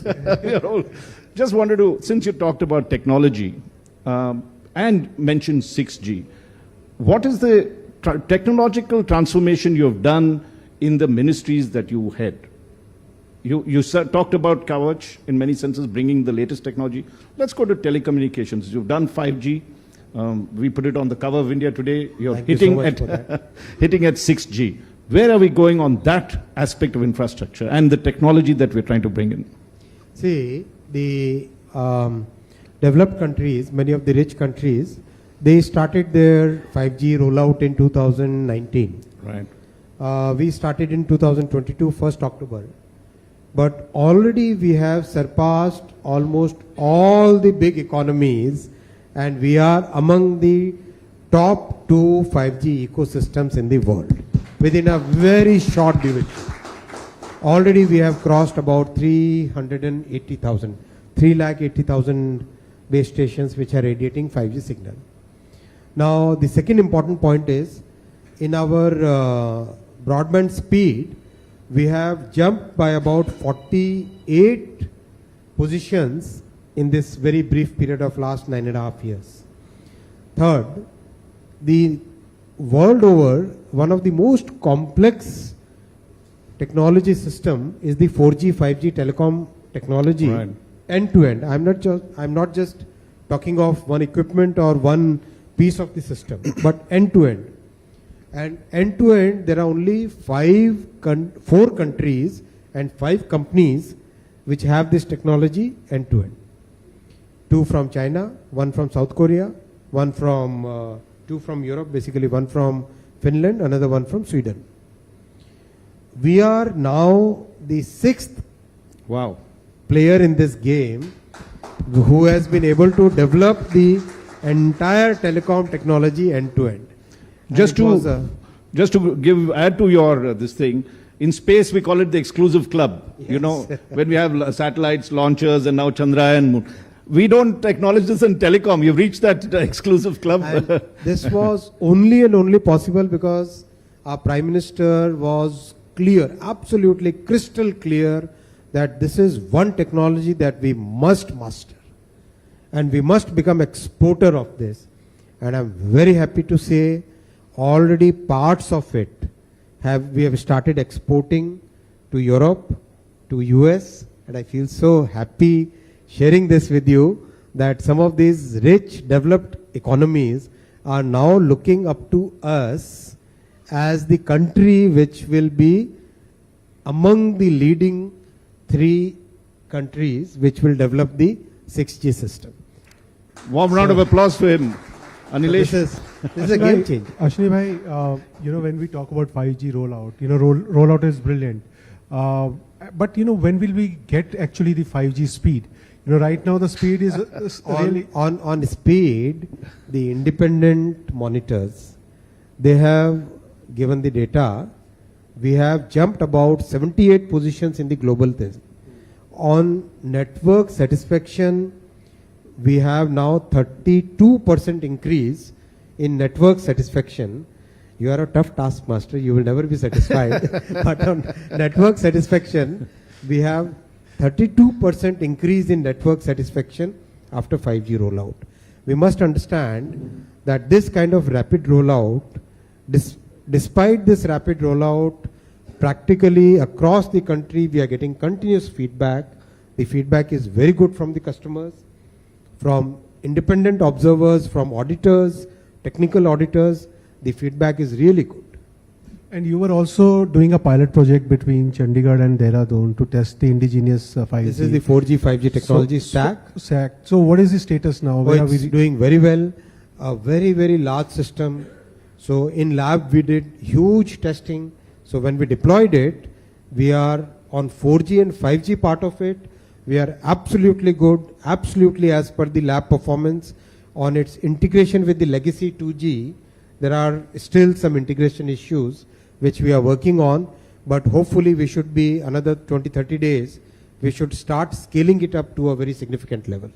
I wanted to talk to you, he talked about the quality of the calls that are going through, and one of the things we have here is, we end up making WhatsApp calls when we should be, in the past we would have these LAN-to-LAN calls, but nowadays WhatsApp calls seem to be better connected. That's one issue. Second is, and why is this happening? And second is, we seem to be heading towards a duopoly in terms of service providers. Is that a good thing to happen? And what are you all doing about it? Because is that a reflection? Our poor quality sometimes a reflection of the fact that we are duopoly? I'll explain the technology behind it. Till 2G, the communication used to be basically voice is getting converted into digital and then transmitted over the air. Other side is once again converting back it into voice and giving it, right? That was the conventional transition from wireline to wireless, right? Wireline used to be exactly the same. Voice is getting converted into an electrical signal. That electrical signal gets transmitted over wire and then you hear it back in form of voice. Voice is a pressure wave. Electrical wave to pressure wave. That is the conversion which is happening. In 3G, partially the network became digital. What does it mean? It means that your entire switching, switching as in if Raj is calling Ashwini, how does the network connect? How does the network connect Raj with Ashwini, right? That switching part of it, that connection part of it, used to be mechanical to electrical to semi-digital.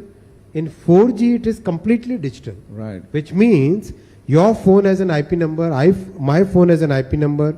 When I communicate with you, I basically communicate through a router which connects me to an IP, and that IP is your IP, which gets connected with my IP, and we get the call done. Right? So understand the change which has happened in technology. So you have a mix of So technology. there is nothing like a voice call now. Right. Okay. Even the voice call that you see Is actually going through is your. basically a digital call. Right. Okay. So if you set your phone properly, then your voice call and your WhatsApp call and your Viber call and your Signal call all will have the same setting.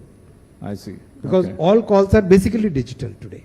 Correct? Smartly, that like a needs politician, knowledge. he has, shifted the goal No, towards you. duopoly, I haven't forgotten the question. The fact is that I'm you've got not two forgetting big your players. question. Don't worry. I'm not a person who will duck a question. Right? I want to take things head on. And I love it that way. Right? We have done everything that was possible to do from government perspective in the reforms of September 2021 and the subsequent period, where we have de-stressed the industry. We have made sure that the industry comes out of its legacy issues of series of litigations, myriad of problems. It has come out, it has come back, it is now healthy, it is bouncing, new investment is happening. Close to 1.5 lakh crore investment has happened. I can see a renewed interest in telecom across the world in India's telecom sector. Okay. Right? The industry also has to come, when we take 5 steps, industry also has to take 2 steps. This is the time when the industry has to pick up the baton and actually do what we have done for them. I can see in future India's telecom sector, already India's telecom sector is being viewed as a sunrise sector, and we'll see good competition, good technology and good quality of service. Ashwini bhai, one of the solutions to this problem is to revive BSNL. So BSNL you have already brought into operating profits. Yes. But how can we offload the legacy burden on the balance sheet? And what is the vision of the present government, where they want to take BSNL? So BSNL, it's a very important question. Thank you for asking it. BSNL had 3 major problems. One, it had a very, very bad balance sheet. 2, there were issues about technology. 3rd, there were issues about quality of talent. All the 3 points we have worked in a very methodical way. First, the balance sheet has been fully repaired.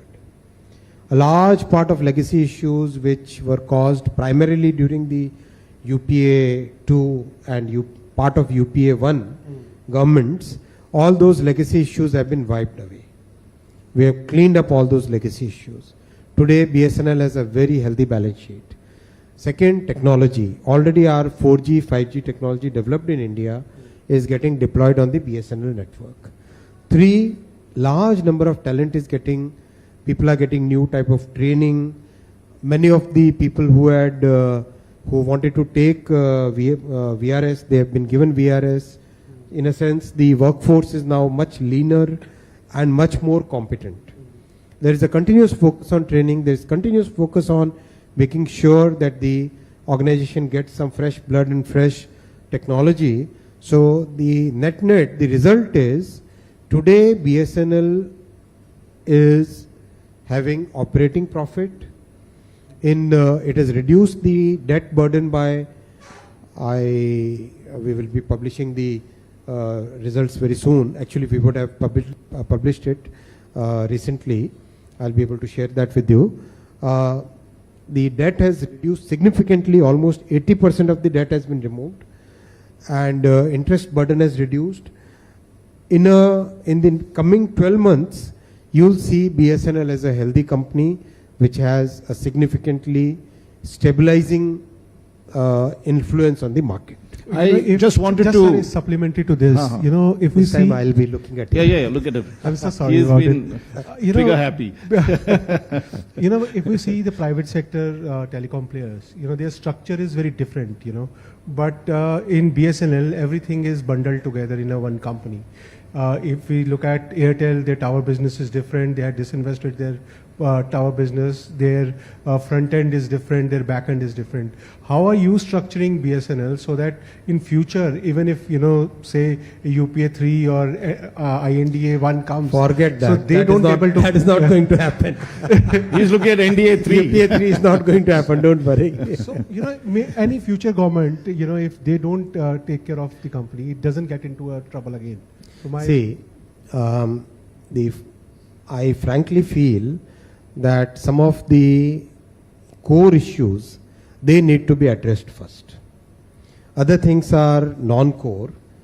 I would say you unbundle all those things. There are so many consultants who have given this kind of advice. But my point, my focus and government's focus has been very clearly on solving the core first. And the core is technology and balance sheet.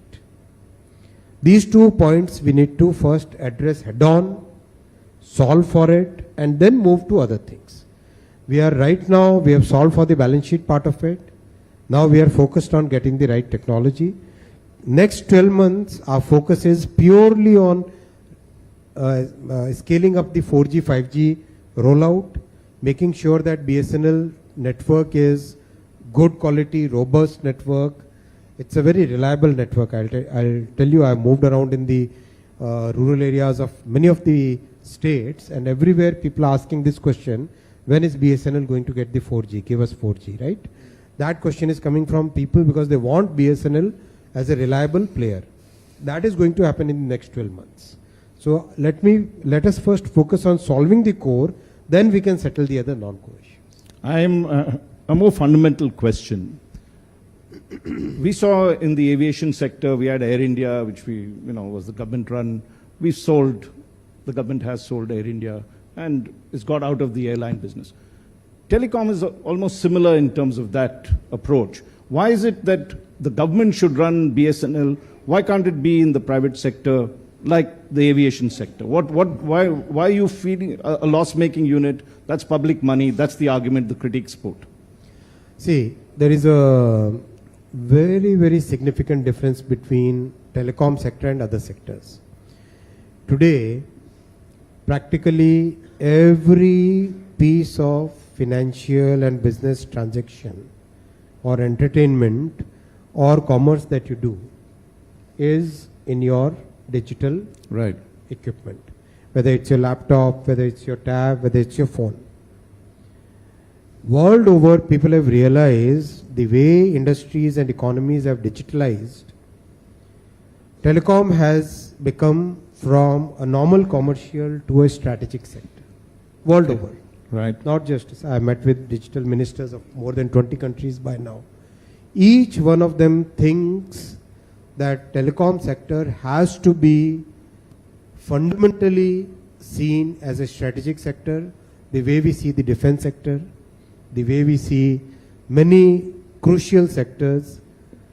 Telecom has to be seen like that. That's why we need one strong, one stable, one robust government sector player. You make a good argument for that, but when you come to railways, for instance, many of the railways in Europe and others are privatized to a large extent, whether it's rail maintenance, whether manufacturing of coaches. What is the direction you would like to go on that aspect? Do you want privatization to come in a big way, or what are your constraints on that front? See, I've told it on the floor of the parliament. We are not privatizing railways. And we are very clear for it. I'll tell you 5 reasons for it. The first reason, railways is a very, very complex system. Very complex. Each and every subsystem is interconnected. If you hit the leg, the pain will be in head. Right. That is the kind of interconnection of these subsystems. It's very difficult for any one player to be able to do justice to all the subsystems, first. 2, railways is very important for making sure that our economy grows by 6 to 8% over next 20 years. If you purely put commercial consideration, there will be so many parts of the network which will not make sense when looked in isolation, Right. but will make sense when looked as a network. Right? A network is a network and a section is a section. We have to understand the difference between pieces of a network and the totality of the network. Sure. Right? If we lose out that big picture, then we'll miss out big time on our economic growth. We have, I can argue, I can give you a 1.5 hour lecture on this.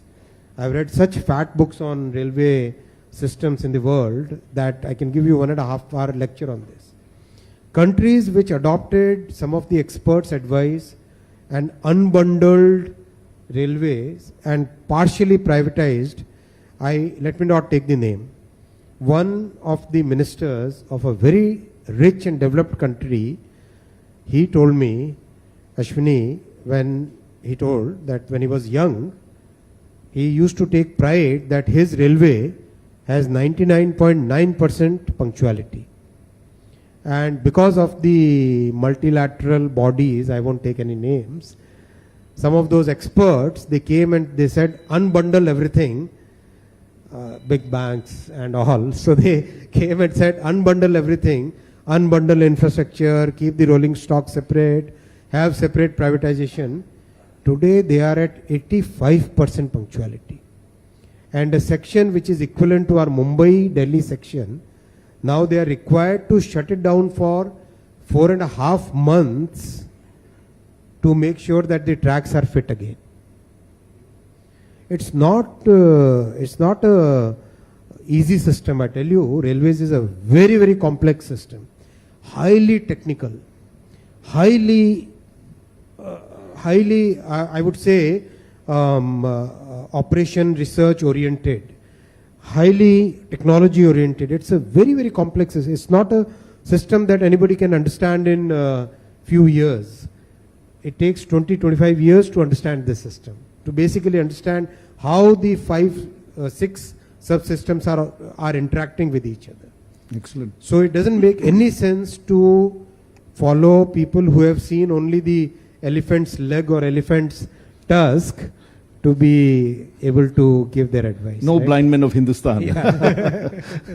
Ashwini bhai, I want to understand, you had a very ambitious plan of building countries' semiconductor capacity. Good question. And I know this issue is very close to your heart. But suddenly we saw that Foxconn and Vedanta's, they split and they decided to sidestep. One, what went wrong? And second, where are we now heading? Are we rethinking? Are we coming up with some new plan? No, absolutely. See, our program started on 1st January 2022. Our Prime Minister approved it on 15 December 21. Program was uploaded, policy was uploaded on 1st January 22. We promised to the country that within the first 14 to 18 months, we will have the first approval, right? Within the first 16th month, construction of the first unit has started. Construction of the first unit has started. This is the fab unit or? The OSAT unit of Micron. Right. And this is a very complex piece of technology. People, when they hear ATMP, they think that packaging is like packaging of glass, right? It's not like that.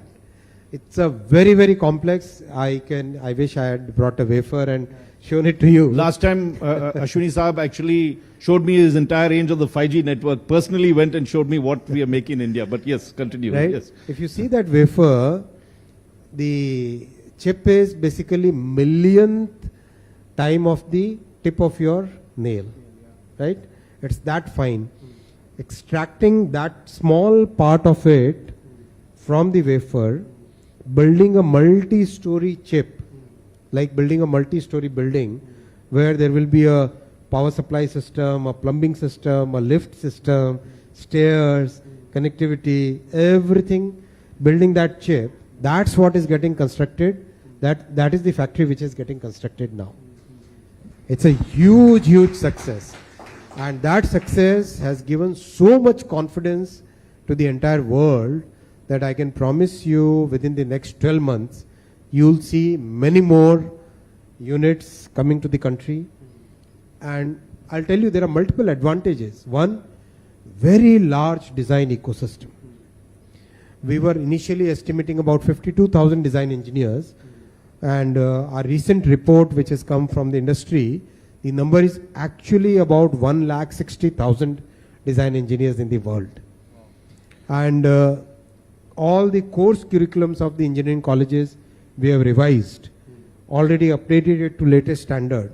We have started a new course in IISc where actually a student can, the way you move in a metaverse, you can move inside a fab and learn how that etching happens, how the chip is extracted, how the plasma operates. That entire system is today available to our students for learning and growing their talent. It's a significant stride that we have taken in the very short time. And that is what is giving so much confidence to the world, sincerity of Modi government, sincerity and clear communication that yes, this is the time period in which our government will do, and within that time frame our government is delivering. That confidence is what is driving the entire industry towards us. But when can we have, more players like Foxconn and others? Micron is one. Micron is among the top 5 in the world. But, we need competition as well, right? Don't worry, we'll have many more. The way you eat your potato chips, you'll get the semiconductor chips, don't worry. But I just wanted to take on technology and bring it right back to infrastructure.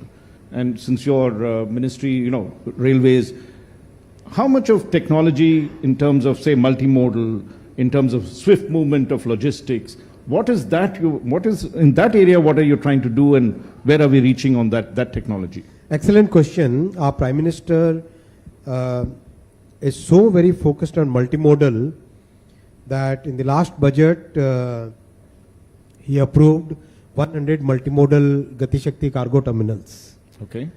Very happy to share with you, already 154 applications have been received, almost 116 approved. Wow. And 43 multimodal cargo terminals commissioned.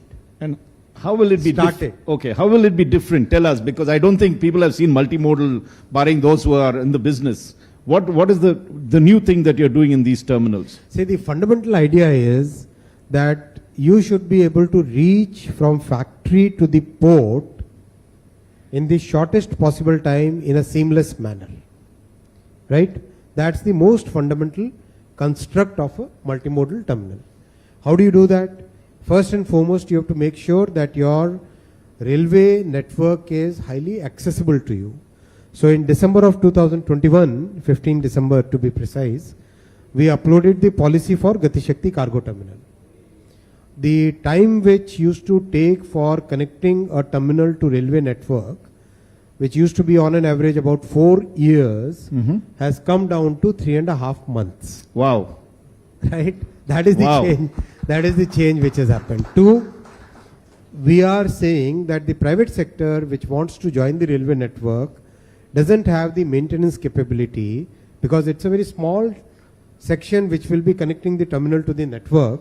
You can't have very expensive 150 crore machines to be operating on a 1.5 kilometer or 2 kilometer or a 6 kilometer stretch, right? So we structured the policy in a way where some of the complex things which are not possible to be as we say in the PPP, the risks should be allocated to the party which is best positioned to take it, right? That's a fundamental principle of a good contract. So in our policy, we said that some of the most complex things which are good, which are easily handled by the railways, should be done by railways, which are easily handled by the partner, should be done by the partner. That kind of policy we created. And that has given us a huge boost, and I'm very confident that the target was 100, but in the coming 3 to 4 years, we should be having almost 400 or 500 such terminals. Let's give them warm round. We're running out of time. You have Sir, first, then I'll have the last word. Ashwini Yes. bhai, your two of your ministries, IT and telecom, they got bulk of PLI projects. So what is the vision like? When can we have 100% India-made, India-designed mobile phone? Listen, today only we approved and announced, and 27 companies will be manufacturing laptops, servers, and many of them are designed in India, and tablets. And I was just polling them. Out of the 27, 23 say we are already prepared for starting the construction today. So Wow. that is the confidence of the industry in Modi ji's policies. Government is late or they are early? No. They are trying to catch up with government is the thing, because the government is moving so fast. Now they have understood the pace and they are also moving. I must also tell you that one of our biggest critic, Dr. Raghuram Rajan, he recently said, he acknowledged that yes, the value addition in India is now growing up, right? So can we expect a fully indigenous 5G connection loaded on a fully Indian designed, Indian manufactured mobile phone? Ashwini Vaishnav will be tweeting in the May 2024 that his party has gone majority. Thoda wait karo, अच्छी चीज आएगी. I shouldn't be telling everything on India Today. There should be somebody else also who should get the good news.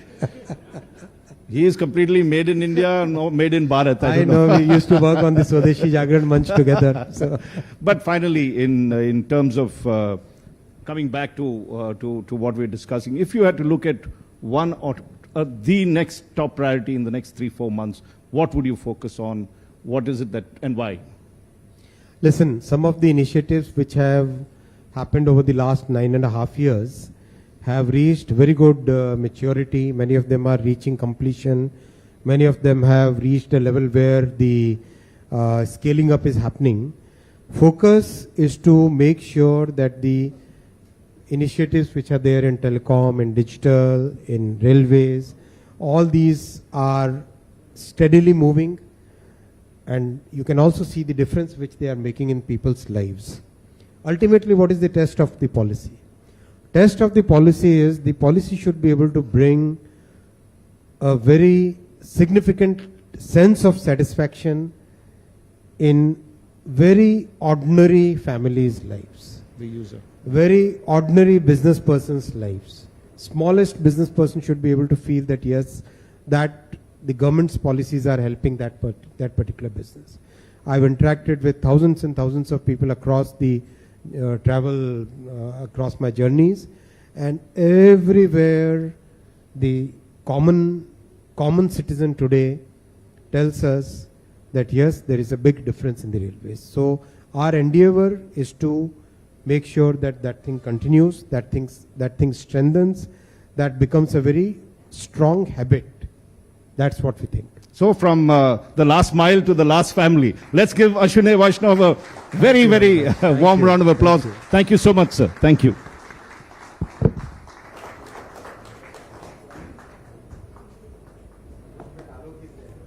Thank you, sir. Thank you for taking time out of your busy schedule to be with us here today, unraveling the several aspects of railways and digital tech for us and highlighting its many achievements, making us proud. Now, I'd like to invite Navraj India's director, Sachin Nagpal, to come on stage and present the token of appreciation.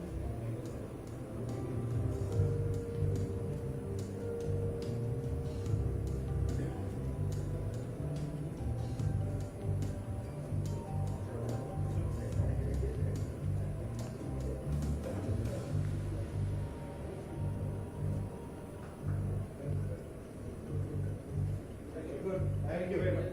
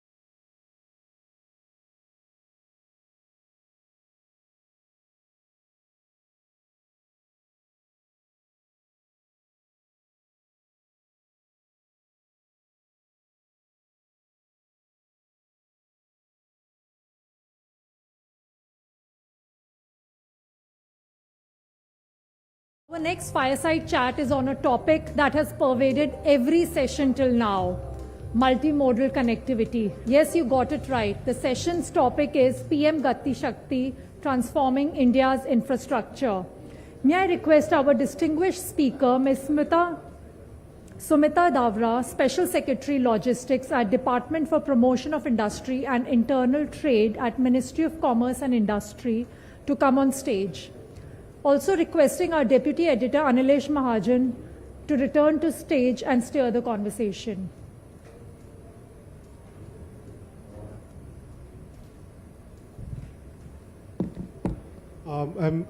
Please.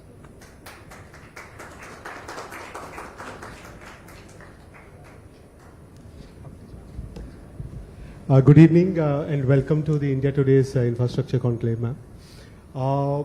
Ma'am, to begin with, I read your book on China and the infrastructure development which was done in China and how we can take the examples. And when I was told that you are coming for this, and that book came just in front of me, and then I also tracked the logistic policy which you have designed. Ma'am, country is in a very peculiar situation right now. We are coming out of COVID. Prime Minister has talked about Atmanirbhar Bharat, and the logistic policy is very crucial to make India not only self-reliant but also to export to the world. We have already heard Ashwini Vaishnaw, who is the railway minister, that how the cargo movement and multimodal terminals he is creating, and how the vision of the government is, and you are implementing the logistic movement and putting things together, synergizing various ministries, and Gati Shakti is one of the key aspects. Ma'am, take us through the government's vision, how you want to take things forward, and especially when, ma'am, we compare India with China. One of the biggest handicap we used to see was the logistic movement. People used to say that it's a 16%, and in China it is much lesser, and their turnaround time is also much swifter. So help us in understanding that how you are moving things around. So very good evening to all, and this is a very important question and nuanced question. So I will try to answer it in the best possible manner, which is also simple and direct.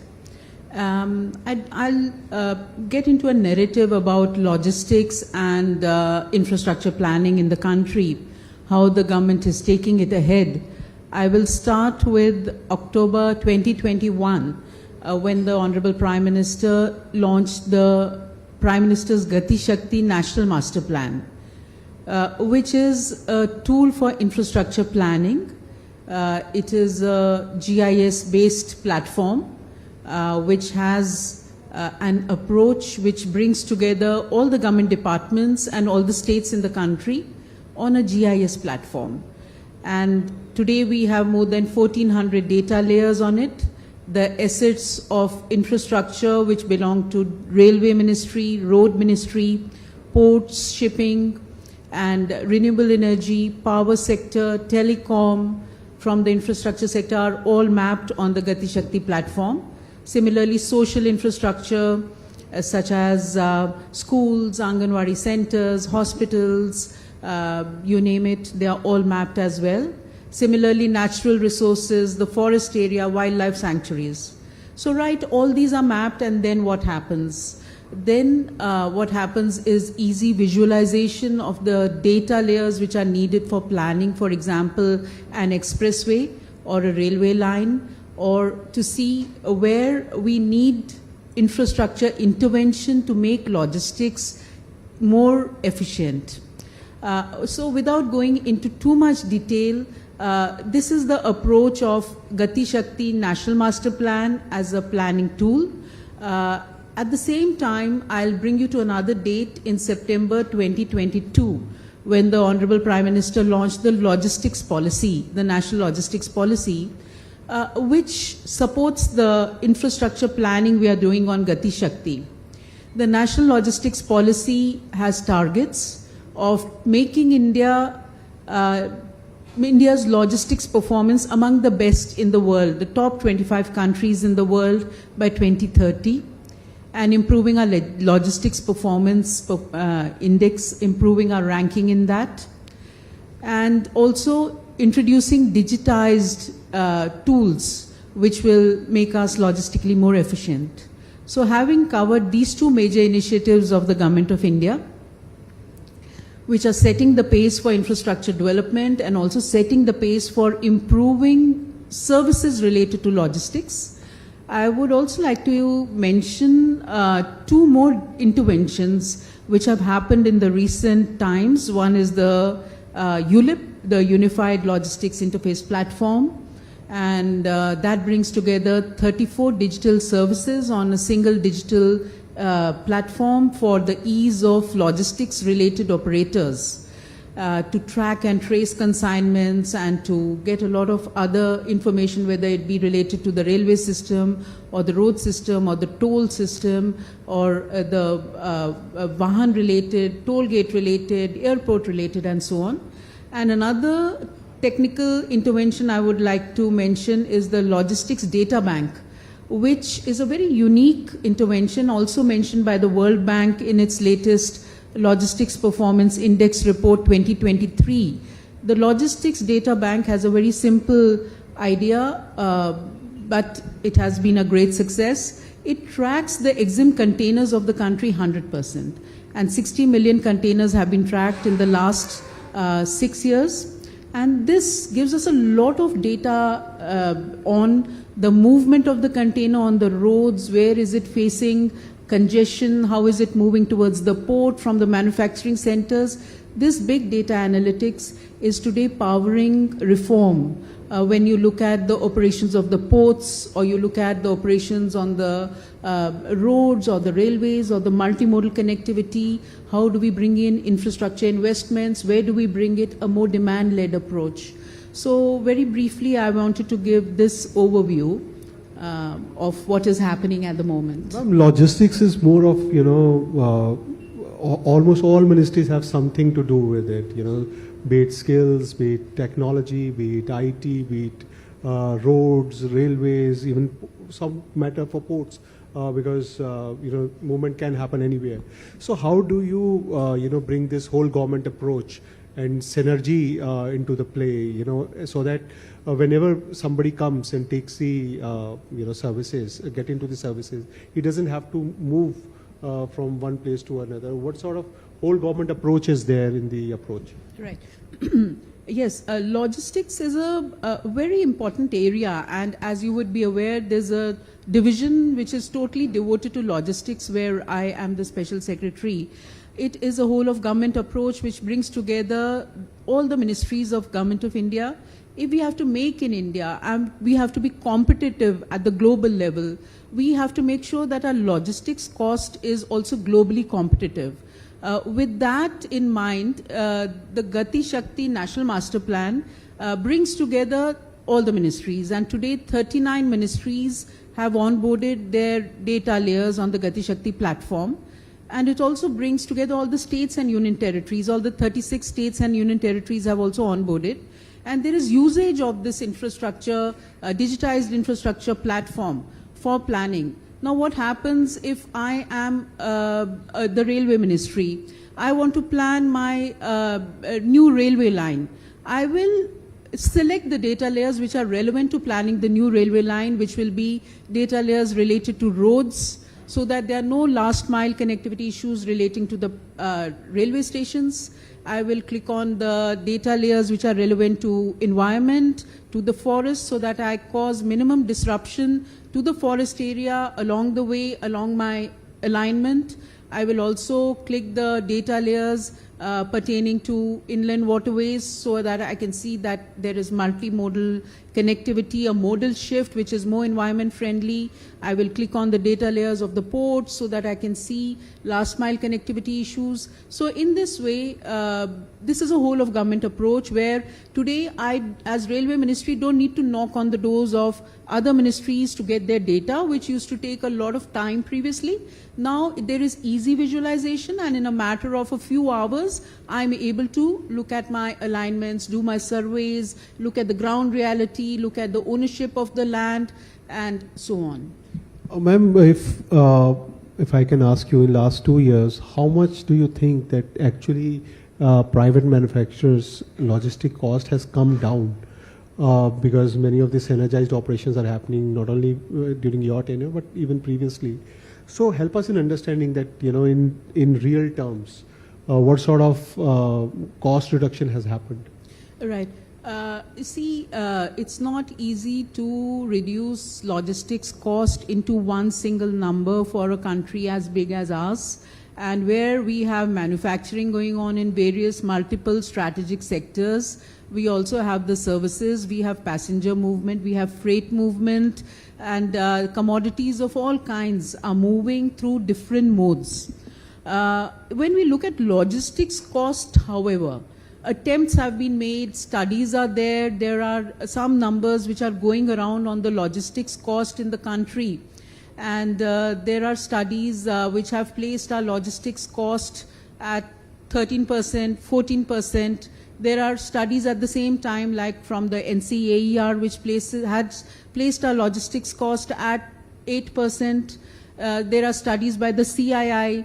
So there is no one framework which had hitherto been developed so that we can see the available data and also add to it through surveys. But now in the past few months, we have worked with NCAER and we have worked with the Asian Development Bank, and we have come with a framework for calculating the logistics cost in the long run. And we've also arrived at an estimate, a quick estimate, which is based on the available data. And that is going to be showcased very soon. Ma'am, we have also seen, World Bank improving our rating, country's rating in the logistic movement. I'm sure the government of India is, focusing very hard in improving those numbers. So where is the focus now? Right now, I think we are around 33, 34? 38. 38. So what is the focus like? Where you want to see India in next 5 years? I was mentioning the National Logistics Policy, which was launched by the Honorable Prime Minister last year. One of the targets of the logistics policy is that in Logistics Performance Index of the World Bank, we improve our position to being the top 25 by 2030. Today we are at 38. And if you look at the Logistics Performance Index, there are a couple of things we need to look at. One is it is across 6 parameters, which covers infrastructure, covers customs, covers timeliness of services, shipping, and so on, including logistics cost. At the same time, it is a perception-based index, and it does not take into account many of the reforms which I mentioned early on. It needs to be more objective, and the World Bank, for the forthcoming LPI report, it does mention some objective parameters, some key parameters which it would be adding, but we are working with the World Bank to impress upon them how through the various reforms India is improving its logistics ecosystem, and there are objective ways to showcase that. For example, if you see the logistics data bank, the LDB, which gives the dwell time of containers at the ports. Our dwell time of containers at the port is better than that of Germany, US, UAE, Singapore. So these are the kind of things which we are showcasing to the World Bank, including how Gati Shakti is helping us save the time and cost which is involved in planning infrastructure, how Gati Shakti is also helping us reduce the carbon footprint of planning infrastructure and implementing it. So this is how we are going ahead. We are also talking to the various ministries which are involved in improving logistics performance index, and the clearance, for example, at the airports, the air cargo clearance, the SOPs are being developed, processes are being standardized. We have a benchmark that within 24 hours all air cargo must be cleared. Similarly, if you see at the ports, within 48 hours all the cargo at the seaports must be cleared. There are SOPs which are being worked on, and there are processes which are being standardized. This is a multi-dimensional approach which involves the various ministries. Like you yourself said, this is not one ministry, but this is a whole of government approach. And yesterday we were interacting with the various ministries which work on the LPI, on the Logistics Performance Index. And one heard very good interventions. For example, there's the Land Ports Authority of India. It has introduced electronic exchange of information between stakeholders and the integrated checkposts, which has resulted in a reduction in dwell time at the land port checkposts from 57 days to 24 hours. And I'm very mindful when I give this figure, from 57 days to 24 hours. That is the kind of reduction they have been able to bring in their pilot. And that is what they are expanding to the rest of the country by December 24.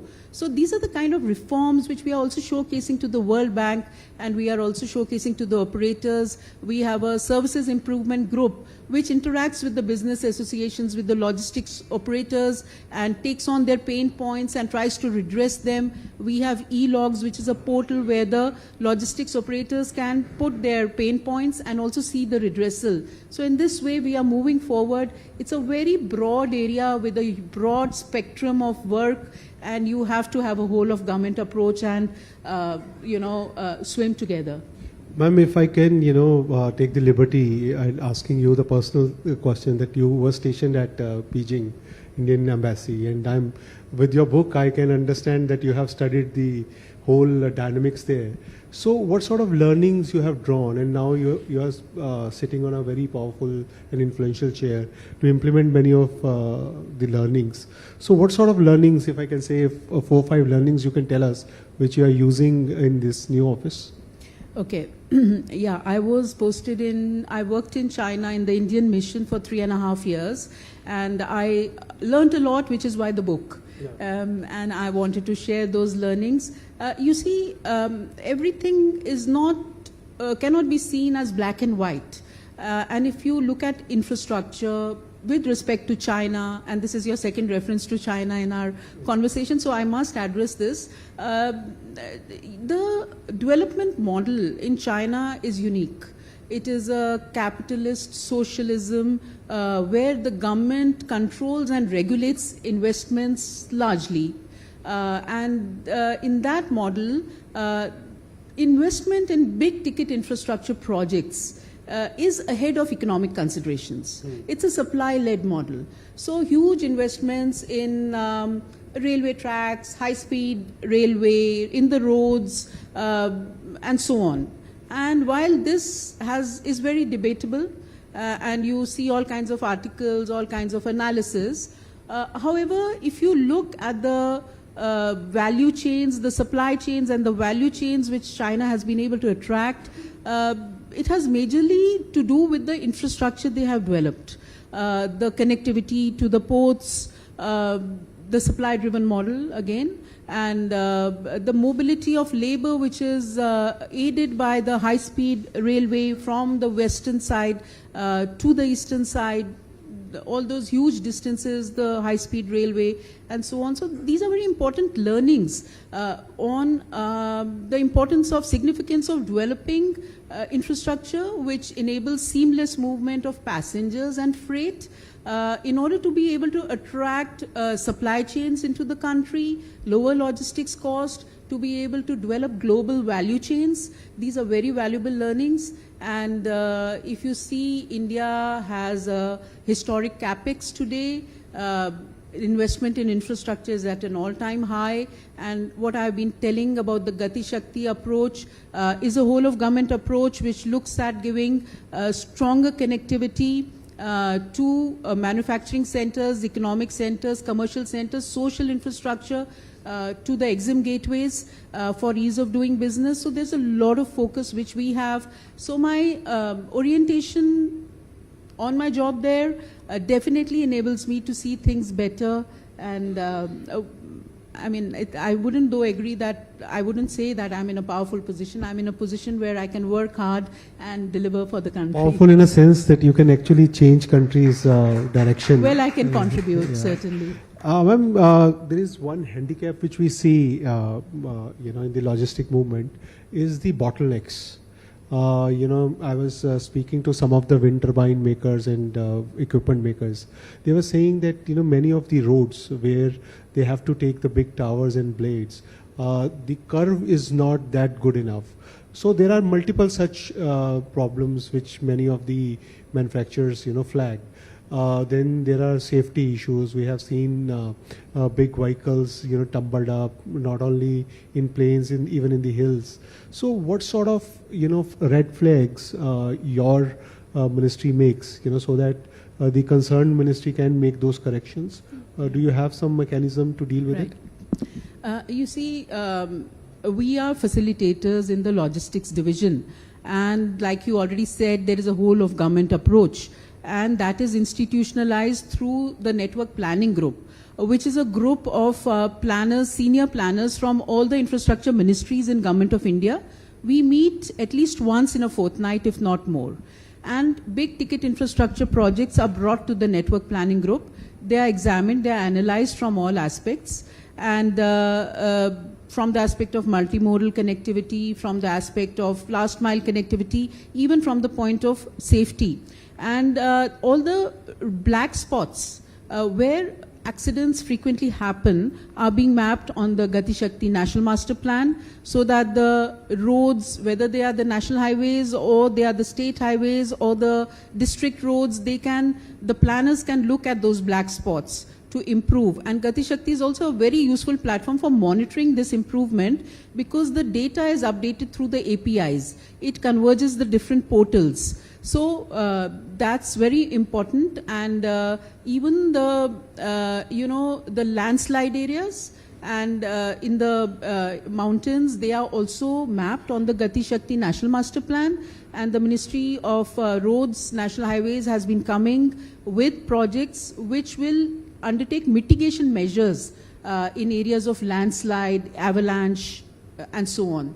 So since all these areas are mapped on Gati Shakti, when the roads are being planned, they just have to utilize those data layers to plan the roads in a more safe manner. So I hope I've been able to... And what about the cargo movement on railways? Because there have been instances where, cargo movement is slower. Right. Yes. Many of us would have read that there is an energy corridor which is coming up, which the railways has planned. It's a very ambitious project which brings together 192 connectivity projects of Indian Railways. Wherever there is movement of bulk commodities, coal, cement, fertilizers, food grain, they have studied the movement on the Gati Shakti National Master Plan. They have seen the red areas, that is the areas where there is slow movement because of over-utilization of the tracks. Where do we need augmentation of the track? Where do we need a new, line altogether? So the congestion points, the points where there is slow speed have all been seen and factored in when these 192 projects have been made. And the Ministry of Railways has informed the network planning group that they were able to plan 192 projects through easy visualization within a period of 1 month, a short period of time.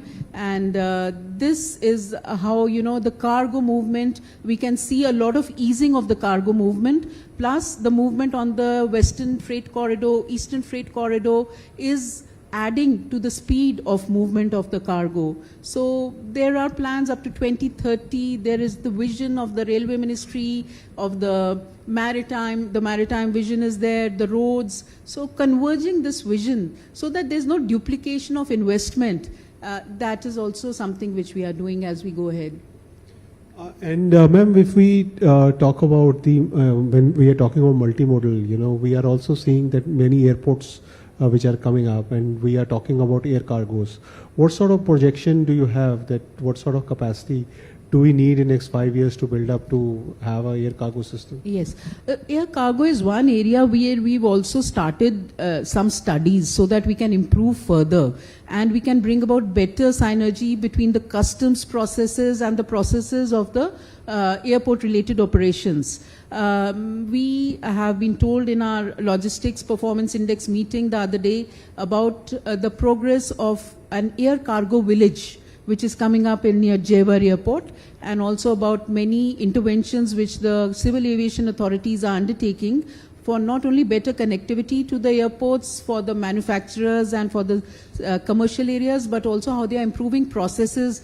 We are working more closely with customs and also, like I mentioned, standardizing processes, developing SOPs, so that there is uniformity in handling air cargo and also in clearance of the air cargo. And if I come back to roads, Ministry of Roads is talking about, setting up more smarter highways. So do you also think that, there could be more data which, your ministry can gather from there and build more intelligence into the road movement, toll collections, that how swiftly the cargoes can move? What is the interaction like?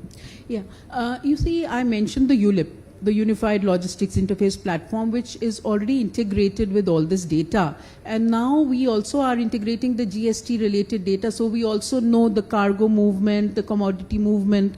So there's a lot of data which is coming in, and that's the big data analytics which we are now seeing how we can utilize it better for a demand-led approach to infra development, which is you have been mentioning China, the supply-led approach to infra. We are looking more at a demand-led approach to infra, a freight assessment framework where we can see the freight movement by road, by rail, by air and multimodal means, so that we can plan our infra better, we can predict where we need the next highway, where we need the next augmentation of the railway line and so on.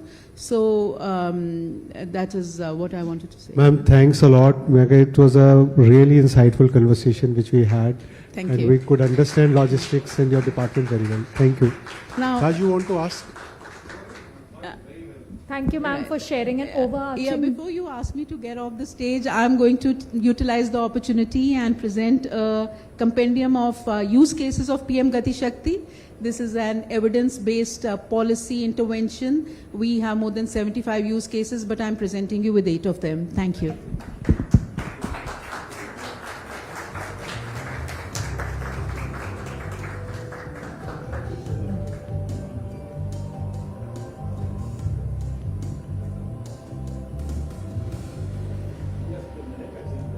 Yeah.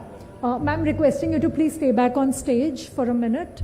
I would now like to invite Mr. Manoj Sharma, CEO Publishing at India Today Group, to present a token of appreciation.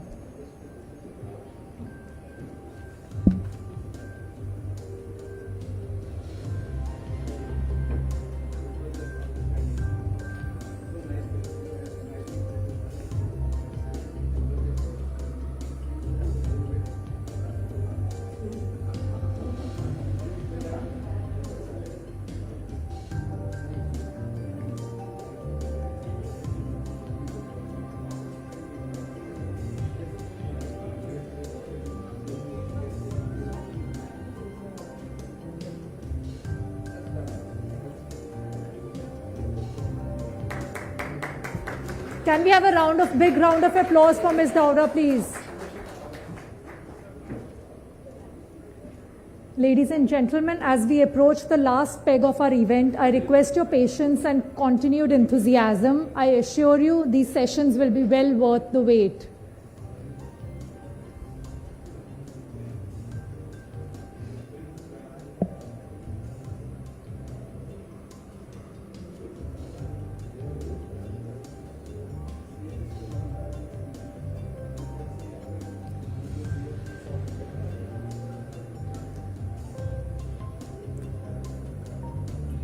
Our next session is on Haryana's journey towards a self-reliant and a fully developed state.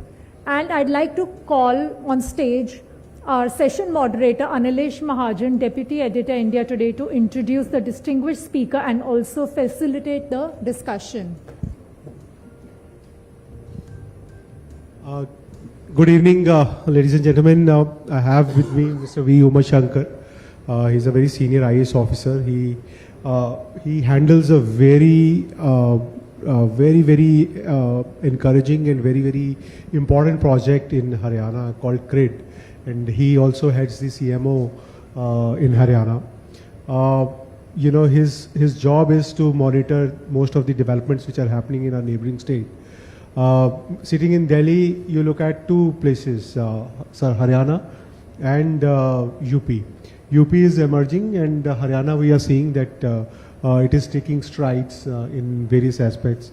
We are seeing that how this external corridor came up, then how you are taking the industry forward. But sir, I want to start with this ambitious project of yours, GRID. In simple terms, if I can say, Parivar Pehchan Patra. Your Chief Minister is very, very, enthusiastic about it. And at least whenever I meet him, the first conversation is about PPP and how he is transforming these social services and, the delivery of services. Help us understand that how this beautiful architecture works. Thank you very much, and pleasure being here. As you said, Parivar Pehchan Patra, it grew out of the vision that our Chief Minister had, and since 2015 onwards, he had been trying out various mechanisms and processes for putting it in place. The key behind PPP is data. We all say that data is the new oil, and it is true as much for governance also. And amongst all other infrastructure we talk about, digital infra, and more importantly, digital soft infrastructure is very important to ensure good governance as we go ahead. And part of it lies in putting together a database of families in the state. Why do we need to do that? The normal approach of governance is that citizens apply for a particular scheme, and on the basis of the application, the benefit gets processed and the money gets pushed in. We have seen a few advances that have happened over the last decade. Essentially, first Aadhaar coming in as a unique identity of a person, and secondly, the direct benefit transfer mechanism.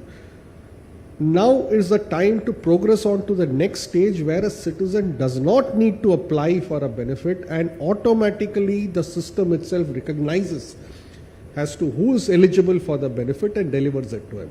So it's completely inverting the citizen government interface, where the government goes to the doorstep of the citizen instead of the citizen applying for a benefit. And at the core of that infra is Parivar Pehchan Patra.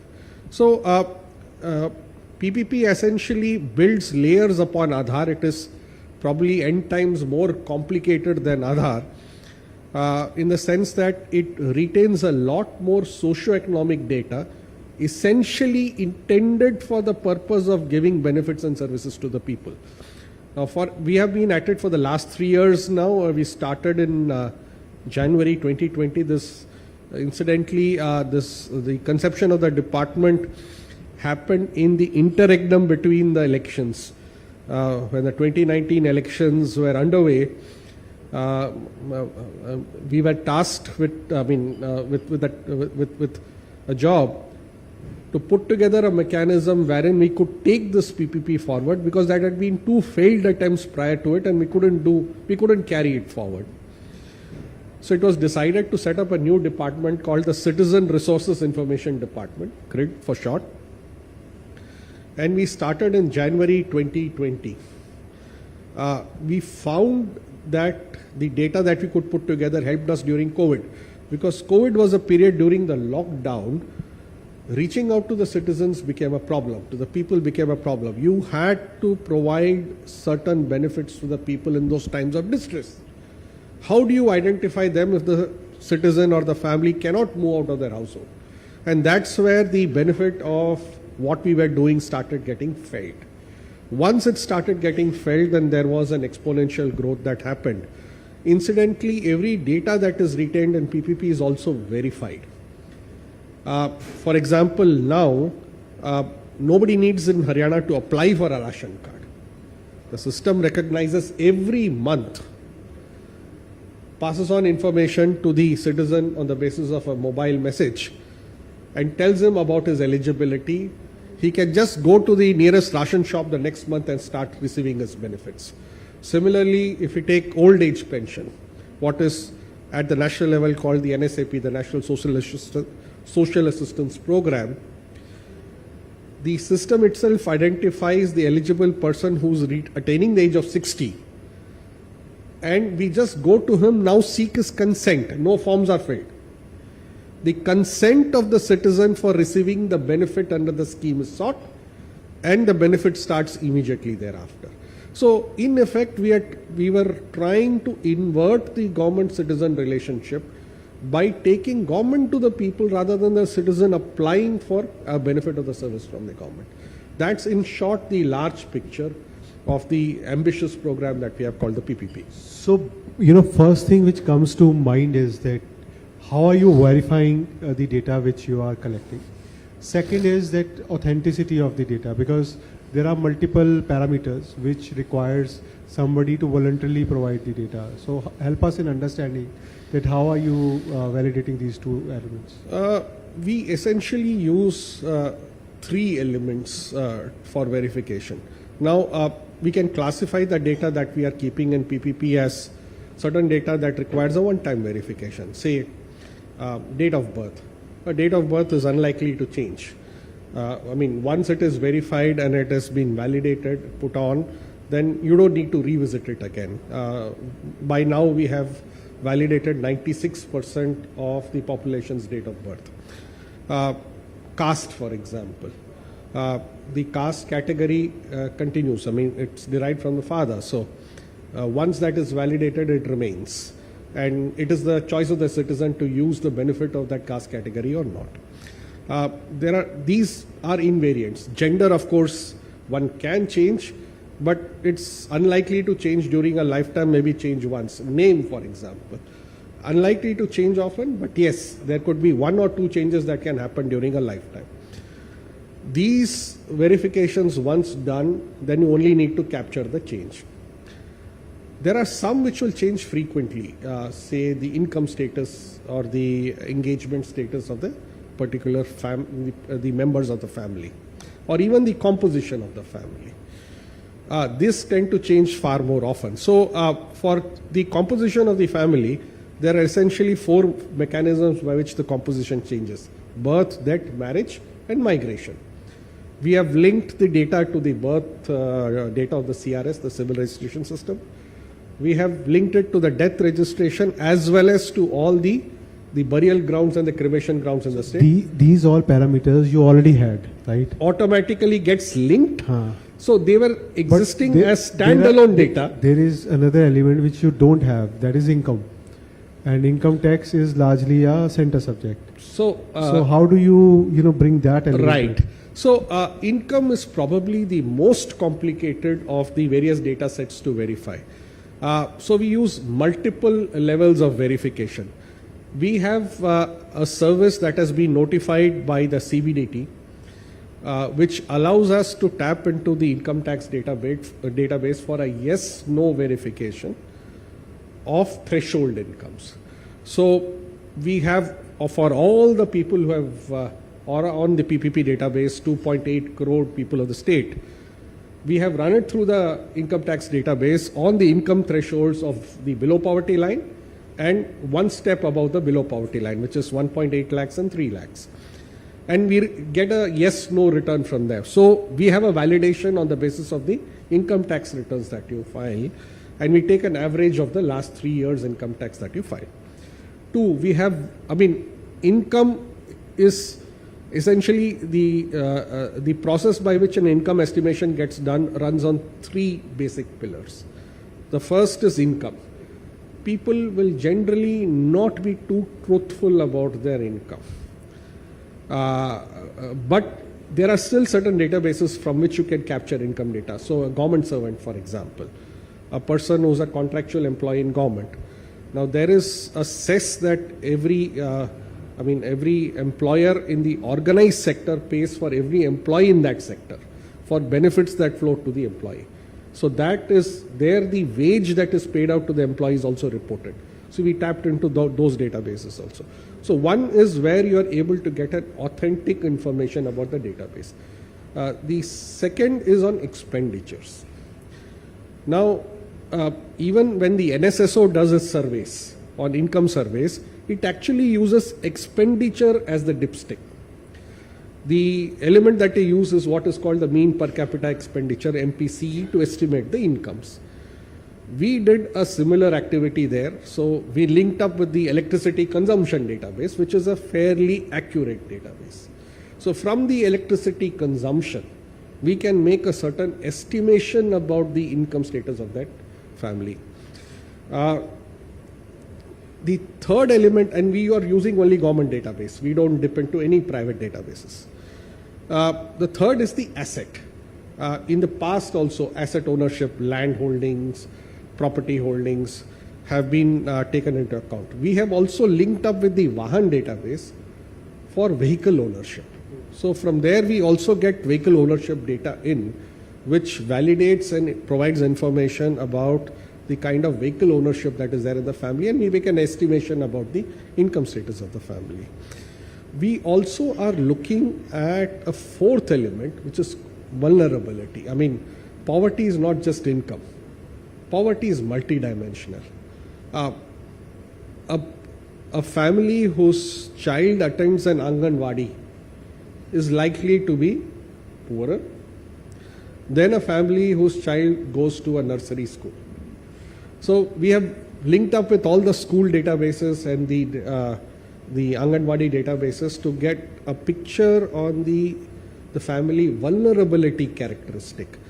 IIT Kanpur has developed an AI model which, on the basis of BMI reporting, can give you a range, an income range of that particular family or that particular member. So it's very novel, and it's still at the testing stage. So we have been collaborating with IIT Kanpur on that to perfect our models as we go along. See, most of the government schemes have income thresholds as a basis for eligibility, a below poverty line, a social assistance program, an agriculture subsidy. So for us, that threshold is important. You are above the threshold, it doesn't matter to us. But if you are below the threshold, that is very important for the state to ensure that nobody gets left behind.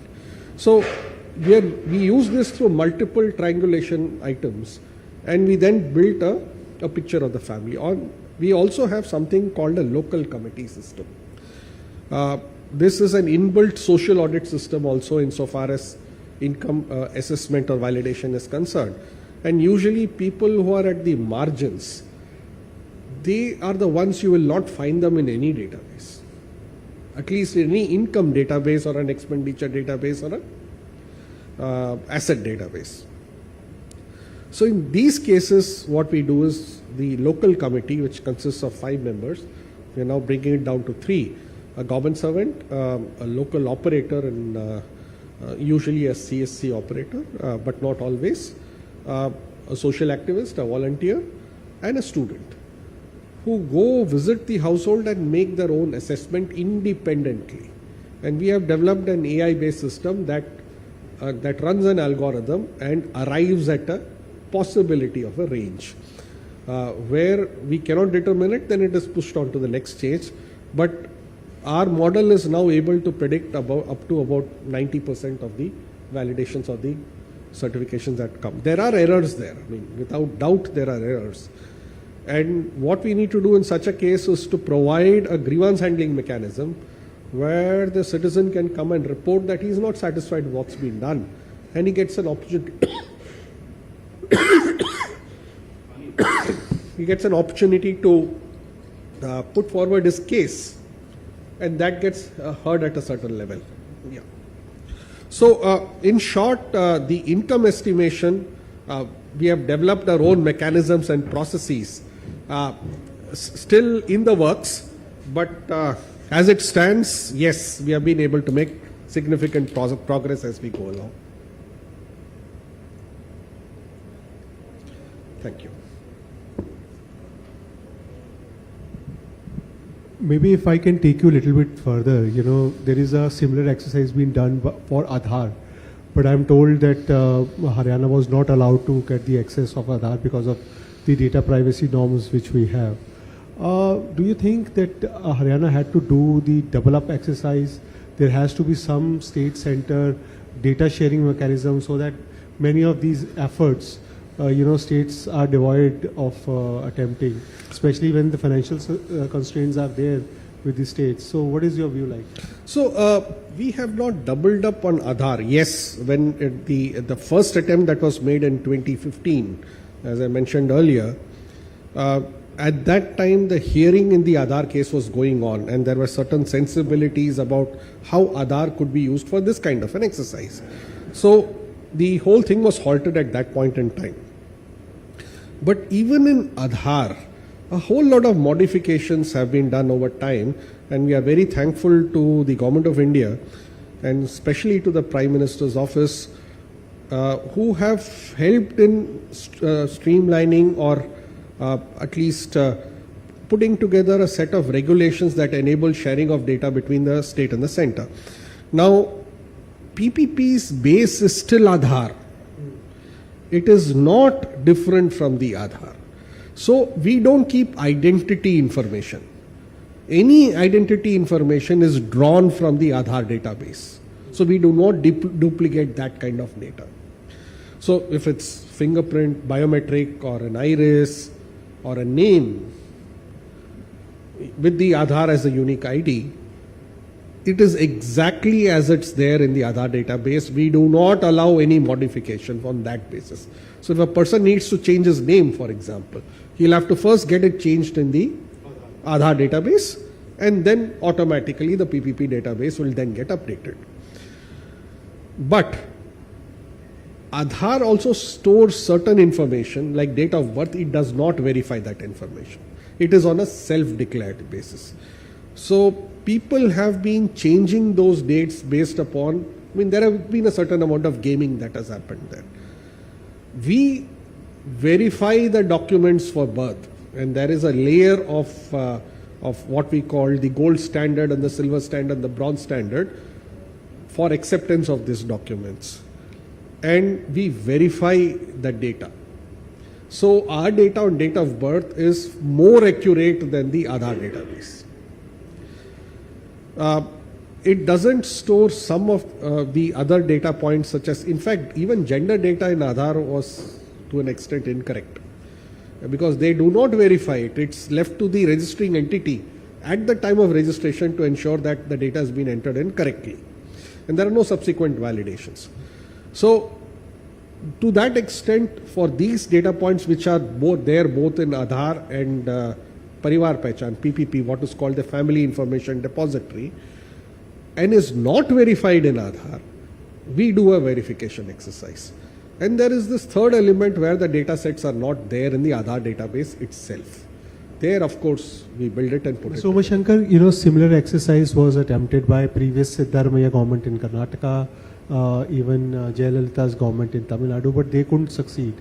You must have studied, where they went wrong and how, Haryana did better to build up this infrastructure. So essentially, yes, Madhya Pradesh, Karnataka, Tamil Nadu, they have attempted an exercise of this kind, specifically from a beneficiary viewpoint. But they all started with using the NFSA database as the base data. Now that works on the presumption that the NFSA database is correct. It has been built up over a period of 20-30 years. We have no idea as to whether that is correct. Family structures have changed. So if a person, for example, unfortunately dies, there is no incentive for the family to correct that data because you get an extra 5 kg for that member. In fact, the basic change that we made was that we did not go with any existing database. We started afresh. So everything was taken and afresh and verified, and then the existing databases were changed. So when we reached, it took us about 2 years to reach there, but then we sort of checked with the NFSA database. We found that there was a 1-to-1 correspondence in only 27% of the families. Okay. Only 27%. So that was the extent of change that we needed to make. Now the NFSA database was totally withdrawn and was completely replaced with the PPP database. So, sir, now when you have database and you have understanding of incomes and all, and when suddenly when we see CMI's data that Haryana has this much of unemployment rate, so now what is your understanding? What is the exact unemployment rate in your state? See, I mean, it's about 6%, 6.2% or something based upon the PPP data. See, it depends on the question that you ask, because in CMI, I mean, they report as a data set. The question, if you notice what on their website, the question that is asked from their sample, which obviously is a statistical sample, is it's not whether you are employed or not. It says, are you actively looking for work? Now, what we found is that, I mean, the aspirations, especially in these areas, are high. You might be engaged in something, and there is a rush for, say, a government job in the north. So when you ask a person a question as to are you actively looking for work, it doesn't mean that he's unemployed right now. It just means that he's looking for a better job. So if you look at the question that they are asking in their survey, that gives you a sense. So at one point of time, I think CMI reported an unemployment figure of 27%. It doesn't just seem logical. I mean, Haryana has been doing... More than 1/4 of Haryana is looking for a job. So, I mean, it just doesn't stand to reason. There is something with that problem with that data. And the key is not how they go about, the key is the question that they ask. It's the typical yes minister story as to the questions determine the results of the survey. And that's where I think the secret lies here. Okay. And sir, now to this infrastructure is implemented. So I want to understand how much saving the state makes into their social expenditures. See, the approach is not on savings. So although there have been savings, there have been ration cards that have been cut, and there have been people who have been detected who are taking these pensions wrongly. There have been a whole set of these cases. But the approach is not that we need to make a saving. The approach is, can we reach that person who's otherwise troubled? So, I mean, the key point here is that if people have to apply, then we have left them at the mercy of the people in the lowest ladder of the government hierarchy. And not everybody will be able to wind their way through the government maze to get what they want. This makes it independent of that exercise. So there have been a lot more additions than there have been deletions. The issue is not the saving. The issue is, are we able to reach the person who needs it without him or her having to run around, spend money, visit offices, fill forms to get what they need? So, I mean, when this question has been asked, my answer is that I would not rather mention a figure. I would rather say that this program enables the unreached to be reached. And that is the goal, that is the objective. Sir, I have spoken to many of the ministers at various states. Many of them admitted that they are studying, this infrastructure of yours and want to implement into their state. And it is our privilege that we have heard it from the architect himself. And thank you very much for your insightful conversation. So, ladies and gentlemen, with a great round of applause, thanks, Mr. Umashankar. Thank you, Mr. Umashankar, for your insights and your time. Request you to please stay back on stage for a moment. I'd like to call Mr. Manoj Sharma, CEO, Publishing at India Today Group, to present a token of appreciation.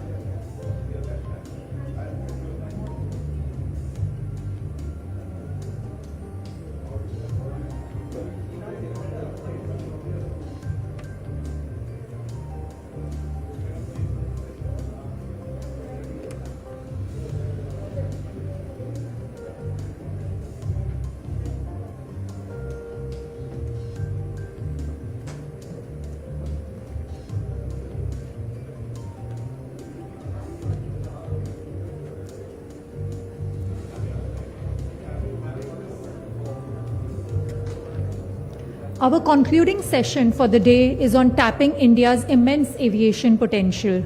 Despite the fact that the country's air travel penetration is relatively low, it is essential to recognize the vast possibilities that exist.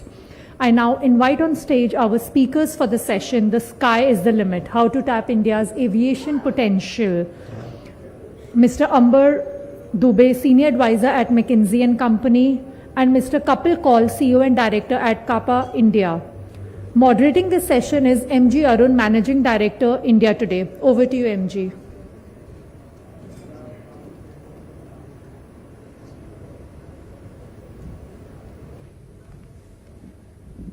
Good evening. There's no doubt that the Indian aviation is flying high. Domestic air traffic rose 10% in October compared to last year. Domestic airlines carried around 12.6 million passengers in October compared to 11.4 million flyers in October 2022. On the face of it, the airline industry seems to have recovered well from the pandemic. But that will not be the full story, and the sector has its own share of significant woes. To discuss the potential of the sector and the air pockets that are threatening the industry, we have two eminent panelists today with us. We have Mr. Amber Dubey, who is a senior advisor with McKinsey. He's also a former joint secretary with the Civil Aviation Ministry. And we have Mr. Kapil Kaul of Kappa India. Let me start by asking Mr. Dubey, how much do you think the industry has recovered from the pandemic? Because airline has been one of those sectors which had really been devastated. The numbers show significant, kind of a change. But what are the underlying, issues that you feel still dogs the industry? Thank you so much, Arun. I think the aviation industry is known as the industry of the warriors. Okay, so I was in the ministry when 2020 the COVID broke, and the way the ministry, industry, passengers at large, we got together and we used to have those 9 a.m. and 3 p.m. calls, collaborating with airlines on one side, the Army, Navy, Air Force, Pawan Hans on the other side, and 28 states and UTs on the other hand. And the way the sectors is bounced back, I think it's a stuff of case studies. As you rightly said, the numbers are now showing it. It used to be about 12 million per month. That used to be the regular number. I think pre-COVID, we used to do about 140 odd million passengers per annum. And for the first time this year, in the calendar year 2023, January to December, we are likely to cross the 150 mark, which is positive, which is fantastic. So we are going to overtake the pre-COVID numbers. And next year is going to be the upsurge year, and 2025 is supposed to be the breakout year. That's when the Delhi second airport at Jewar, Mumbai second airport at Navi Mumbai, and so many other capex projects which are going around in all the major airports. All of them are going to come upstream. So the summer of 2025 will be a fantastic one. As regards challenges, I think why don't we first let my good friend Kapil also speak, and then we'll come back to the challenges part. Yeah. I think you can take the same question, the recovery of the airline. Yeah, so thank you, Arun. We have had, I think, a devastating 3 years, as we all know. The industry lost about $6-7 billion. There was a demand destruction that we haven't seen before, and not only in India, across the world. And I think the recovery has been pretty sharp. FY23, we more or less reached back to pre-COVID, just marginally short of pre-COVID. We expected to cross 150 million plus. International should also cross pre-COVID in this fiscal. So the bottom line is that the industry is recovering after 3 years plus, both in domestic and international. The airlines have lost a lot of money, the airports have lost a lot of money. Recovery in the physical terms is going to take a long term. But in terms of growth and in terms of traffic coming back and that momentum coming back, I think we're good for this fiscal. It's a little slowdown from October, November than what we thought. It was relatively 13 million plus. Diwali was a little subdued. But I think the momentum of growth will continue, and we are in a good place after a long time. One of the worrying aspects of the Indian airline industry has been the fact that, the precarious finances of some of these companies. And we have seen how what has happened to Jet Airways at one time. We have seen what has happened with Go Air and now Akasha Air. So what I would like to ask you, Mr. Dubey, is that, what are the, real issues that are dogging, when it comes to, precarious finances doesn't happen just because, they don't have the resources, but it's also because of certain issues like, high aviation turbine fuel, which has been dogging the airline industry for quite some time. How long can the airline industry survive like this? No, I agree. There are some very structural challenges that our sector faces. And one of the biggest can be summed up in just one line, which is that we have the highest cost structure with one of the lowest fares in the world. Okay, because given our purchasing power position, we have to be very, very conscious of the price. The price is determined by the market, and there's very little that the airlines can do to push that up. And as we bring more and more, the next 1 million or the next 10 million passengers, they will come from middle income segments and from smaller towns and all that. So the paying capacity is a little limited, whereas the cost just keeps going. And as you rightly pointed out, ATF, of course, is 35-40% of the cost structure. We've discussed ad nauseum over the last decade. I think many of the states, thanks to the push from the government, almost I think 18 or 20 odd states have already brought it down to below 5%. Some of the big states do continue to be in that 20 plus range, which is not fair because this is a raw material and you don't tax the raw material, you tax the fruit. The fruit of aviation, you don't fly for flying sake, you fly for basically either business or travel, business or tourism. These are only two reasons why typically people fly. So you make money more on the business benefits and the tourism benefits rather than on the raw material. So that's one of the biggest issues. Then there are various other structural issues like airport, there was constrained airport capacity, which is now getting resolved. Most of the big airports are expanding and new airports are going to come up. On cargo side, a lot of reforms have happened. MRO, maintenance, repair and overhaul, it's still a challenge because most of our aircraft are still going out for repairs. A lot of systemic changes need to be done, which we can do a whole afternoon of discussion just on MRO. Pilots we've seen as a big issue because as the big fleets are being inducted, we also need to increase the number of flying schools. Otherwise, most of our young kids, cadets, are being sent abroad. So that adds up to the cost. And last but not the least, make in India on the aircraft side. So we've just been importing most of these as the sector grows, and we are bringing in more and more aircraft.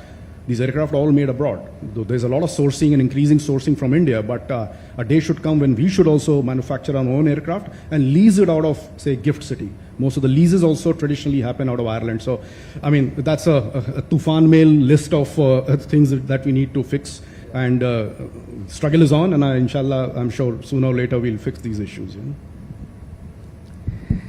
In fact, one of the things that one has been hearing for a long time is that India can be a global hub for international hub for airlines, but somehow that doesn't seem to have taken off. We have seen a variety of issues. We don't have strong airline. We don't have the voluminous local traffic that is required. We don't have the right infrastructure. So my query to Mr. Kapil Kaul, who has been tracking this segment for several years, is that what is holding India back from becoming this global hub that we all aspire for? So I think hub is a process that takes decades. You need an ecosystem for it. You have DIAL, which will now have the infrastructure to really do a proper hub kind of a model. And you have Air India, which is now bringing in long-haul fleets, but that's not enough. The whole ecosystem has to be built. Emirates Dubai didn't get built overnight. Singapore, 2-3 decades. So I think it's perhaps a myth that we could develop it overnight. It takes a long time. The state government is to take ownership for it. I don't think Delhi doing that to say that, listen, if I make a Delhi a hub, the biggest benefit would be Delhi economy. So we are far from it. Aspirations is good to have. Steps have been taken with airport infrastructure being in place and wide body aircraft that Air India is going to order over next few years. I think we'll have the basic starting point. But it also depends upon whether Delhi, what does Air India want to do? Air India perhaps would want to do a multi-hub strategy. They will say Delhi, they will say Bombay, they will say Bangalore. So they may not typically consolidate like we see in Dubai. But the broader point is that the OD market for India is so large. And if I take South Asia as a proxy market for it, I don't know whether Indian airlines would need to develop a hub, which is to take traffic from Australia to Europe or, let's say, Southeast Asia to West Asia. The OD market is so large, 60% of it is taken off. If you redirect it back to some extent, you have enough on the table. What you typically get from an Australia to Europe traffic is maybe closer to 100 million, very large pool. You may pick that up when you need, particularly in off-season. But that's a very diluted traffic. The yields are very poor. The world is, focused on that market. I don't really think that India, for the near foreseeable future, should look at flows from, let's say, Australia to Europe. There's enough market on an OD basis. It has been underpenetrated for 10 years. If we focus on that, from a profitability perspective, that may be better. So I'm of the view that hub takes a long time. You may build gateways first. Within gateways, you may have certain corridors that you will build. Hub takes a lot of time, but starting the fundamentals in case we are interested to build a hub are there. But traffic is like Bangalore, New York direct. Hyderabad, New York is a good flight. Hyderabad, Chicago would be, SFO would be a good flight. Chennai, New York would be a good flight. Typically, it would come to Delhi first. But most of these states and the customers want direct flights. Air India wants to take advantage of that. So I think the market is big enough for India to take advantage of the OD traffic, redirect traffic that's gone to Middle East and others. And later on, as we grow along, see how can we tap into, let's say, an Australia to Europe market. But we have enough OD. I don't believe that typical hub, what Emirates does, we need to do. Because they don't have a source market, Dubai. We have about 72 million customers, 70 million this year, may go to 140, then go to 250. We have enough on the table. What we must build is an airport infrastructure which can make must make the airline and airport services to a extent that I don't want to go via Dubai. I don't want to go via Singapore. I have to take a direct flight. The quality of an airline is good. The quality of airport experience is good. The network is developed in a manner that I reach at the right time. As long as those fundamentals are kept in place, I don't think we need to do a lot. So for me, a hub will take a long time, and whether we need it or not, that's a different issue. Yeah, coming to the point you talked about, the domestic capacity. Of course, there is a huge potential, but it is also true that the country has again gone away from the concept of a low-cost airline. I mean, so many models had been worked in the past, but they have not really sort of taken off, and we have seen how airlines have sort of failed in the past in this particular segment. Flying is still not an affordable kind of a thing for the large percentage of the population.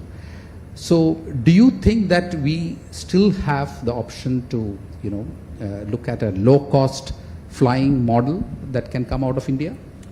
So first of all, I mean, you did ask Amber about airline failures. There are one aspect which gets forgotten. One is that obviously direct indirect taxes are 20-21% of the total operating cost, depending upon which quarter you take. It could vary if you take quarter one or quarter two. It was roughly about 20% of direct operating cost.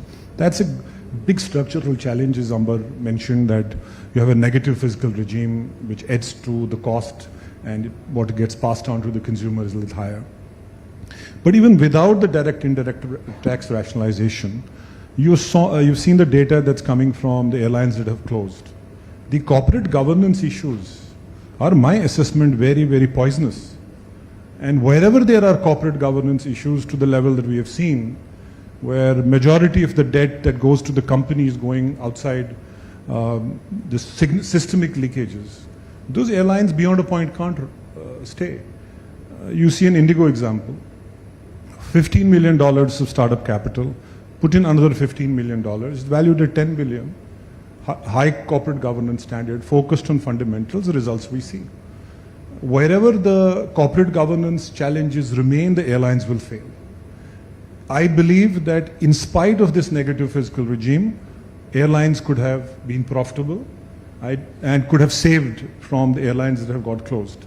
It's a question that the corporate governance issue to me is much larger than the physical, negative physical regime that we seem to be often talking about.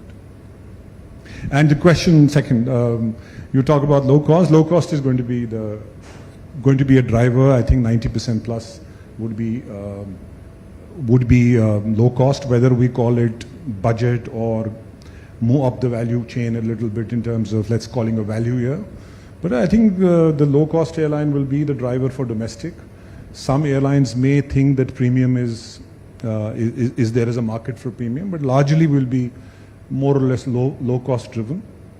And Indigo's example is a case in point to prove that if it is done well, it can serve the customers and can make the airline profitable. But if you have a governance challenge where the leakages are institutional, there are intellectual management capital is very limited, then I don't think you can have an industry which can thrive. So I think, and second point I would just say, which is more important, is that we've seen this industry for about two decades plus. This is the first time I'm really confident that the airline system in India is very strong. The Tata's acquisition by Air India's acquisition by Tata's, to me, is a game changer. I don't think the industry fully understands what it will lead to. So you have two principal players with 90% market share, both well capitalized. They have the ability to fund long term, have a long-term strategic focus, want to build world-class airlines. I think we are in for a transition which is permanent, which will change the industry. Obviously, the corporate governance will be much better, of higher standard that in these carriers. I think we are in a good time after a long time where everything we talked about is airline failures. Now there is companies which are investing billions of dollars and have a long-term view that will change everything around it. So bottom line, we are at a very good place right now. And I think we are in transition, which will be structural. Anything that goes, let's say the physical part gets addressed, will add more value. But even without that, I think these two airlines can make money. And I think like Indigo made 3,000 crores in Q1, very soon you will see in a couple of years Tata's making money. So the fundamentals are pretty strong right now. That was a good point about the fact, how the Tata's entry has been significant, and the kind of huge aircraft orders that they have put in, which was followed by Indigo's equally big record of aircraft orders. So how do you see these, decisions, corporate decisions? I mean, do you think that the whole industry is poised for a giant leap, as we have, said in our caption, our title? No, absolutely, and this is a giant leap which should have happened 20 years back, because for 20 years both of us have attended umpteen conferences and kept on rattling the same stuff over and over again: structural changes, fiscal corrections, airport capacity, going into the interiors. 2003 was the Naresh Chandra Committee report, which finally became in 2017 the Udan scheme, which is now a PM's flagship program. So a lot of these things, and also Air India privatization, late 90s and early 2000s, we came very close to privatizing Air India. So all these structural changes have been debated, discussed, 2 steps forward, 3 steps backwards. And also this whole treating aviation as a rich man's mode of transportation.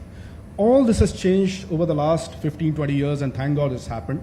And also governments would be very wary of talking about aviation because it was supposed to be a luxurious item. You don't see politicians talking about say golf courses, okay? But what is happening is that this systemic change, the regulatory changes, the fiscal corrections in many states which have brought down to ATF charges to less than 5%, government support, policy support, and now this Air India privatization and the huge upsurge in the airport capacity, which as I mentioned, sorry for being repetitive, but next is the takeoff period, and by December, Delhi 2nd and Mumbai 2nd are going to come on board, and the summer of 2025 is when we'll see a huge upsurge.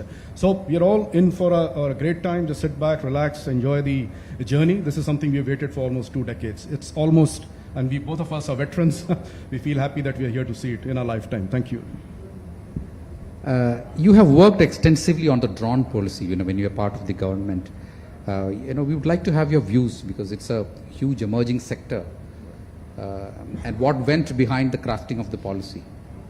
No, well, the drone policy, of course, it's a massive change which happened in 2021 because before that, see, when we do policies, it's always done in the context of the situation at that time. And 3 or 4 years back, you were hearing only negative stories about drones. Okay, some strike in, say, Saudi Arabia or something happening in Iran or Afghanistan. So we only, terror strikes, etc. So you only thought about the negative part. So I won't say that the policy making at that time was wrong, but somewhere between innovation and security took a heavier, that took more weightage. So most of our laws were in favor of checks and home ministry clearance and police clearance and all kinds of stuff. And we realized that this technology is booming. This is the future of aviation. In fact, maybe 20 years down the line, you won't even see a pilot when you enter an Indigo or Air India plane. You might just see computers running the plane, and that a pilot could be on the ground or underground. So it sounds like science fiction, but it may happen. Space stations, spacecrafts are always all managed from the Earth. So massive change are going to happen, and it has huge impact at the grassroots level also, whether it's agriculture, road, railway projects, power lines, telecom lines. I can just go mining. You can just go on and on. In fact, Arun, there's hardly any sector where it does not have an impact. So after a lot of churning and debate, finally we decided that we're going to go completely in favor of growth, while keeping an eye on safety and security matters. And that's how the drone rules of 2021 came. Then the PLI scheme, within 2 weeks, the cabinet approved the PLI scheme. Normally it takes 8, 9 or 10 months. Within 2 weeks that happened. Then after PLI, we had the drone certification scheme coming out. And then within 6 months, we had the import ban, which is very difficult in today's times, import ban on foreign drones coming in. So I think the whole ground was laid, and now it's up to the entrepreneurs, and we're seeing the numbers almost doubling each year. The revenue of the drone industry, this is doubling every year. So I see a great future ahead. Yeah. Great.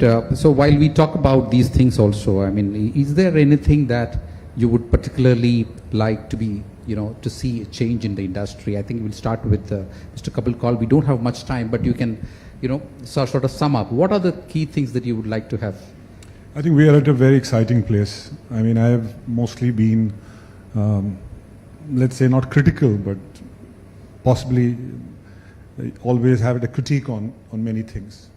I think in my 20 years, first time I'm feeling that you have a stable airline system. And the impact of that is going to be game-changing. We'll see it in 2 years. It'll change the entire aviation ecosystem, travel ecosystem, permanently. And I think for the government to privatize Air India and take a 60,000 crore haircut is my assessment the biggest reform. It's a very boldest reform, the biggest reform, and I think that'll change the industry. So that's number one. First time, at least for the next 7 years, we have airport capacity that we never had. We had demand coming and no airport capacity. This time the airport capacity, largely because of COVID as well, is ahead of time. We have almost 500 million airport capacity in metros. So we are well placed as far as the airport capacity is concerned. Third, which is critical, I think the travel is becoming, the penetration is increasing. People are traveling more for leisure, business, work, extra, and we are just on the tip of the iceberg. So the fundamentals are there. I think India must take advantage of it. But there's the other side which possibly brings challenges, is that we have 2 airlines having 90% market share. What are the institutional measures in terms of competition, in terms of consumer interest, that needed to be done? We have to finally recast DGCA. We've been saying it for about 2 decades. You cannot have DGCA the way it is with this kind of a growth. You'll have to overhaul BCAS. You'll have to bring more strategic competence in the regulatory and policy making level, because we are entering an era we have never seen. And the space of growth is going to be so overwhelming that whilst we are happy on one side that we have a stable airline system, airport infrastructure is there is demand which is exponential, it will continue for years. If the other side continues to be in a legacy mode, and frankly, I think we'll have more fundamental challenges than before. So I'll urge the government that if you could do a reform like Air India, which is my assessment the boldest reform that I've seen, it shouldn't be difficult for this government to say, I'll overhaul DGCA, I'll overhaul BCAS, I will hive off ANS, I will do those institutional reforms, which I think the sector deserves. And if we are able to do it, let me tell you, by 2030, this will become one of the key pillars of our economy. It is, as it is going to be a key pillar of the economy, But without these institutional measures, I think we'll be left behind. That's my view. Amber, what is your take? So I guess Kapil has very well summed up most of the changes. So there's the fiscal part, the institutional part, but I would also again reiterate at the risk of repetition, serving in India, maintenance in India, research in India, cargo in India, train in India. So it's not just make in India, but all these other services which all need to be promoted, and we have to, it's basically government, regulators, industry, and other stakeholders working together to make this happen. Lot of words have been spoken, but I think it's time now to shift focus, because airlines and airports and Air India, most of those issues are now resolved. And the last part is on the drones. I guess we are happy to have a production-linked incentive, but I think now we need to focus on the IP part. This is mostly assembly of drones, most of the parts coming from other neighboring countries, but somewhere we also need a RLI, if I may put it, a design in India, or a design linked incentive, or a research linked incentive. Unless we own the IP, we'll otherwise just remain assemblers and sellers. And these are 3 or 4 of my thoughts on what needs to be done. Thank you. Excellent. I think, we have heard both sides of the airline story from 2 of the finest experts in the aviation industry. Thanks a lot, gentlemen, for being part of this. Request you to please stay back on the stage for a moment. I would like to call our Group Editorial Director Publishing, Mr. Raj Chinappa at India Today Group, to hand over a token of appreciation.